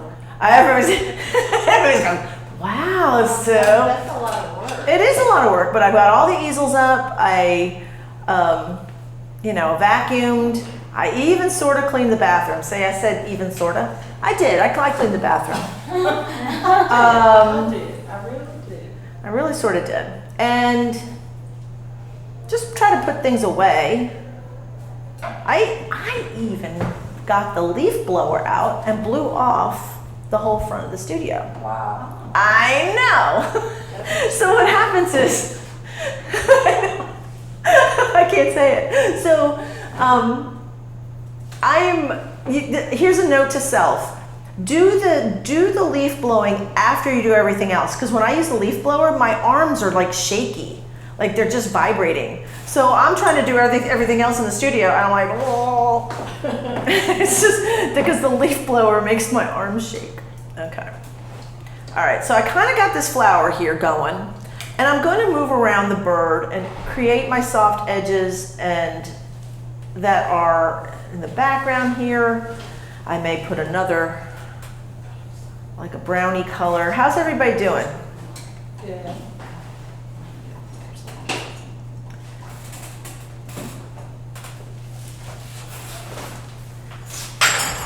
Is everybody feeling a lot more confident? Yeah, compared to last time. Okay, good.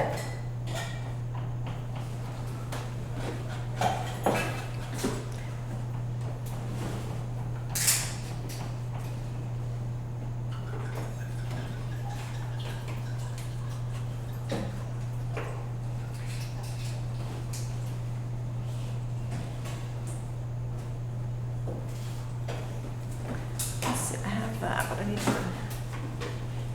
So I'm just moving around this a little bit.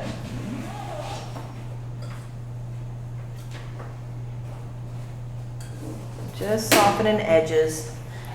Remember, and if you're instead of, I know we all want to find a representational thing. We want things to look like something. But this color in the back that I'm doing now, I'm not even looking for a flower, okay?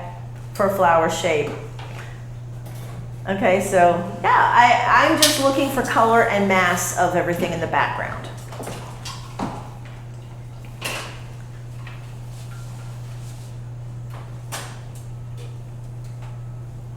And I will be very honest, I am looking at my painting reference as well. And every now and then, if you need to throw something in that looks like something, then just do a leaf, like a petal coming down. And I'm going to do that right now. I'm going to take a little bit of color here and just suggest there's a little petal that comes down that looks like a petal.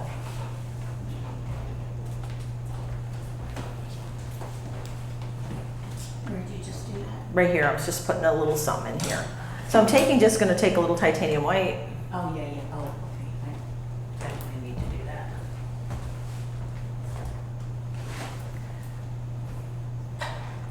But I'm not going to try to. And so if I do a light thing here, I'm going to go underneath that light thing and cut under it with a little bit of orange, a darker color, darker value anyway. But remember, you're going to put more stems in and other things, so don't worry about it so much. Just enjoy this ride. This is where you should be able to be creative and light and fun and just have, and soften your edges. Because if this is way in the background like it should be, it will be out of focus. And here I am painting without my glasses again. How do I keep doing this? And I'm wearing my big glasses that make marks on my nose. It makes one. Like marks on my nose. Like right on the bridge of my nose, like you can. I looked at a picture of myself on the video and I said, dang, I look pretty scary. That's like, that's Sue.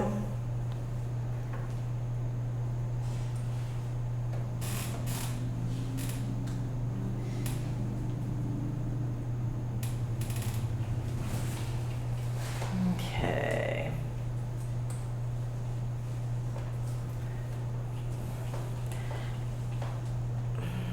And I'm reluctant to get in too much behind here. Is everybody doing okay? See, making me want to do that too. I had to crack something. All right, I'm gonna loosen this up. It's a little tight over here in the back.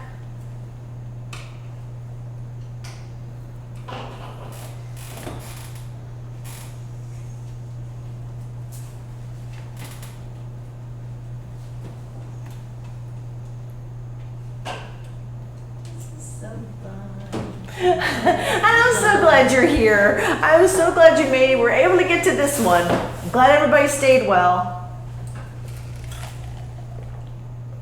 I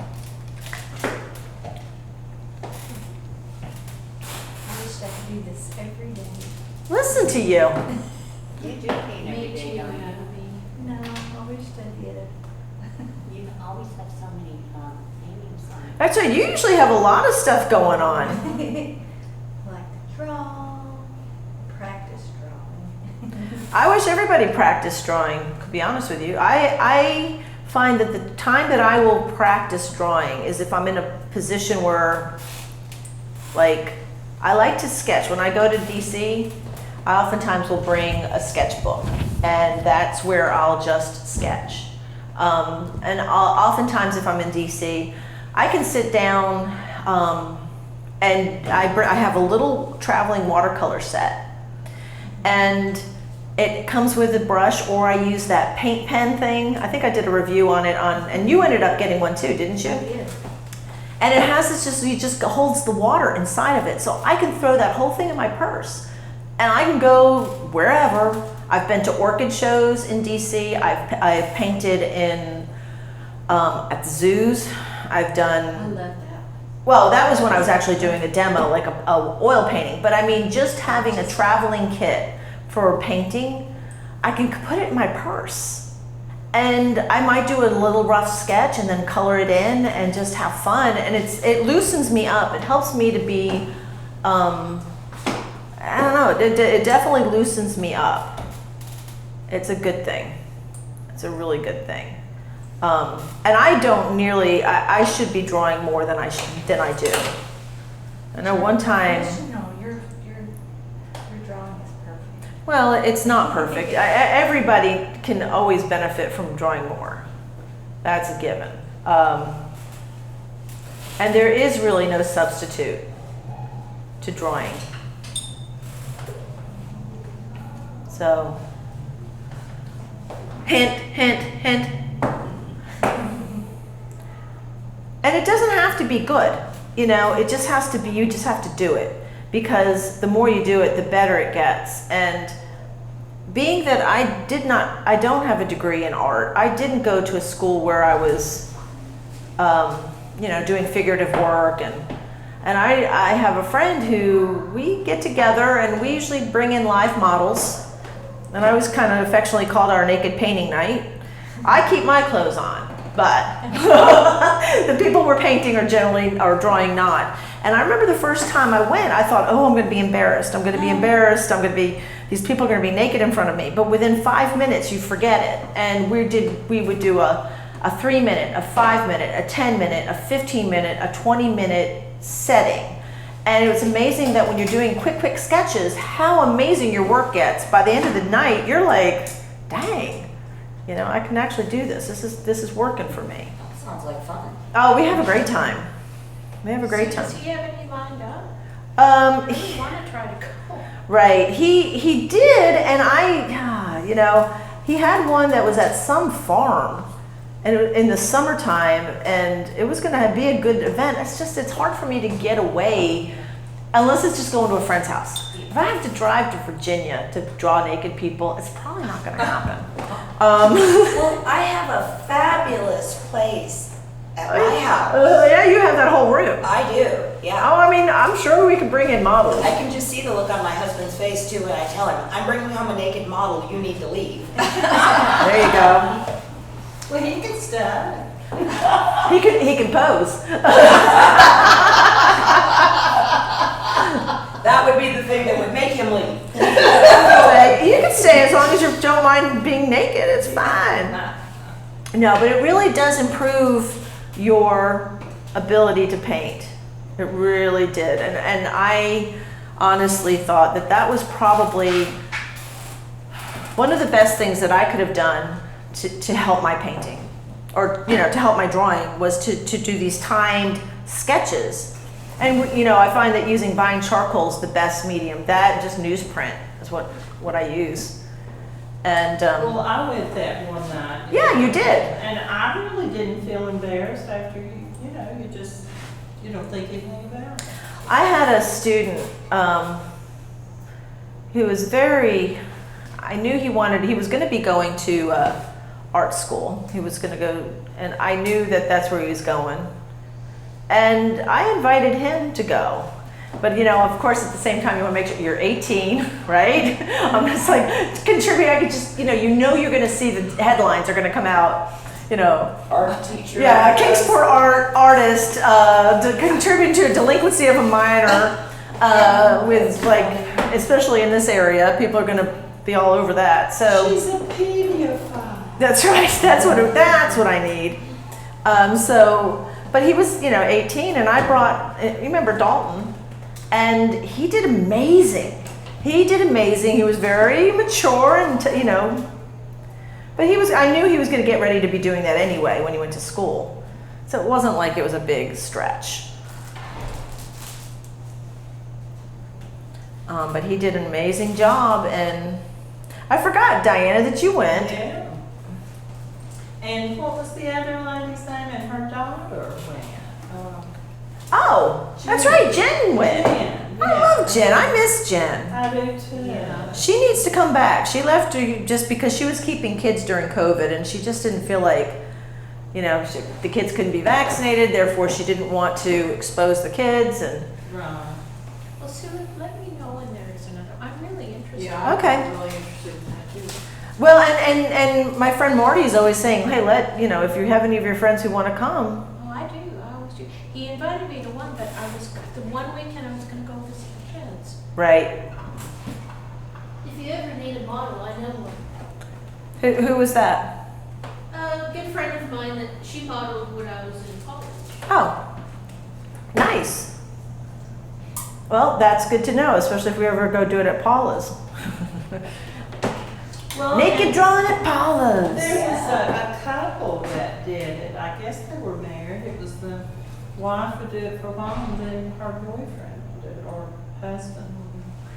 When we were there, Yeah, remember? I've been to so The many. girl did it, and then the guy. Was the girl a bigger girl? No, she was kind of tiny with real short hair. I don't see. I'm terrible. I mean, I should remember this, but I don't. I just know we've been blessed to have so many great art. I mean, amazing different types of figures, Right. and that's what's fascinating. One of the prettiest ones that we did over there was, at the time, it was a guy and a girl that were dating, and she was rather a bigger girl, but she was beautiful, and she had the classic look, classic poses too. And at one point, her boyfriend and she posed in what looked like a piñata. I mean, he held her, and he was on the ball of his foot and supported her weight for that 15-minute pose, which doesn't sound like a long time, but he was like this. Wow. And it was carrying this weight, and she was draped over, And it was absolutely stunning, and her body was so interesting to paint anyway. And I loved it. That was one of my favorite ones, actually.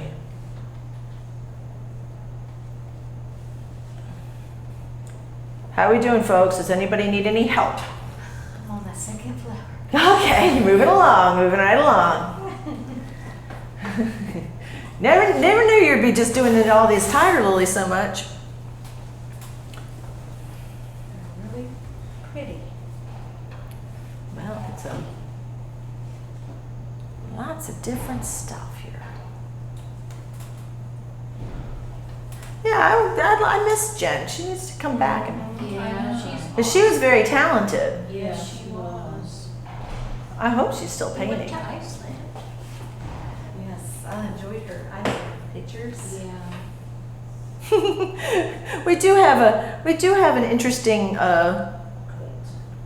group of you said it again, Cole. We do have a really interesting cult. No, I see, I want to tell the story, but I can't tell the story because we're mic'd. But it was so funny. And Diana, you remember, I'm not saying anything, and you can't either. Okay. But I felt like Oprah that day. Yes. And I was surprised at how I know. knowledgeable. And I'm like, oh, wow. Me too. Yeah, we'll talk off mic, okay, later about what we're talking about. But Still waters run deep, guys. yeah, That's what Mama said. that's what Mama said. Oh my goodness.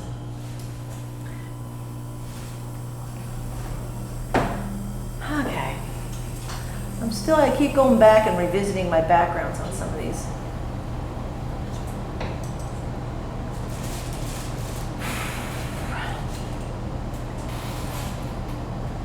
All right, so I am going to be working on this flower here.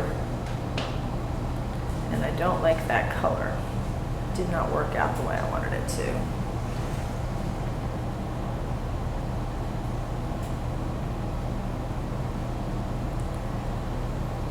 There will be a stick here.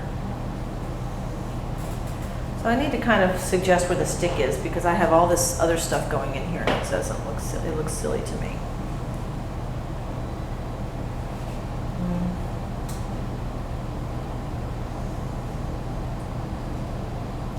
Right about the area that I did this, all this orange. I'm taking just a little bit of brown umber, the raw umber, excuse me, and I'm just kind of suggesting where this stick is going to be. Know that sticks don't always have to be brown. They can have a lot of green in them, as this stick does, but I'm just kind of putting this in this way right now so I can see it. I'm using a little tiny bit of oil. I feel like I'm jumping ahead of myself a little bit because this is also somewhat of the foreground, but I kind of feel like the bird is going to be where I focus most of my attention on Sunday. I want to have the bird blocked in, but I also want to have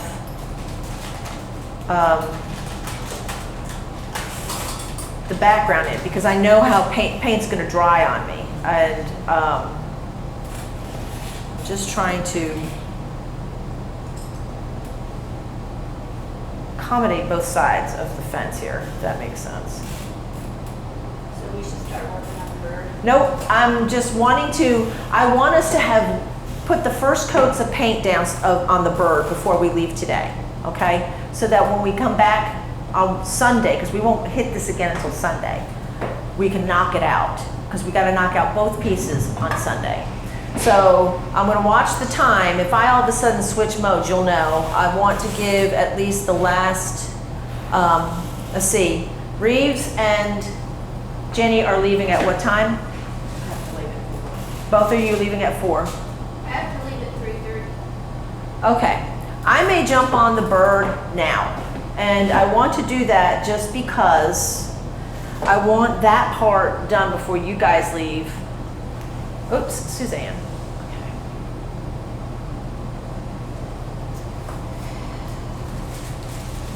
I just want to make sure that I don't leave you guys hanging. And since you guys are leaving earlier, I'm gonna go underneath this bird and add a little bit of this other color. This What other, kind of color? it's just kind of a little bit of orange here. It almost doesn't matter, but I'm just looking at my photo reference. I just want something. I just want to give that bird a ground. Okay. Now I'm going to take my little cutter here.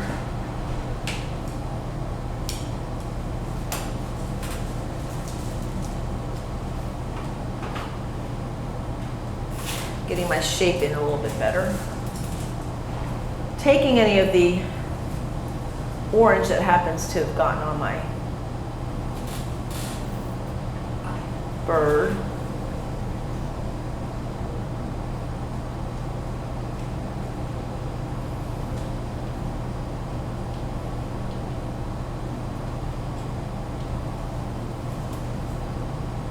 He's got an actual, like, a little pink tongue. I guess I did do a little tongue in here. And I'm using my scraper tool just to kind of knock off some of this paint that I don't need. I'm refining the shape of my bird a little bit.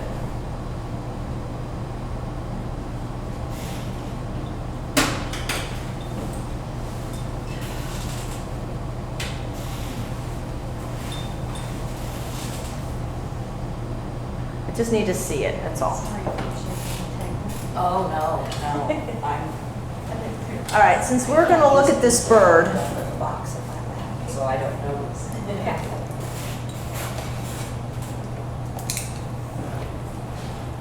I've got phthalo down. Oh no, I have ultra. A little phthalo turquoise, but I probably won't use that. Maybe a little bit over the shoulder area of the bird. I'm just kind of looking over everything and I'm telling you what I'm putting down. I had mentioned a color called phthalo blue and zinc white. Everybody was freaking out. If you have phthalo blue, you can add titanium white. It'll be all right. And now I can't find the cap. This one is always, I lose the cap on this one. Yeah, we'll find it later.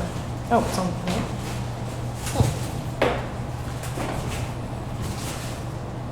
I'm gonna leave this up here until I find the cap. Now, does anybody have cobalt blue that I could use? Yes. Okay. Thank you. Whoops.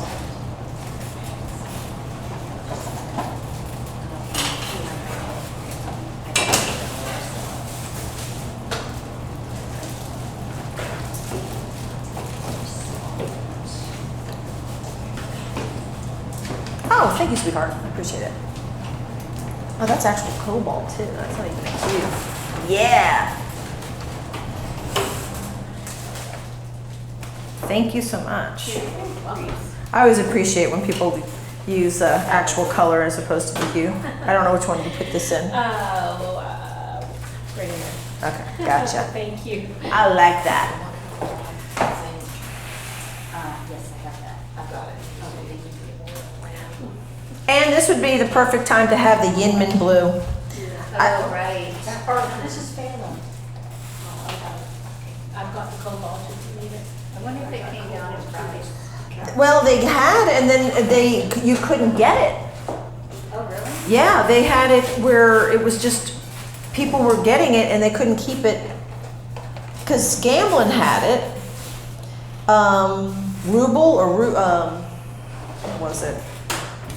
That other company. I'm gonna throw this out real quick.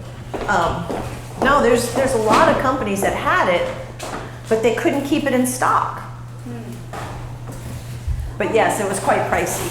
My husband was watching all And those. it's cobalt. No, Yinmin. Yinmin blue is the newest blue color that has actually been manufactured that's ever hit the, the world. It's a new blue. The blue is,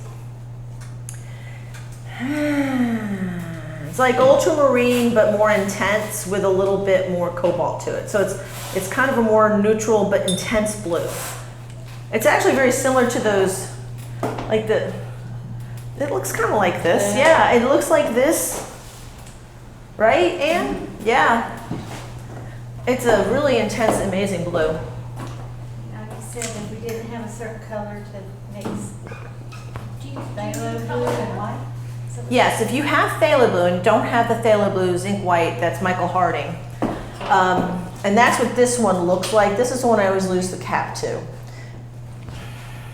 You can use phthalo blue and just put titanium white because it will make it more opaque, but we're not glazing, so you don't need to have zinc white. Oh, yeah, that's the white if you want to use that. that's okay. Yeah, that's what you said. What size brush are you? I got it just for you, so that's what you use. I'm probably going to stay with the same brush I've been using, which is the, I happen to be using a number 1 Rosemary Clips-Long Filbert. I seem to be having fun with it. And oh yes, sorry, I had put wine on top of them last night. That's why she couldn't find the cheese. She put the white wine on top of it. All right, guys, I told you wrong. I told you that I was going to use this brush, but I think I'm going to use a little bit bigger brush. Again, I'm just wanting to get this blocked in, at least to have the right colors down. So I'm going in with I'm washing off a brush that is a number 2 Rosemary Evergreen Filbert. And I'm just trying to get the paint, the orange paint out of this brush.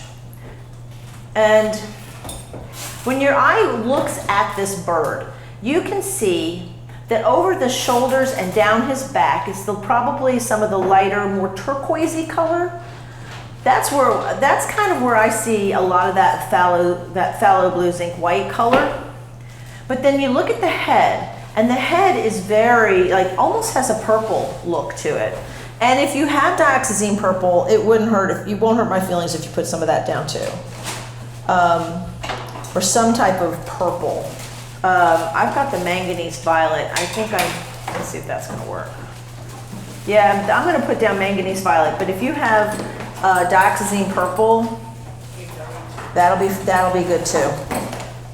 And because I'll use that and mix that into some of this color. So I'm looking at all my little blue colors here.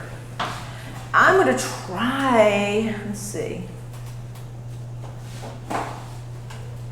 I'm going in with a little bit of cobalt blue mixed with a little ultramarine, and I'm going right under the neck, right in this throat area. And if I get any paint on my brush that doesn't belong there, I wipe it off. I look at this area around the eye, it's very dark. Now say again, you're going in with cobalt. It's cobalt with a little bit of ultramarine. Now remember guys, we stack color. So I'm looking at this with the darkest or base dark color first, okay? So if I'm going in with, because we're just blocking this in. We're not gonna get to the detail yet, but I want to have the colors in.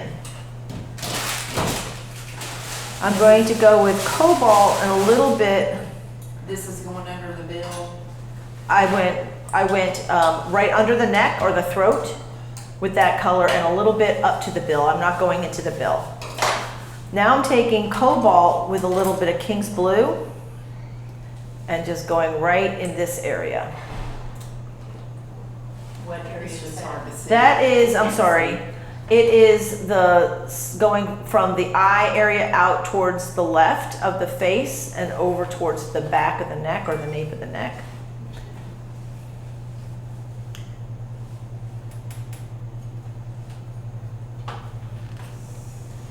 And I went to the top of his head. Now you're gonna see some purple up on the top of his head, but it's okay if we have this color down right now, okay? And I'm actually trying not to get any impasto in there if you can help it.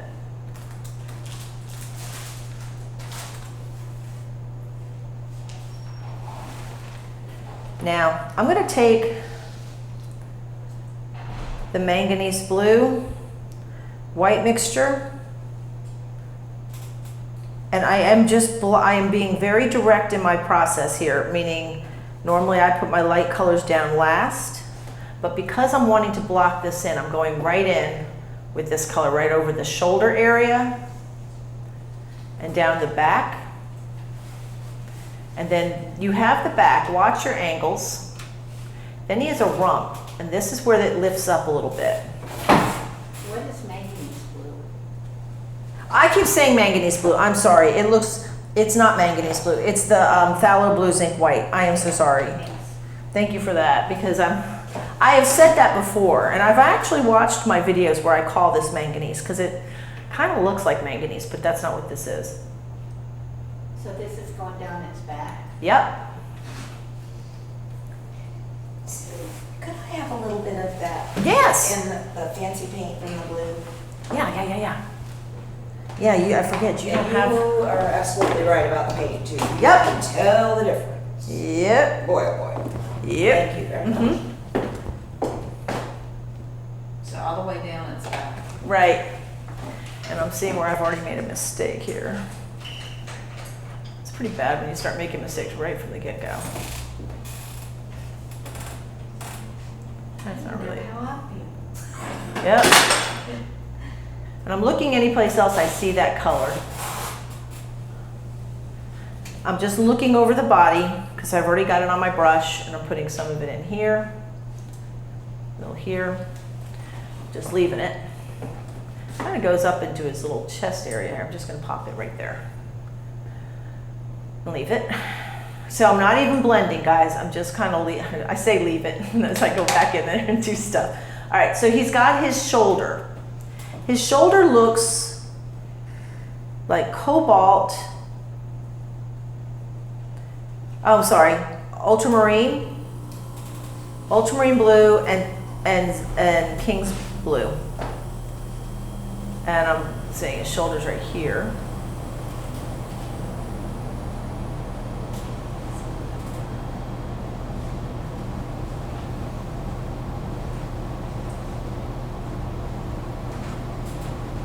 And it goes almost towards his back area, but you're going to leave that rump. You want to make sure that rump is showing. I said rump showing. Yeah. Where is this going? The King's Blue and Ultramarine Blue? Yes, it's over this part of the wing patch, the shoulder area of the wing. I'm not even looking at the black yet. And if you're looking at this with your eyes sort of closed, heck, let's just go ahead and do this. I'm going to do this now. I'm taking ultramarine blue and mixing ivory black, and I'm making sure that my little brush here has got a sharp edge. Now, if you've got a good filbert, you can do this, if it's nice and strong.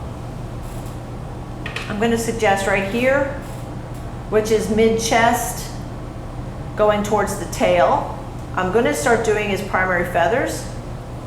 And I'm just going to bring this down like this. And I'm just putting that in here. Now I could bring it all the way down to this little lip here. And I didn't go straight black, even though it looks very black. I went with a little bit of ultramarine blue in it. It's ivory black and ultramarine blue. And then I'm just going to suggest here, here, here. And you can come up and look if you want to watch, if you'd rather watch first. I'm just putting in where I see everything in.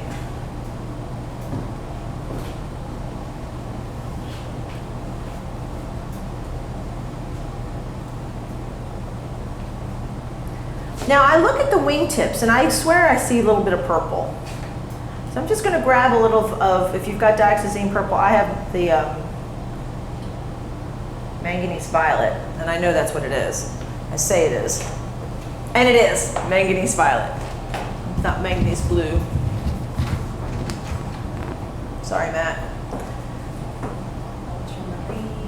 I keep telling my son, sorry, because I keep hitting the speaker and I know it's blowing out his ears. So, you know, I'm a good mom. I'm such a good mother. Okay. I'm going to leave, so you can see that he's sort of kind of getting where his wings are going to go. But I'm not putting the detail in. But I could use that same color down here on the lower part of his tail, which is the ultramarine blue, ivory black mixture. I just want to make sure that we have some of this in before you guys leave. Now, this under part of his belly here, it's darker in value, right? But it still looks like the phthalo blue.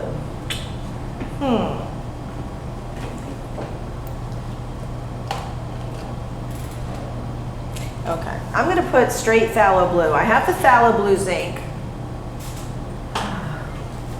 Now that is my, oh, I can't talk to her right now.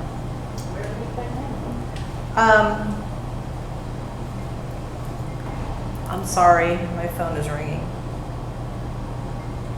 Okay, she's stopped. Okay, so I just squirted out some phthalo blue, straight phthalo blue. And because it's very dark, this part of the underbelly, under here, I'm just going in right here with the phthalo blue. And I'm using it straight. Because I know I'm going to be putting light colors over it later, but I want that to be my dark color that shows.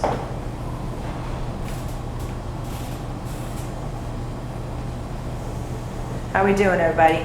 So, phthalo on the underbelly? Sorry. Yes, you see right here? Okay.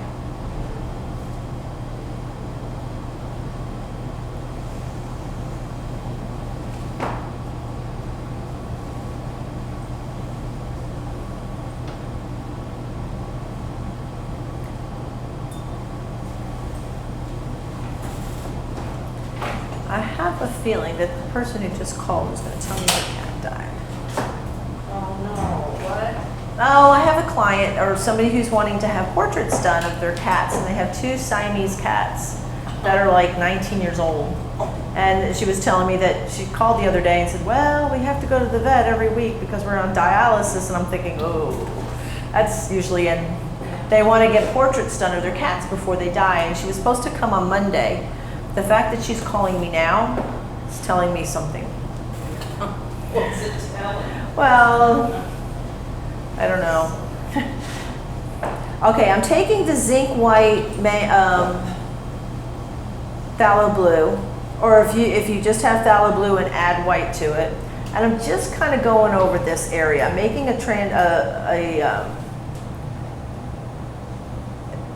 you're welcome to come up here if you want to see it first. I recommend it if you can't see it. What I'm doing here, I'm taking this little bit of this straight manganese and adding it on top of this color that I had before. So I made the transition a little bit smoother. Does that make sense? So you have the dark color, but then you have this other color on top of it. Because we'll go with all the light colors in here. And I'm moving this. This is not right. Do you see? Well, so this is the phthalo blue. This is the phthalo blue with the zinc white. So I put the phthalo blue down first. Then I took the with the white in it, the phthalo with the white, and then just put it over on top. So you get a better transition. And then I can take just the straight titanium white and go over that area. And you kind of bring it up. Does that make sense? Yeah, but my phthalo blue with the zinc white doesn't look like that at all. It doesn't look like this? What does it look like? If I did this, is it like this with, hang on. No, it looks really dark. Okay. Almost like I should have used that turquoise there. That's my phthalo blue with no white in it. And then if I just put, that's all I had on What this. brand was it?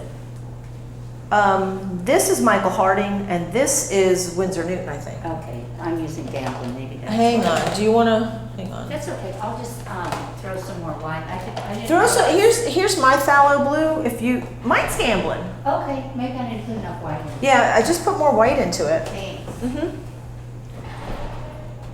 Nah, just it's not gonna make that color. That's okay. That's weird. If you have phthalo blue, what white are you using?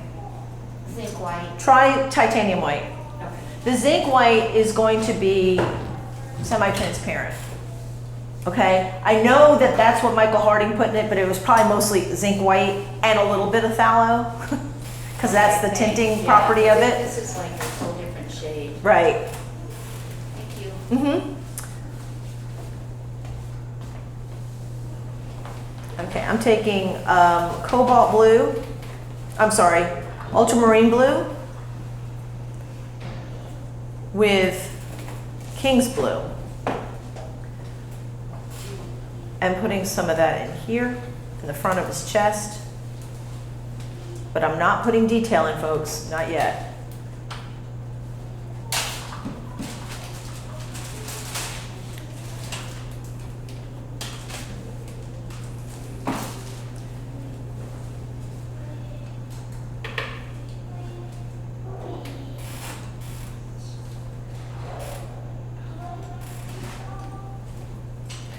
Boy, it's interesting how we can hear them so well downstairs. Scary.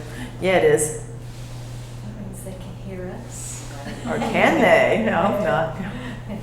Yeah, that's scary. I noticed when running cable in here that between the brick wall and the wood flooring, there's like almost a half-inch gap. Oh, really? Yikes. Like if you roll a coin, it would fall through. Then you would never see it again. Well, it hits them on the head downstairs. Okay, my angle of my tail is off, folks. I'm changing it.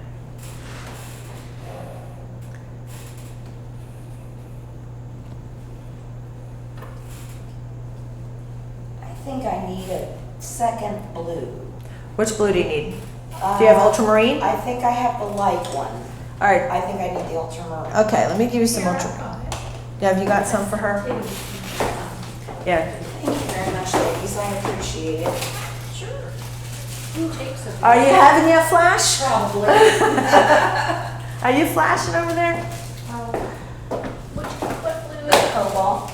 Cobalt. Yeah, there it is. Thank you. You're welcome.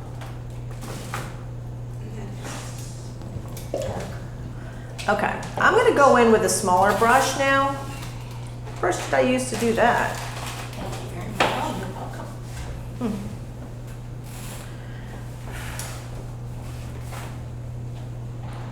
I'm going to take this little brush here.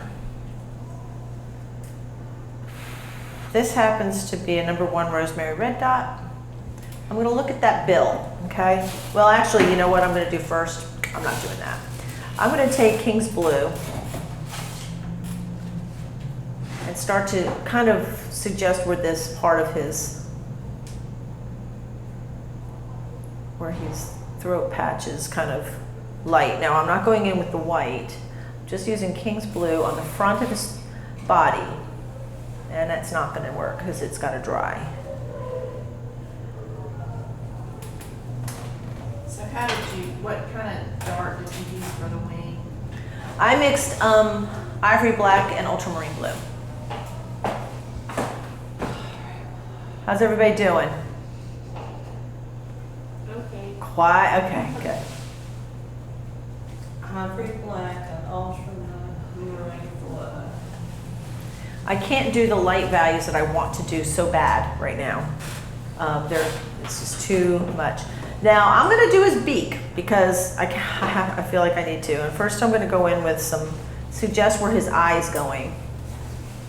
And I always look at where it is in relationship to other things. So his eye, how far is it from the top of his head? How far is it from the inside of his beak, etc. If I have to move the beak out to accommodate, I will. And I'm going to go ahead and go very dark and around the eye with ultramarine blue. And I can tell you I'll be moving this part out a little bit.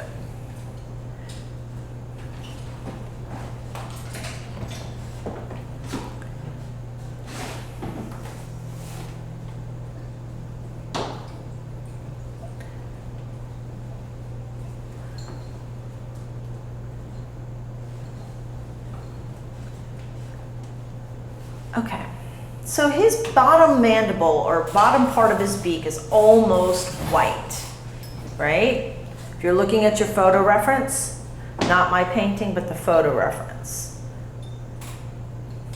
I am going to go in with it white and go backwards of the way you're used to hearing me talk. You usually hear me say, go with your dark value first, work your way up. But because I'm trying to get this as blocked in as possible, I'm going in with the lighter value first and working my way backwards.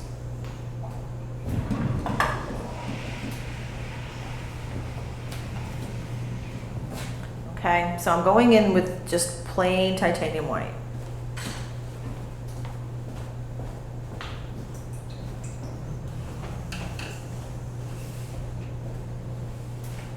And the beak, you just did black, right?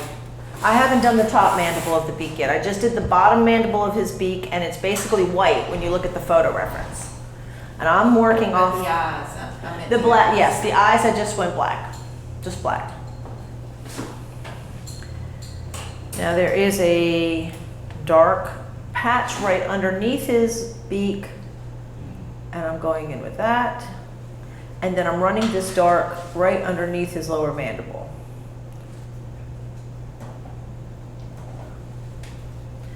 Now I'm going to clean my brush off, and there's probably just enough blue left on this brush, even though I cleaned it off, to blend up. Yep, and it's working. We'll leave that alone. Leave it.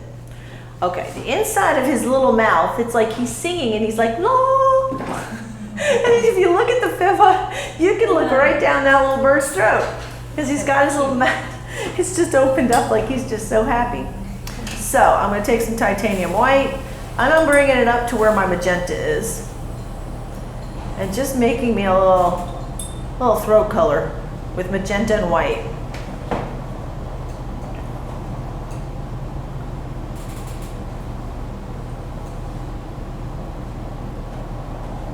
And I'm going to go deep in his throat with just a little magenta.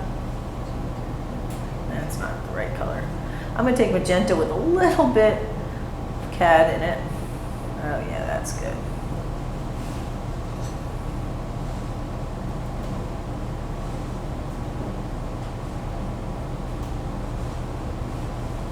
And I'm sure there's a lot of detail that needs to go into that, but I'm not worried about that yet. Because you know why? I'm not doing detail yet. But you know, that's what everybody wants to do. That's what I'm dying to do. I'm just trying to go in there with my little brush and go, all the detail. Now I'm going to take ivory black and mix a little bit of purple in it. If you've got dioxazine purple, awesome. And just go ahead and pop that in there. So I'm looking at the top, what, honey? Where? Top mandible.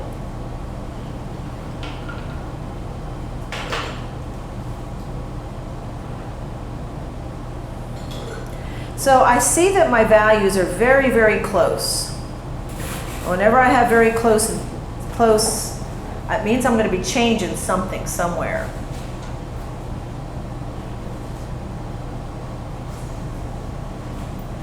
Now I'm going to take a little King's Blue, mix it in with that color. It doesn't look like it. I'm going to take King's Blue. Goodness gracious, come on. Manganese Violet and King's Blue.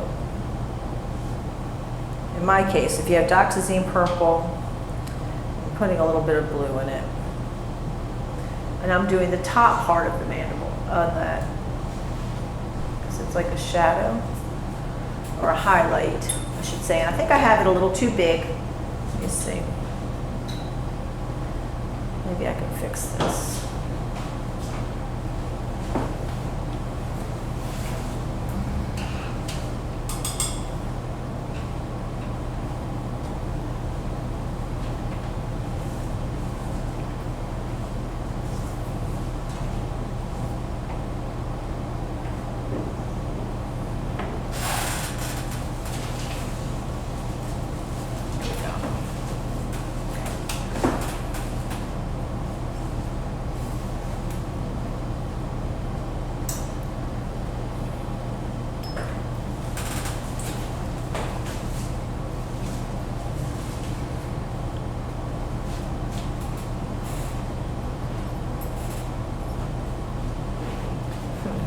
So I gotta figure out, I need to lighten up something, has to lighten up.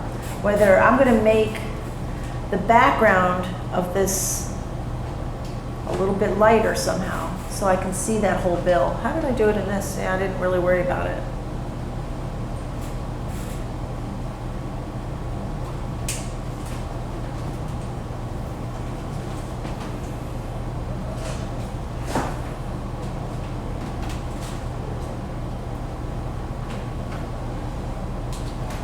We'll leave that alone.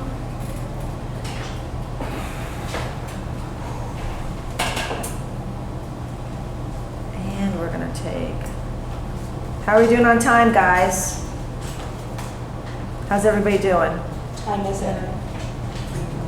Okay, I just want to make sure that the girls that need to see are here to see.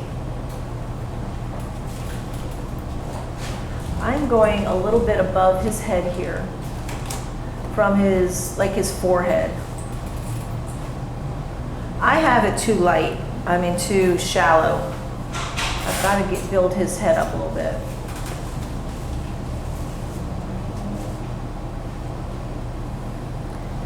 I see a little bit of purple here, so we're gonna do purple.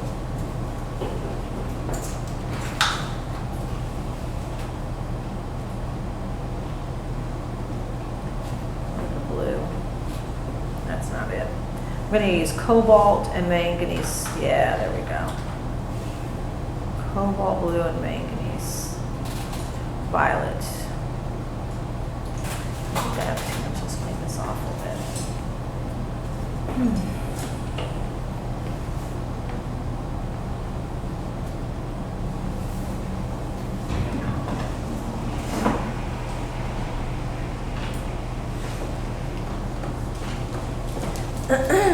Does anybody here besides Matt do Reddit? I've looked at it. It's funny you said that, I just reposted your link to Reddit. Right, because my thing's all of a sudden my phone's blowing up with things, up things. Yeah. I'd never Reddited before. What do you mean your phone's blowing up? Means that people are noticing stuff that we've posted on Reddit with wildlife, yeah. Oh, Matt Reddits. Okay. I'm gonna walk around and see how everybody's doing. Whoops. I'm gonna bring a drink. Yeah, it makes a difference when you have paint that works, right? It really does. Good. I'm glad. Just getting Okay. Yeah, your bird's color's a little off on your photo reference. Do me a favor and look at that picture on your phone. Because this picture, you're losing all the different nuances of that copy. That's why I like using an iPad. I think I get a truer color. So if you pull that picture up, I bet you're gonna see, actually even this is a little bit more accurate than, but it's still, you lose the nuances. So if you feel like you need to go take a look, and then you'll find if you're looking off the real photo reference with, that's the bad thing about copy machines. His belly's a little too fat. Okay, so bring it in. Rein in his tummy just a little bit. He's got a pot belly. I mean, he's kind of cute. Or you look at his shape here. It kind of goes down, out, down. Down, out. So look at from his throat area. Oh, nice, Reeves. No? What are we looking at? Oh. Let me just make sure, let me get Ann on target here. Then it comes out a little bit there, and then it goes flat. So this is round here, but it's flat through here. Flat through there. See, do you see the flatness here? Yeah. Okay. But I think your colors look good. Well, this color doesn't look like yours at all on his back. Yours is more turquoise looking. I'm not sure if This was the fallow. Okay, so when I went on the shoulder part here, I was using ultramarine blue and King's blue, not the phthalo. This part, Here? Yeah, what's this part there? Oh, that actually yours looks pretty good. I just think mine has more white in it. I think maybe it just has, I that's, think yours looks more. but it's because I added more white. You'd be better off, instead of just keeping mix it on your white, add a little bit of that to your white, because I think there you go. So that's more Starting Yes. clumsy. Okay. Yes. And then, sorry.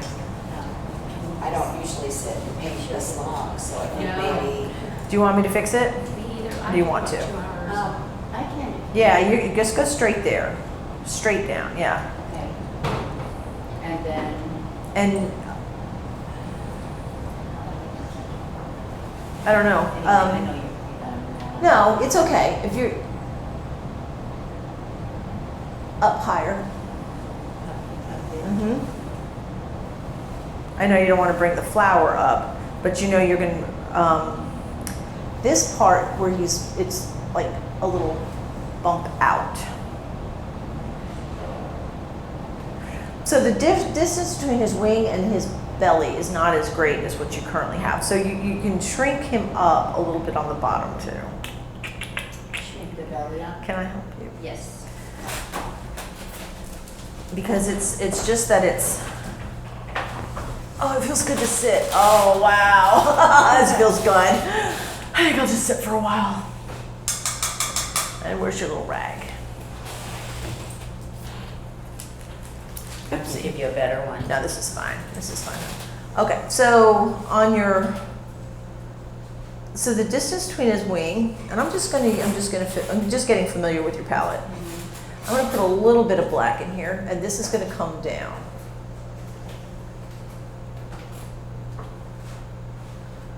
And you got that right.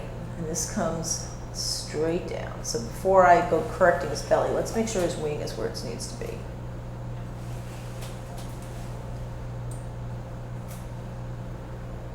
And everything else looks like it's falling into place. So the distance between here and here.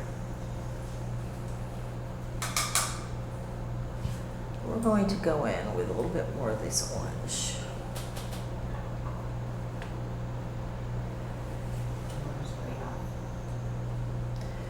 That part. Okay.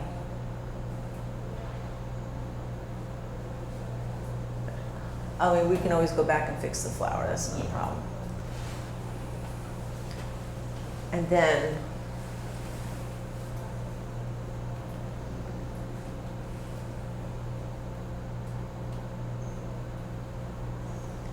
so if we kind of did this a little bit here, this is nice.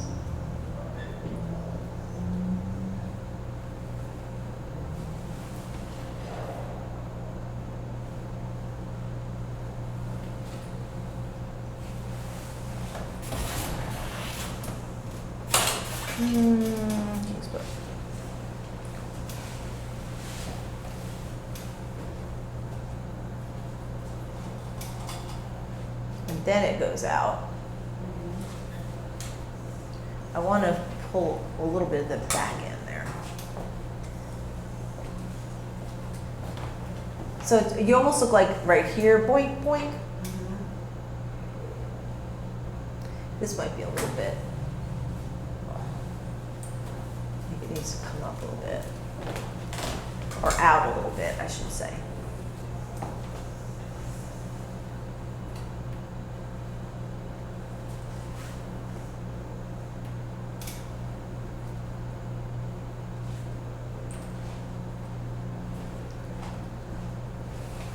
His bill will go up a little bit. I know I keep moving around, but it's almost like I have to make sure everything else is falling into place, or else it won't make sense to me. Which brush is that? It's a good one. It's her number 3. It's working great, and it's like I need to get brushes because my brushes are. It's been a long time since I've ordered brushes, and mine are so frayed and nasty. Yeah, I think I may too. So it's an angle a little bit differently here.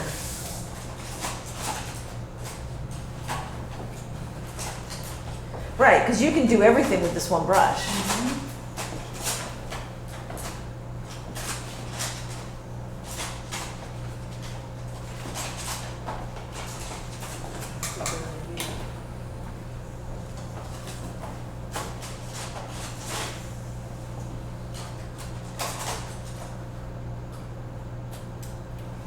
Okay. I know you can fill in the beak. And I have his tail way too long. I had my tail angled wrong too, and so you've got the rump here. So if you just go in, since you've already got the manganese, I keep calling the same color manganese, sorry. And alls I did, honey, I just took titanium white. So much different. And just taking titanium white on the color that you've already got down, you know, you can always mix right on the, we've got the rump. There's a little bit of a darker color in there. Did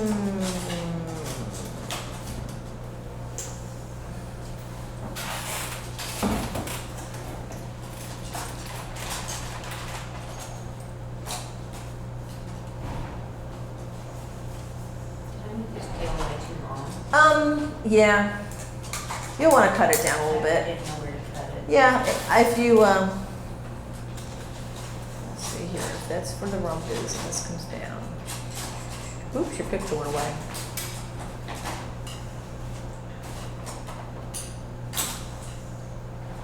It's telling me things.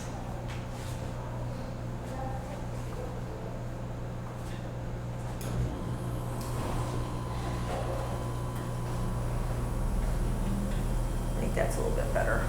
So much better. Okay, I'm sorry I messed up your thing No, down here, that's okay. but your bird is, now you can fill it in. Okay, thank you. And I'm gonna steal that, by the way, because my brush is not that good.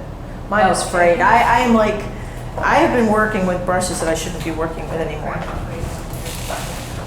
Thank you so Uh-huh. much. See, I think your bird looks good.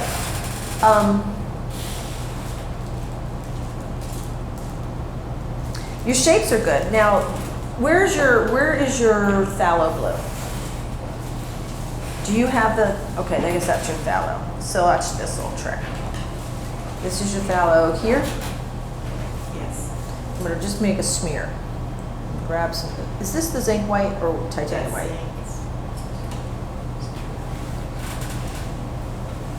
There you go.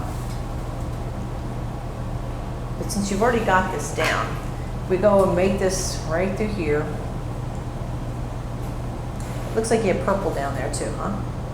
Maybe a little bit?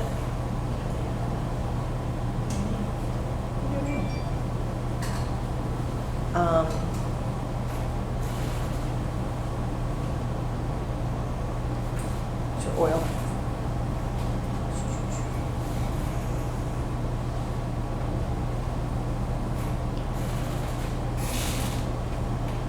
It is funny how different colors are so different from brand to brand. Yeah. You'd think, right, there'd be a consistency with life. Like one consistency, please.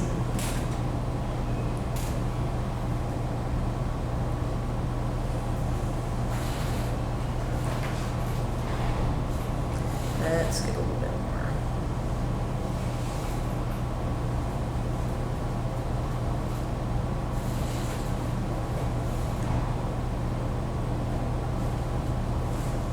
Just kind of getting that little shape in.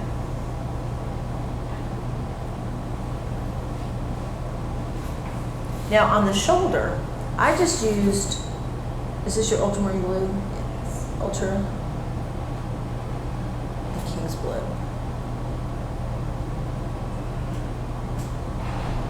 And ultramarine blue has that little purpley cast to it. See, that's ultramarine and King's Blue.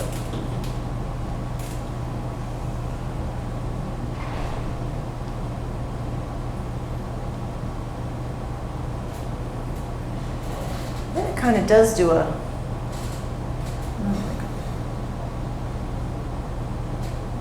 I almost want to give you some of my other color. What brand of phthalo blue is yours? Is it also? It's Gamblin. It is. It's the same as mine. So.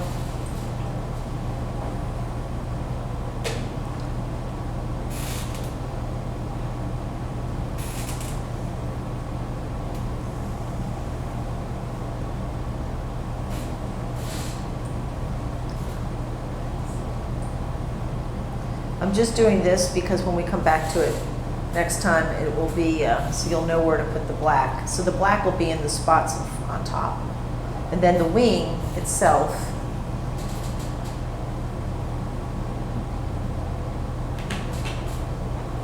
I'm taking the ultramarine and a little bit of ivory black. So from this point down, you've got, and you'll be able to put all the little, let's see if that's right.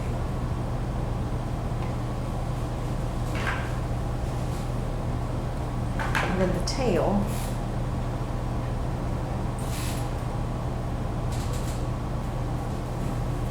Everybody's so quiet. I almost can't stand it. So quiet. Yeah. Focus. Yeah, it's a little intense. Focus. Makes me think of the SpongeBob episode, right, Matt? Focusing. Where Patrick's eyes get closed in the door. Yeah. See, the thing is, you people are probably too mature to watch SpongeBob. I cannot say the same for myself. And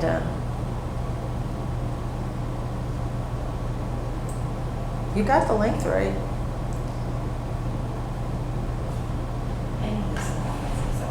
It is. It's very tiring. Right. No doubt. No doubt.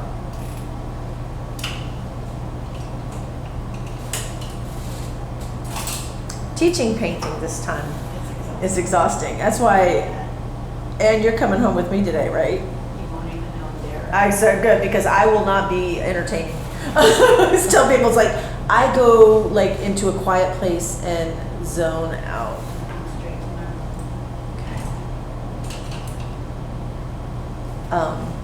I am such a bad hostess. When we clean this up, by the time you get to this point, the turpentines make you high, you don't realize, you know. Well, hopefully you're not using turpentine. You've just got the Yeah, this is, Gamsol. yeah, there's nothing up here Can't get high. to null your time. It is what it is. I'm looking at your lines are good. That's great. Creepy. Have you got one of them creepy birds? Okay. Yeah. Where's your little rag? Oh, I got it. Did you guys get some stuff? Oh, this is like, oh. Well, now it's late. I'm not gonna do it now. I'll drink at the studio.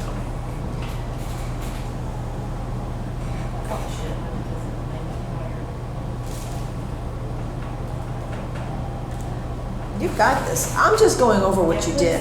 I just am going over what you've already done. I think everything is really pretty though.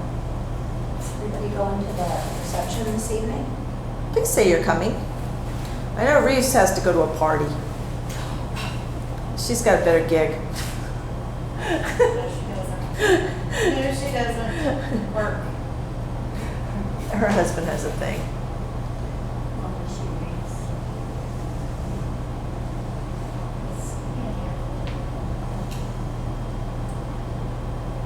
Okay.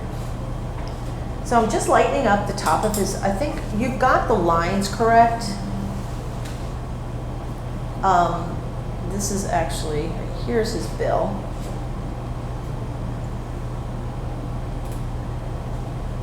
And we're going to go a little darker right underneath this.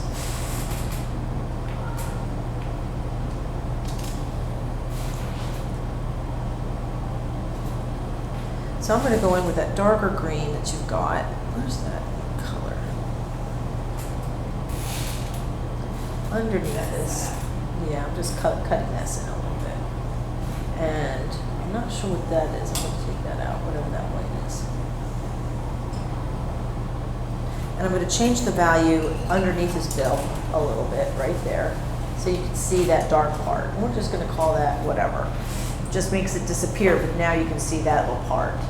And then you've got the pink part. But I will caution you about using this as your sole reference.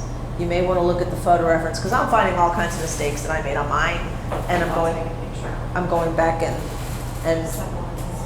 then fixing it. I sent it to you, did I not? It's on her. It's on the, It's on the, should be on her. On the, just look and see if I have it. it would be, Tomorrow. Oh, gotcha. I can send it to you. I can print out a couple extra copies too if it helps. That'd be great. Yeah. let's see.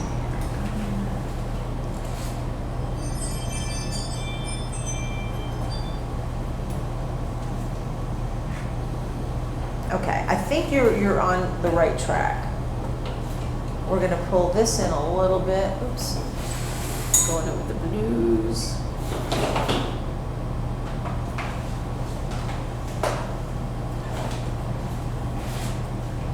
And this goes up, and then let's go down a little bit more.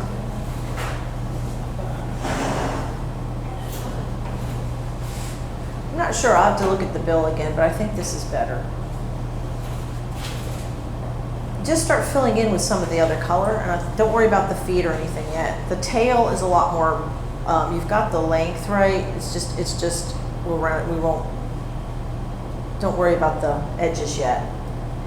You can always put the darker value down the center.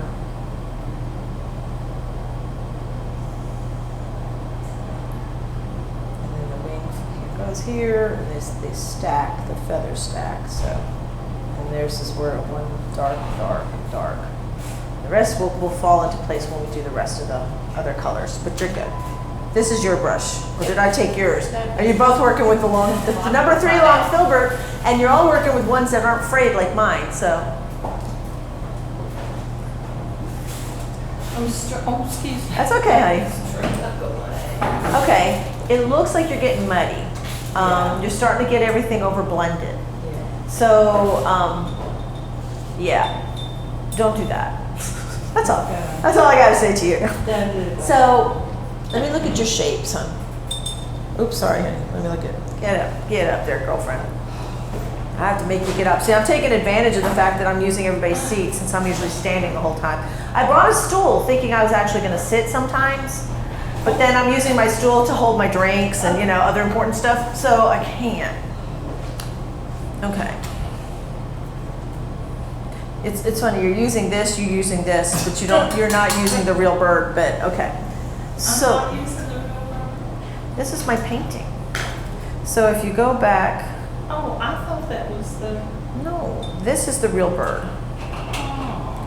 That's the real bird. So every time I sit down to somebody's palette, I have to figure out where everybody's colors are again. This is like, That's the phthalo. Yeah. Let me get his bearings correct.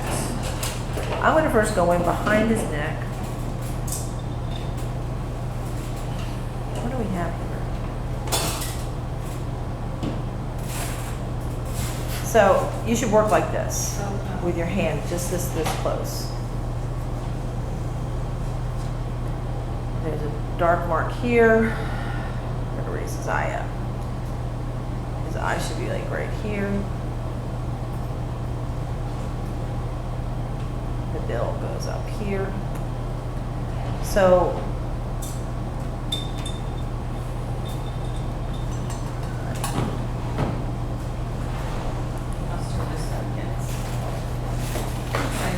oh yeah. I'm gonna sleep well tonight, folks. I don't know how y'all feel. Yeah. You're gonna sleep well, you're gonna sleep like a little baby.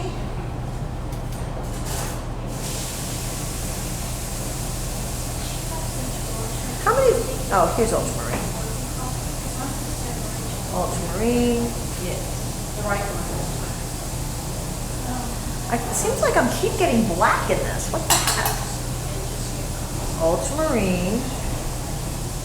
All right, what am I doing wrong? Is there black in your paint? Oh, All right, do me a favor. Put more than that down. I can't work with that. All right, I got some here. I got it. It's all right. Let me just go and I'll let you worry about your palette later. But let me get this situated here. Lady Di. All right, I'm gonna put this up here. And we're gonna bring this down. There's a lot of stuff going on here. Ew, this is just weird. It's like it got mixed, like some stuff. Oh, no. Yeah, I should have like the green to the blue. Oh, thank you so much, and good job. Taking care of us. We're moving that eye up. All right, do me a favor. You're gonna have to put more colors down. I don't have enough to work with. What is this one? Is that cobalt? That looks like Cerulean. Yeah, that looks like cerulean. Wow, that's really good. And then this is ultramarine. Okay, let me try this. This This is is cobalt. These are eyes. You gotta Okay. get up and walk away.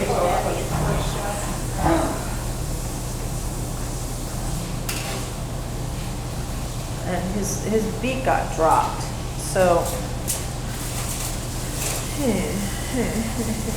where's phthalo? Is this your phthalo? Yeah. Where's your titanium light?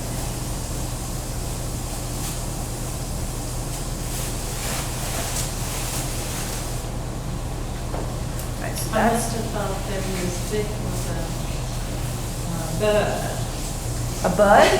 You know, this flower. Oh, okay. He does have like a budding little beak. So here's his back, and then you got that kind of that hump right. And you got a little the front of the shoulder. And it goes up a little bit here to here. You can leave our things here overnight. Yep. Awesome. You can leave it all right here.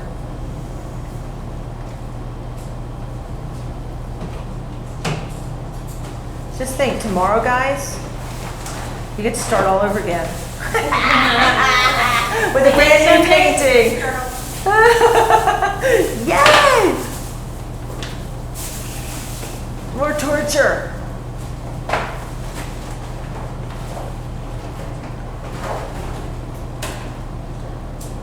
I'm trying to go in more with a more direct pattern here. Re-brilliantize your colors here.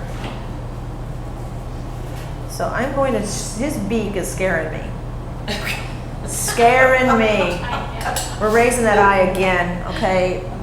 So if this is where his head is, his eye should be like right here. Okay? This goes up and his beak goes straight up. Okay? That little bud's in the wrong place. So we're going to take that out.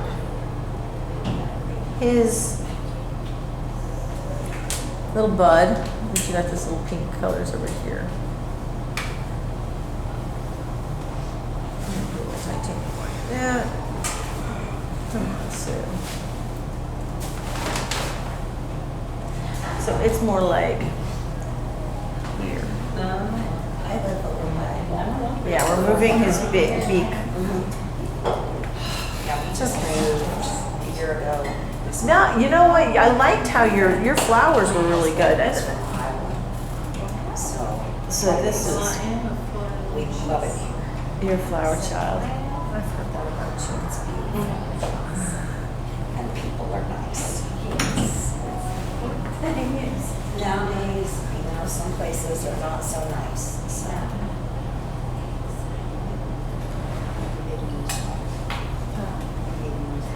Okay, so we're gonna take that off. Seriously. Bye, guys. Bye, honey. Hey, be safe.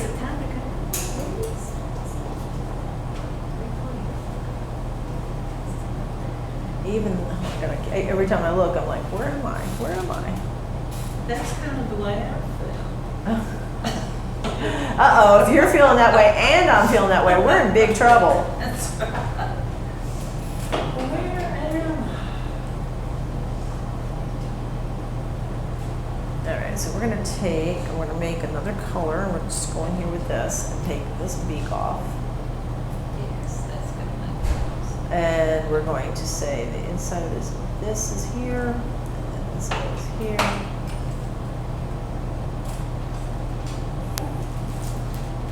So I'm going to go in with a lighter color underneath his bill so I can see the inside of his mouth. Okay, I'm trying to get him into focus here.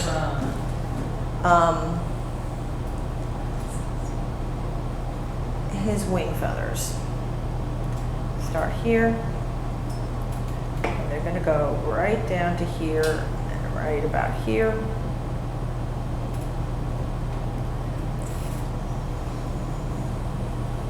And this is a blue bunting? Indigo bunting. Indigo.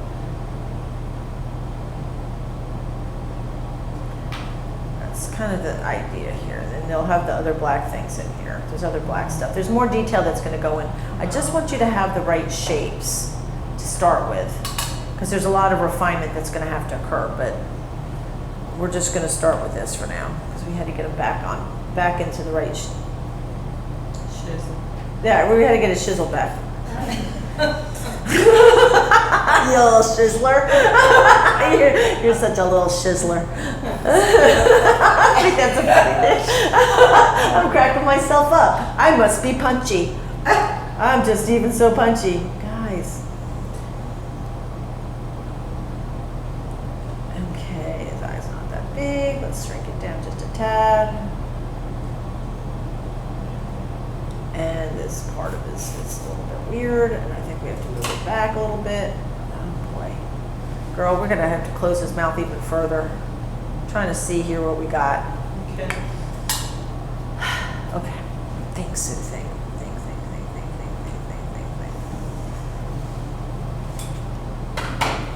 Here.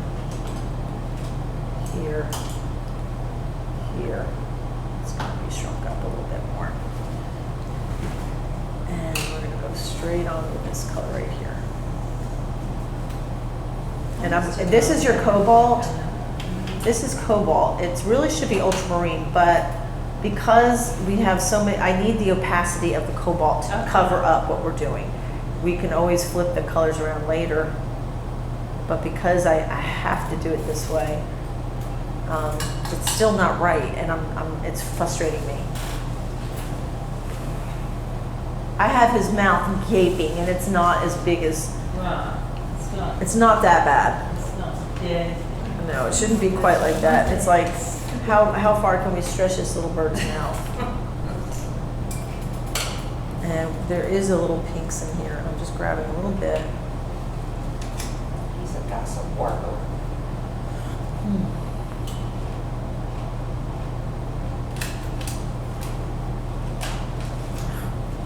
Getting browns in there.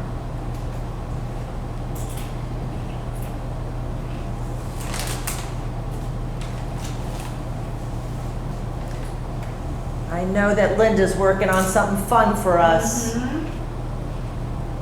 Our little Linda. I'm gonna come by there for a minute, but I actually was supposed to go to dinner tonight. Ah. Not with my sweetie. Okay. It's like, you're not blowing us off for a man. I'm sorry, that's not. I will be running home to let my dog out because bless his heart. It's his birthday. It's his birthday, and I've left him all day in the house. Yeah, it's Mr. Singer's birthday, and he is all by his little lonesome. Yeah, because usually Matt's with him. Yeah, somebody's usually there with him. I need to go let my dog out.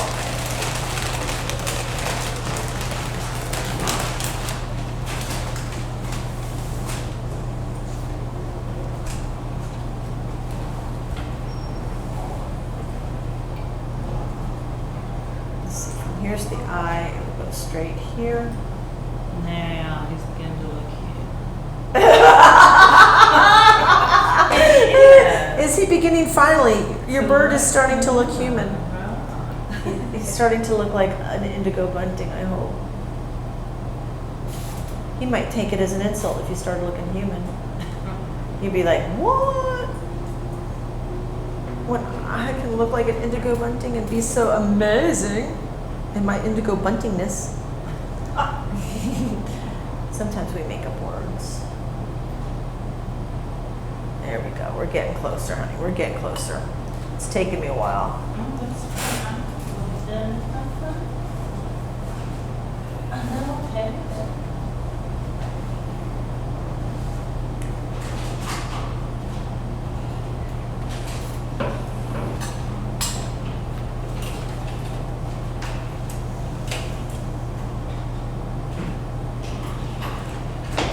He's definitely going to benefit from a day or two drying out. Yeah. And this is where he comes out. His chest comes out here. Because there's too much colors down and it's not showing out. And I do that. I have a tendency to matting.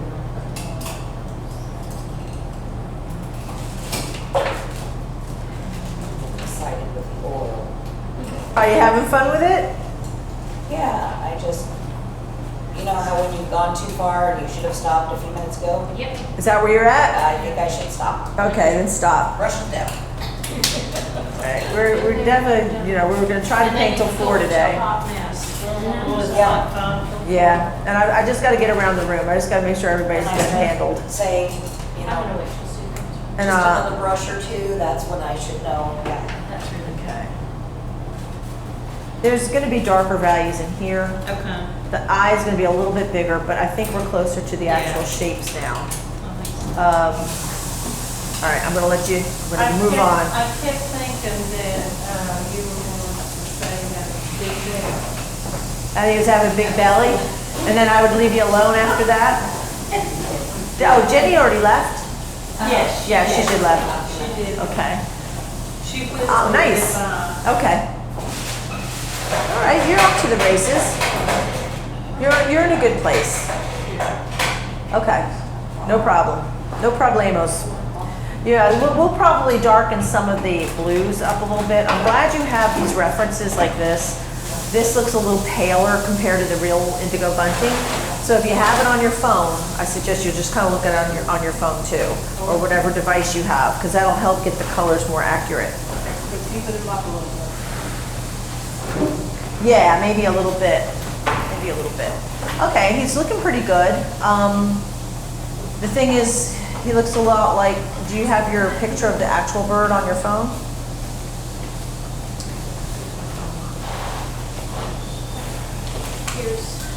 Here's your phone.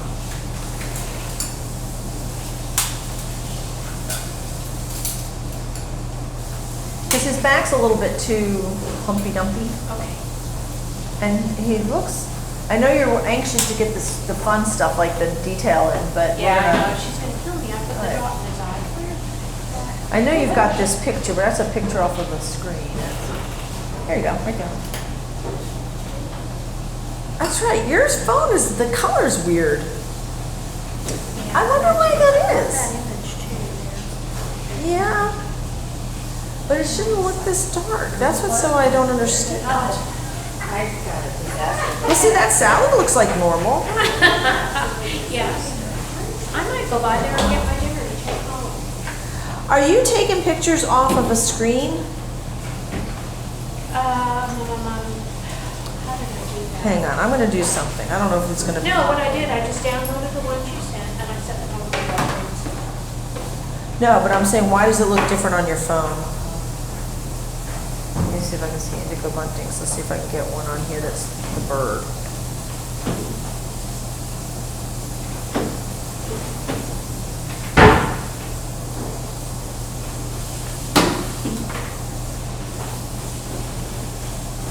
I just thought if I could find them.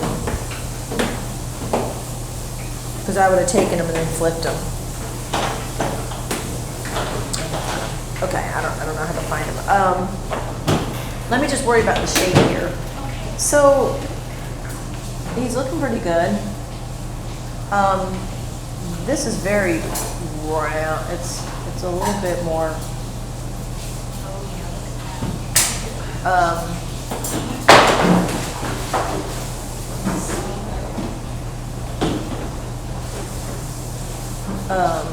Sure.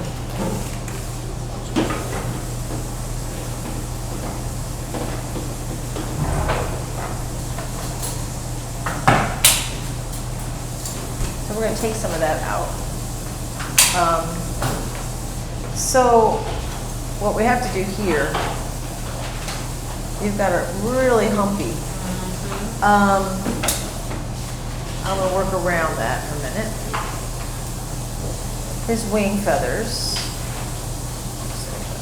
I'm having, I mean, I think I've got pretty good paint, but I'm having trouble. I feel like it's just sliding all around the substrate. It's not changing like it would normally. You're just not used to it. That's okay.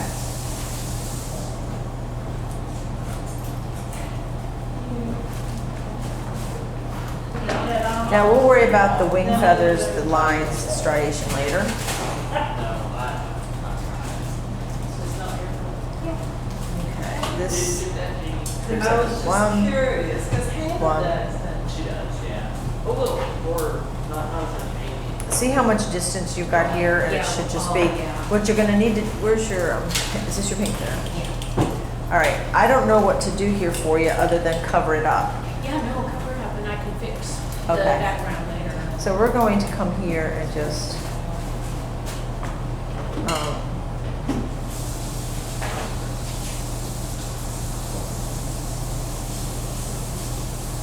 Yeah, at least we're gonna shade correct. gee whiz. Okay. Gee whiz. Oh, I need to do that to your brush. That's a good brush. I'm trying to get the little hairs back down. So your phthalo. Let's put that right there. Grab some of the white. Got some brown in it. Got some orange in it. I don't need this ink. I'm going to use this. There's Camso and the other one. Since we already have some of this down, Oh, me too. it should blend. And when I start getting toward the end and I know I should quit, I just make a bigger mess than if, you know. I need to get 2 more structures. And I think you've got the general area. Any ladies are going to the reception tonight? You know, I'm gonna go and see about my dog, and then I'm gonna come down for a little bit. Good.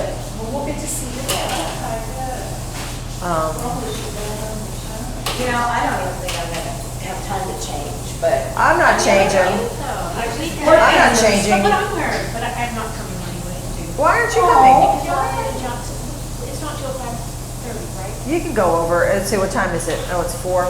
Yeah. She said she'd be ready at 5:30, but if say that. Yeah, I think that's really, really nice of her, but if you want some of those buckets to take home for breakfast, take them. Or we'll certainly do it tomorrow. Well, I threw away the spoon wrap. Stupidly. If anyone has Ziploc bag, you know, you can just put them in there. I have Ziploc bags. Oh, that's great. Do you need some? Yeah, I'm looking to have them tomorrow. Okay, do you want me to stick them in, That'd be great. stick those in? Thanks. Thank you. Okay, so this is going to have to come They're off here. beautiful. But the idea, the shape is back on Oh, wow, track. it smells so good. You want to make a different, I cut off this much of the back. He does have a little bit of a hump, and I probably could afford to cut off even more because it's almost straight. It's a little humpy, and it's a little bit not, you've got it very humpy, but I don't want to redo his whole structure. But that's basically it. You've got it, and you've actually. Just say it's a girl, and she's pregnant. Okay, there you go. Now your colors look good though. Is that what's happened to your palette? Yeah, there's no soap. Oh. Turpentine, so that- Oh geez. Okay, so you're good. You're letting it dry out I'll now. be okay? Is that Yes. okay for tomorrow? Yeah, we'll be fine. We'll be fine. I'm going to. I wish I had a. I didn't. I'm going to bring my brushes to the house and wash them. Oh, this is my life. I know, I do. I'm just glad when someone tells me. Oh, yeah. Well, usually it's me. Are you going to the water? Plug them. I'm on this. Yeah, I thought. Did I not see you first? Yeah, they do look better. So how did you fix it? Did you look it on your phone? Okay. Okay. No, it looks much better. And that's a good place to be able to bring it on. Bring it, we'll leave it alone until the next day, the next time. Okay. Looks like Linda's Warhol might be here too. I just got a delivery notification, so. Oh, nice. Yeah. If you want to go ahead and sign up for spring. Oh, yeah, we can do that. Let's see here. And I'm looking at my brushes and thinking, I don't have any Murphy soap here, so I'm taking my brushes home. Guys, thank you so much for joining me for this live stream on the Birds and Botanicals. Know that we will be back tomorrow at 9 o'clock, but when we jump back in tomorrow, we're going to start with the goldfinch and the thistle. So we're kind of starting all over with a brand new piece. And everybody's probably going, ah, because we just got used to painting this one, and now we're going to flip it over and do another piece. But we'll wrap it all up on Sunday. So I hope you enjoyed today. If you did, you know, you can give this video a thumbs up. Consider joining my YouTube membership and my Patreon, and know that we're going to be doing a lot more live streams since we got like a really cool camera. So thanks for joining me. I'll see you tomorrow. Bye.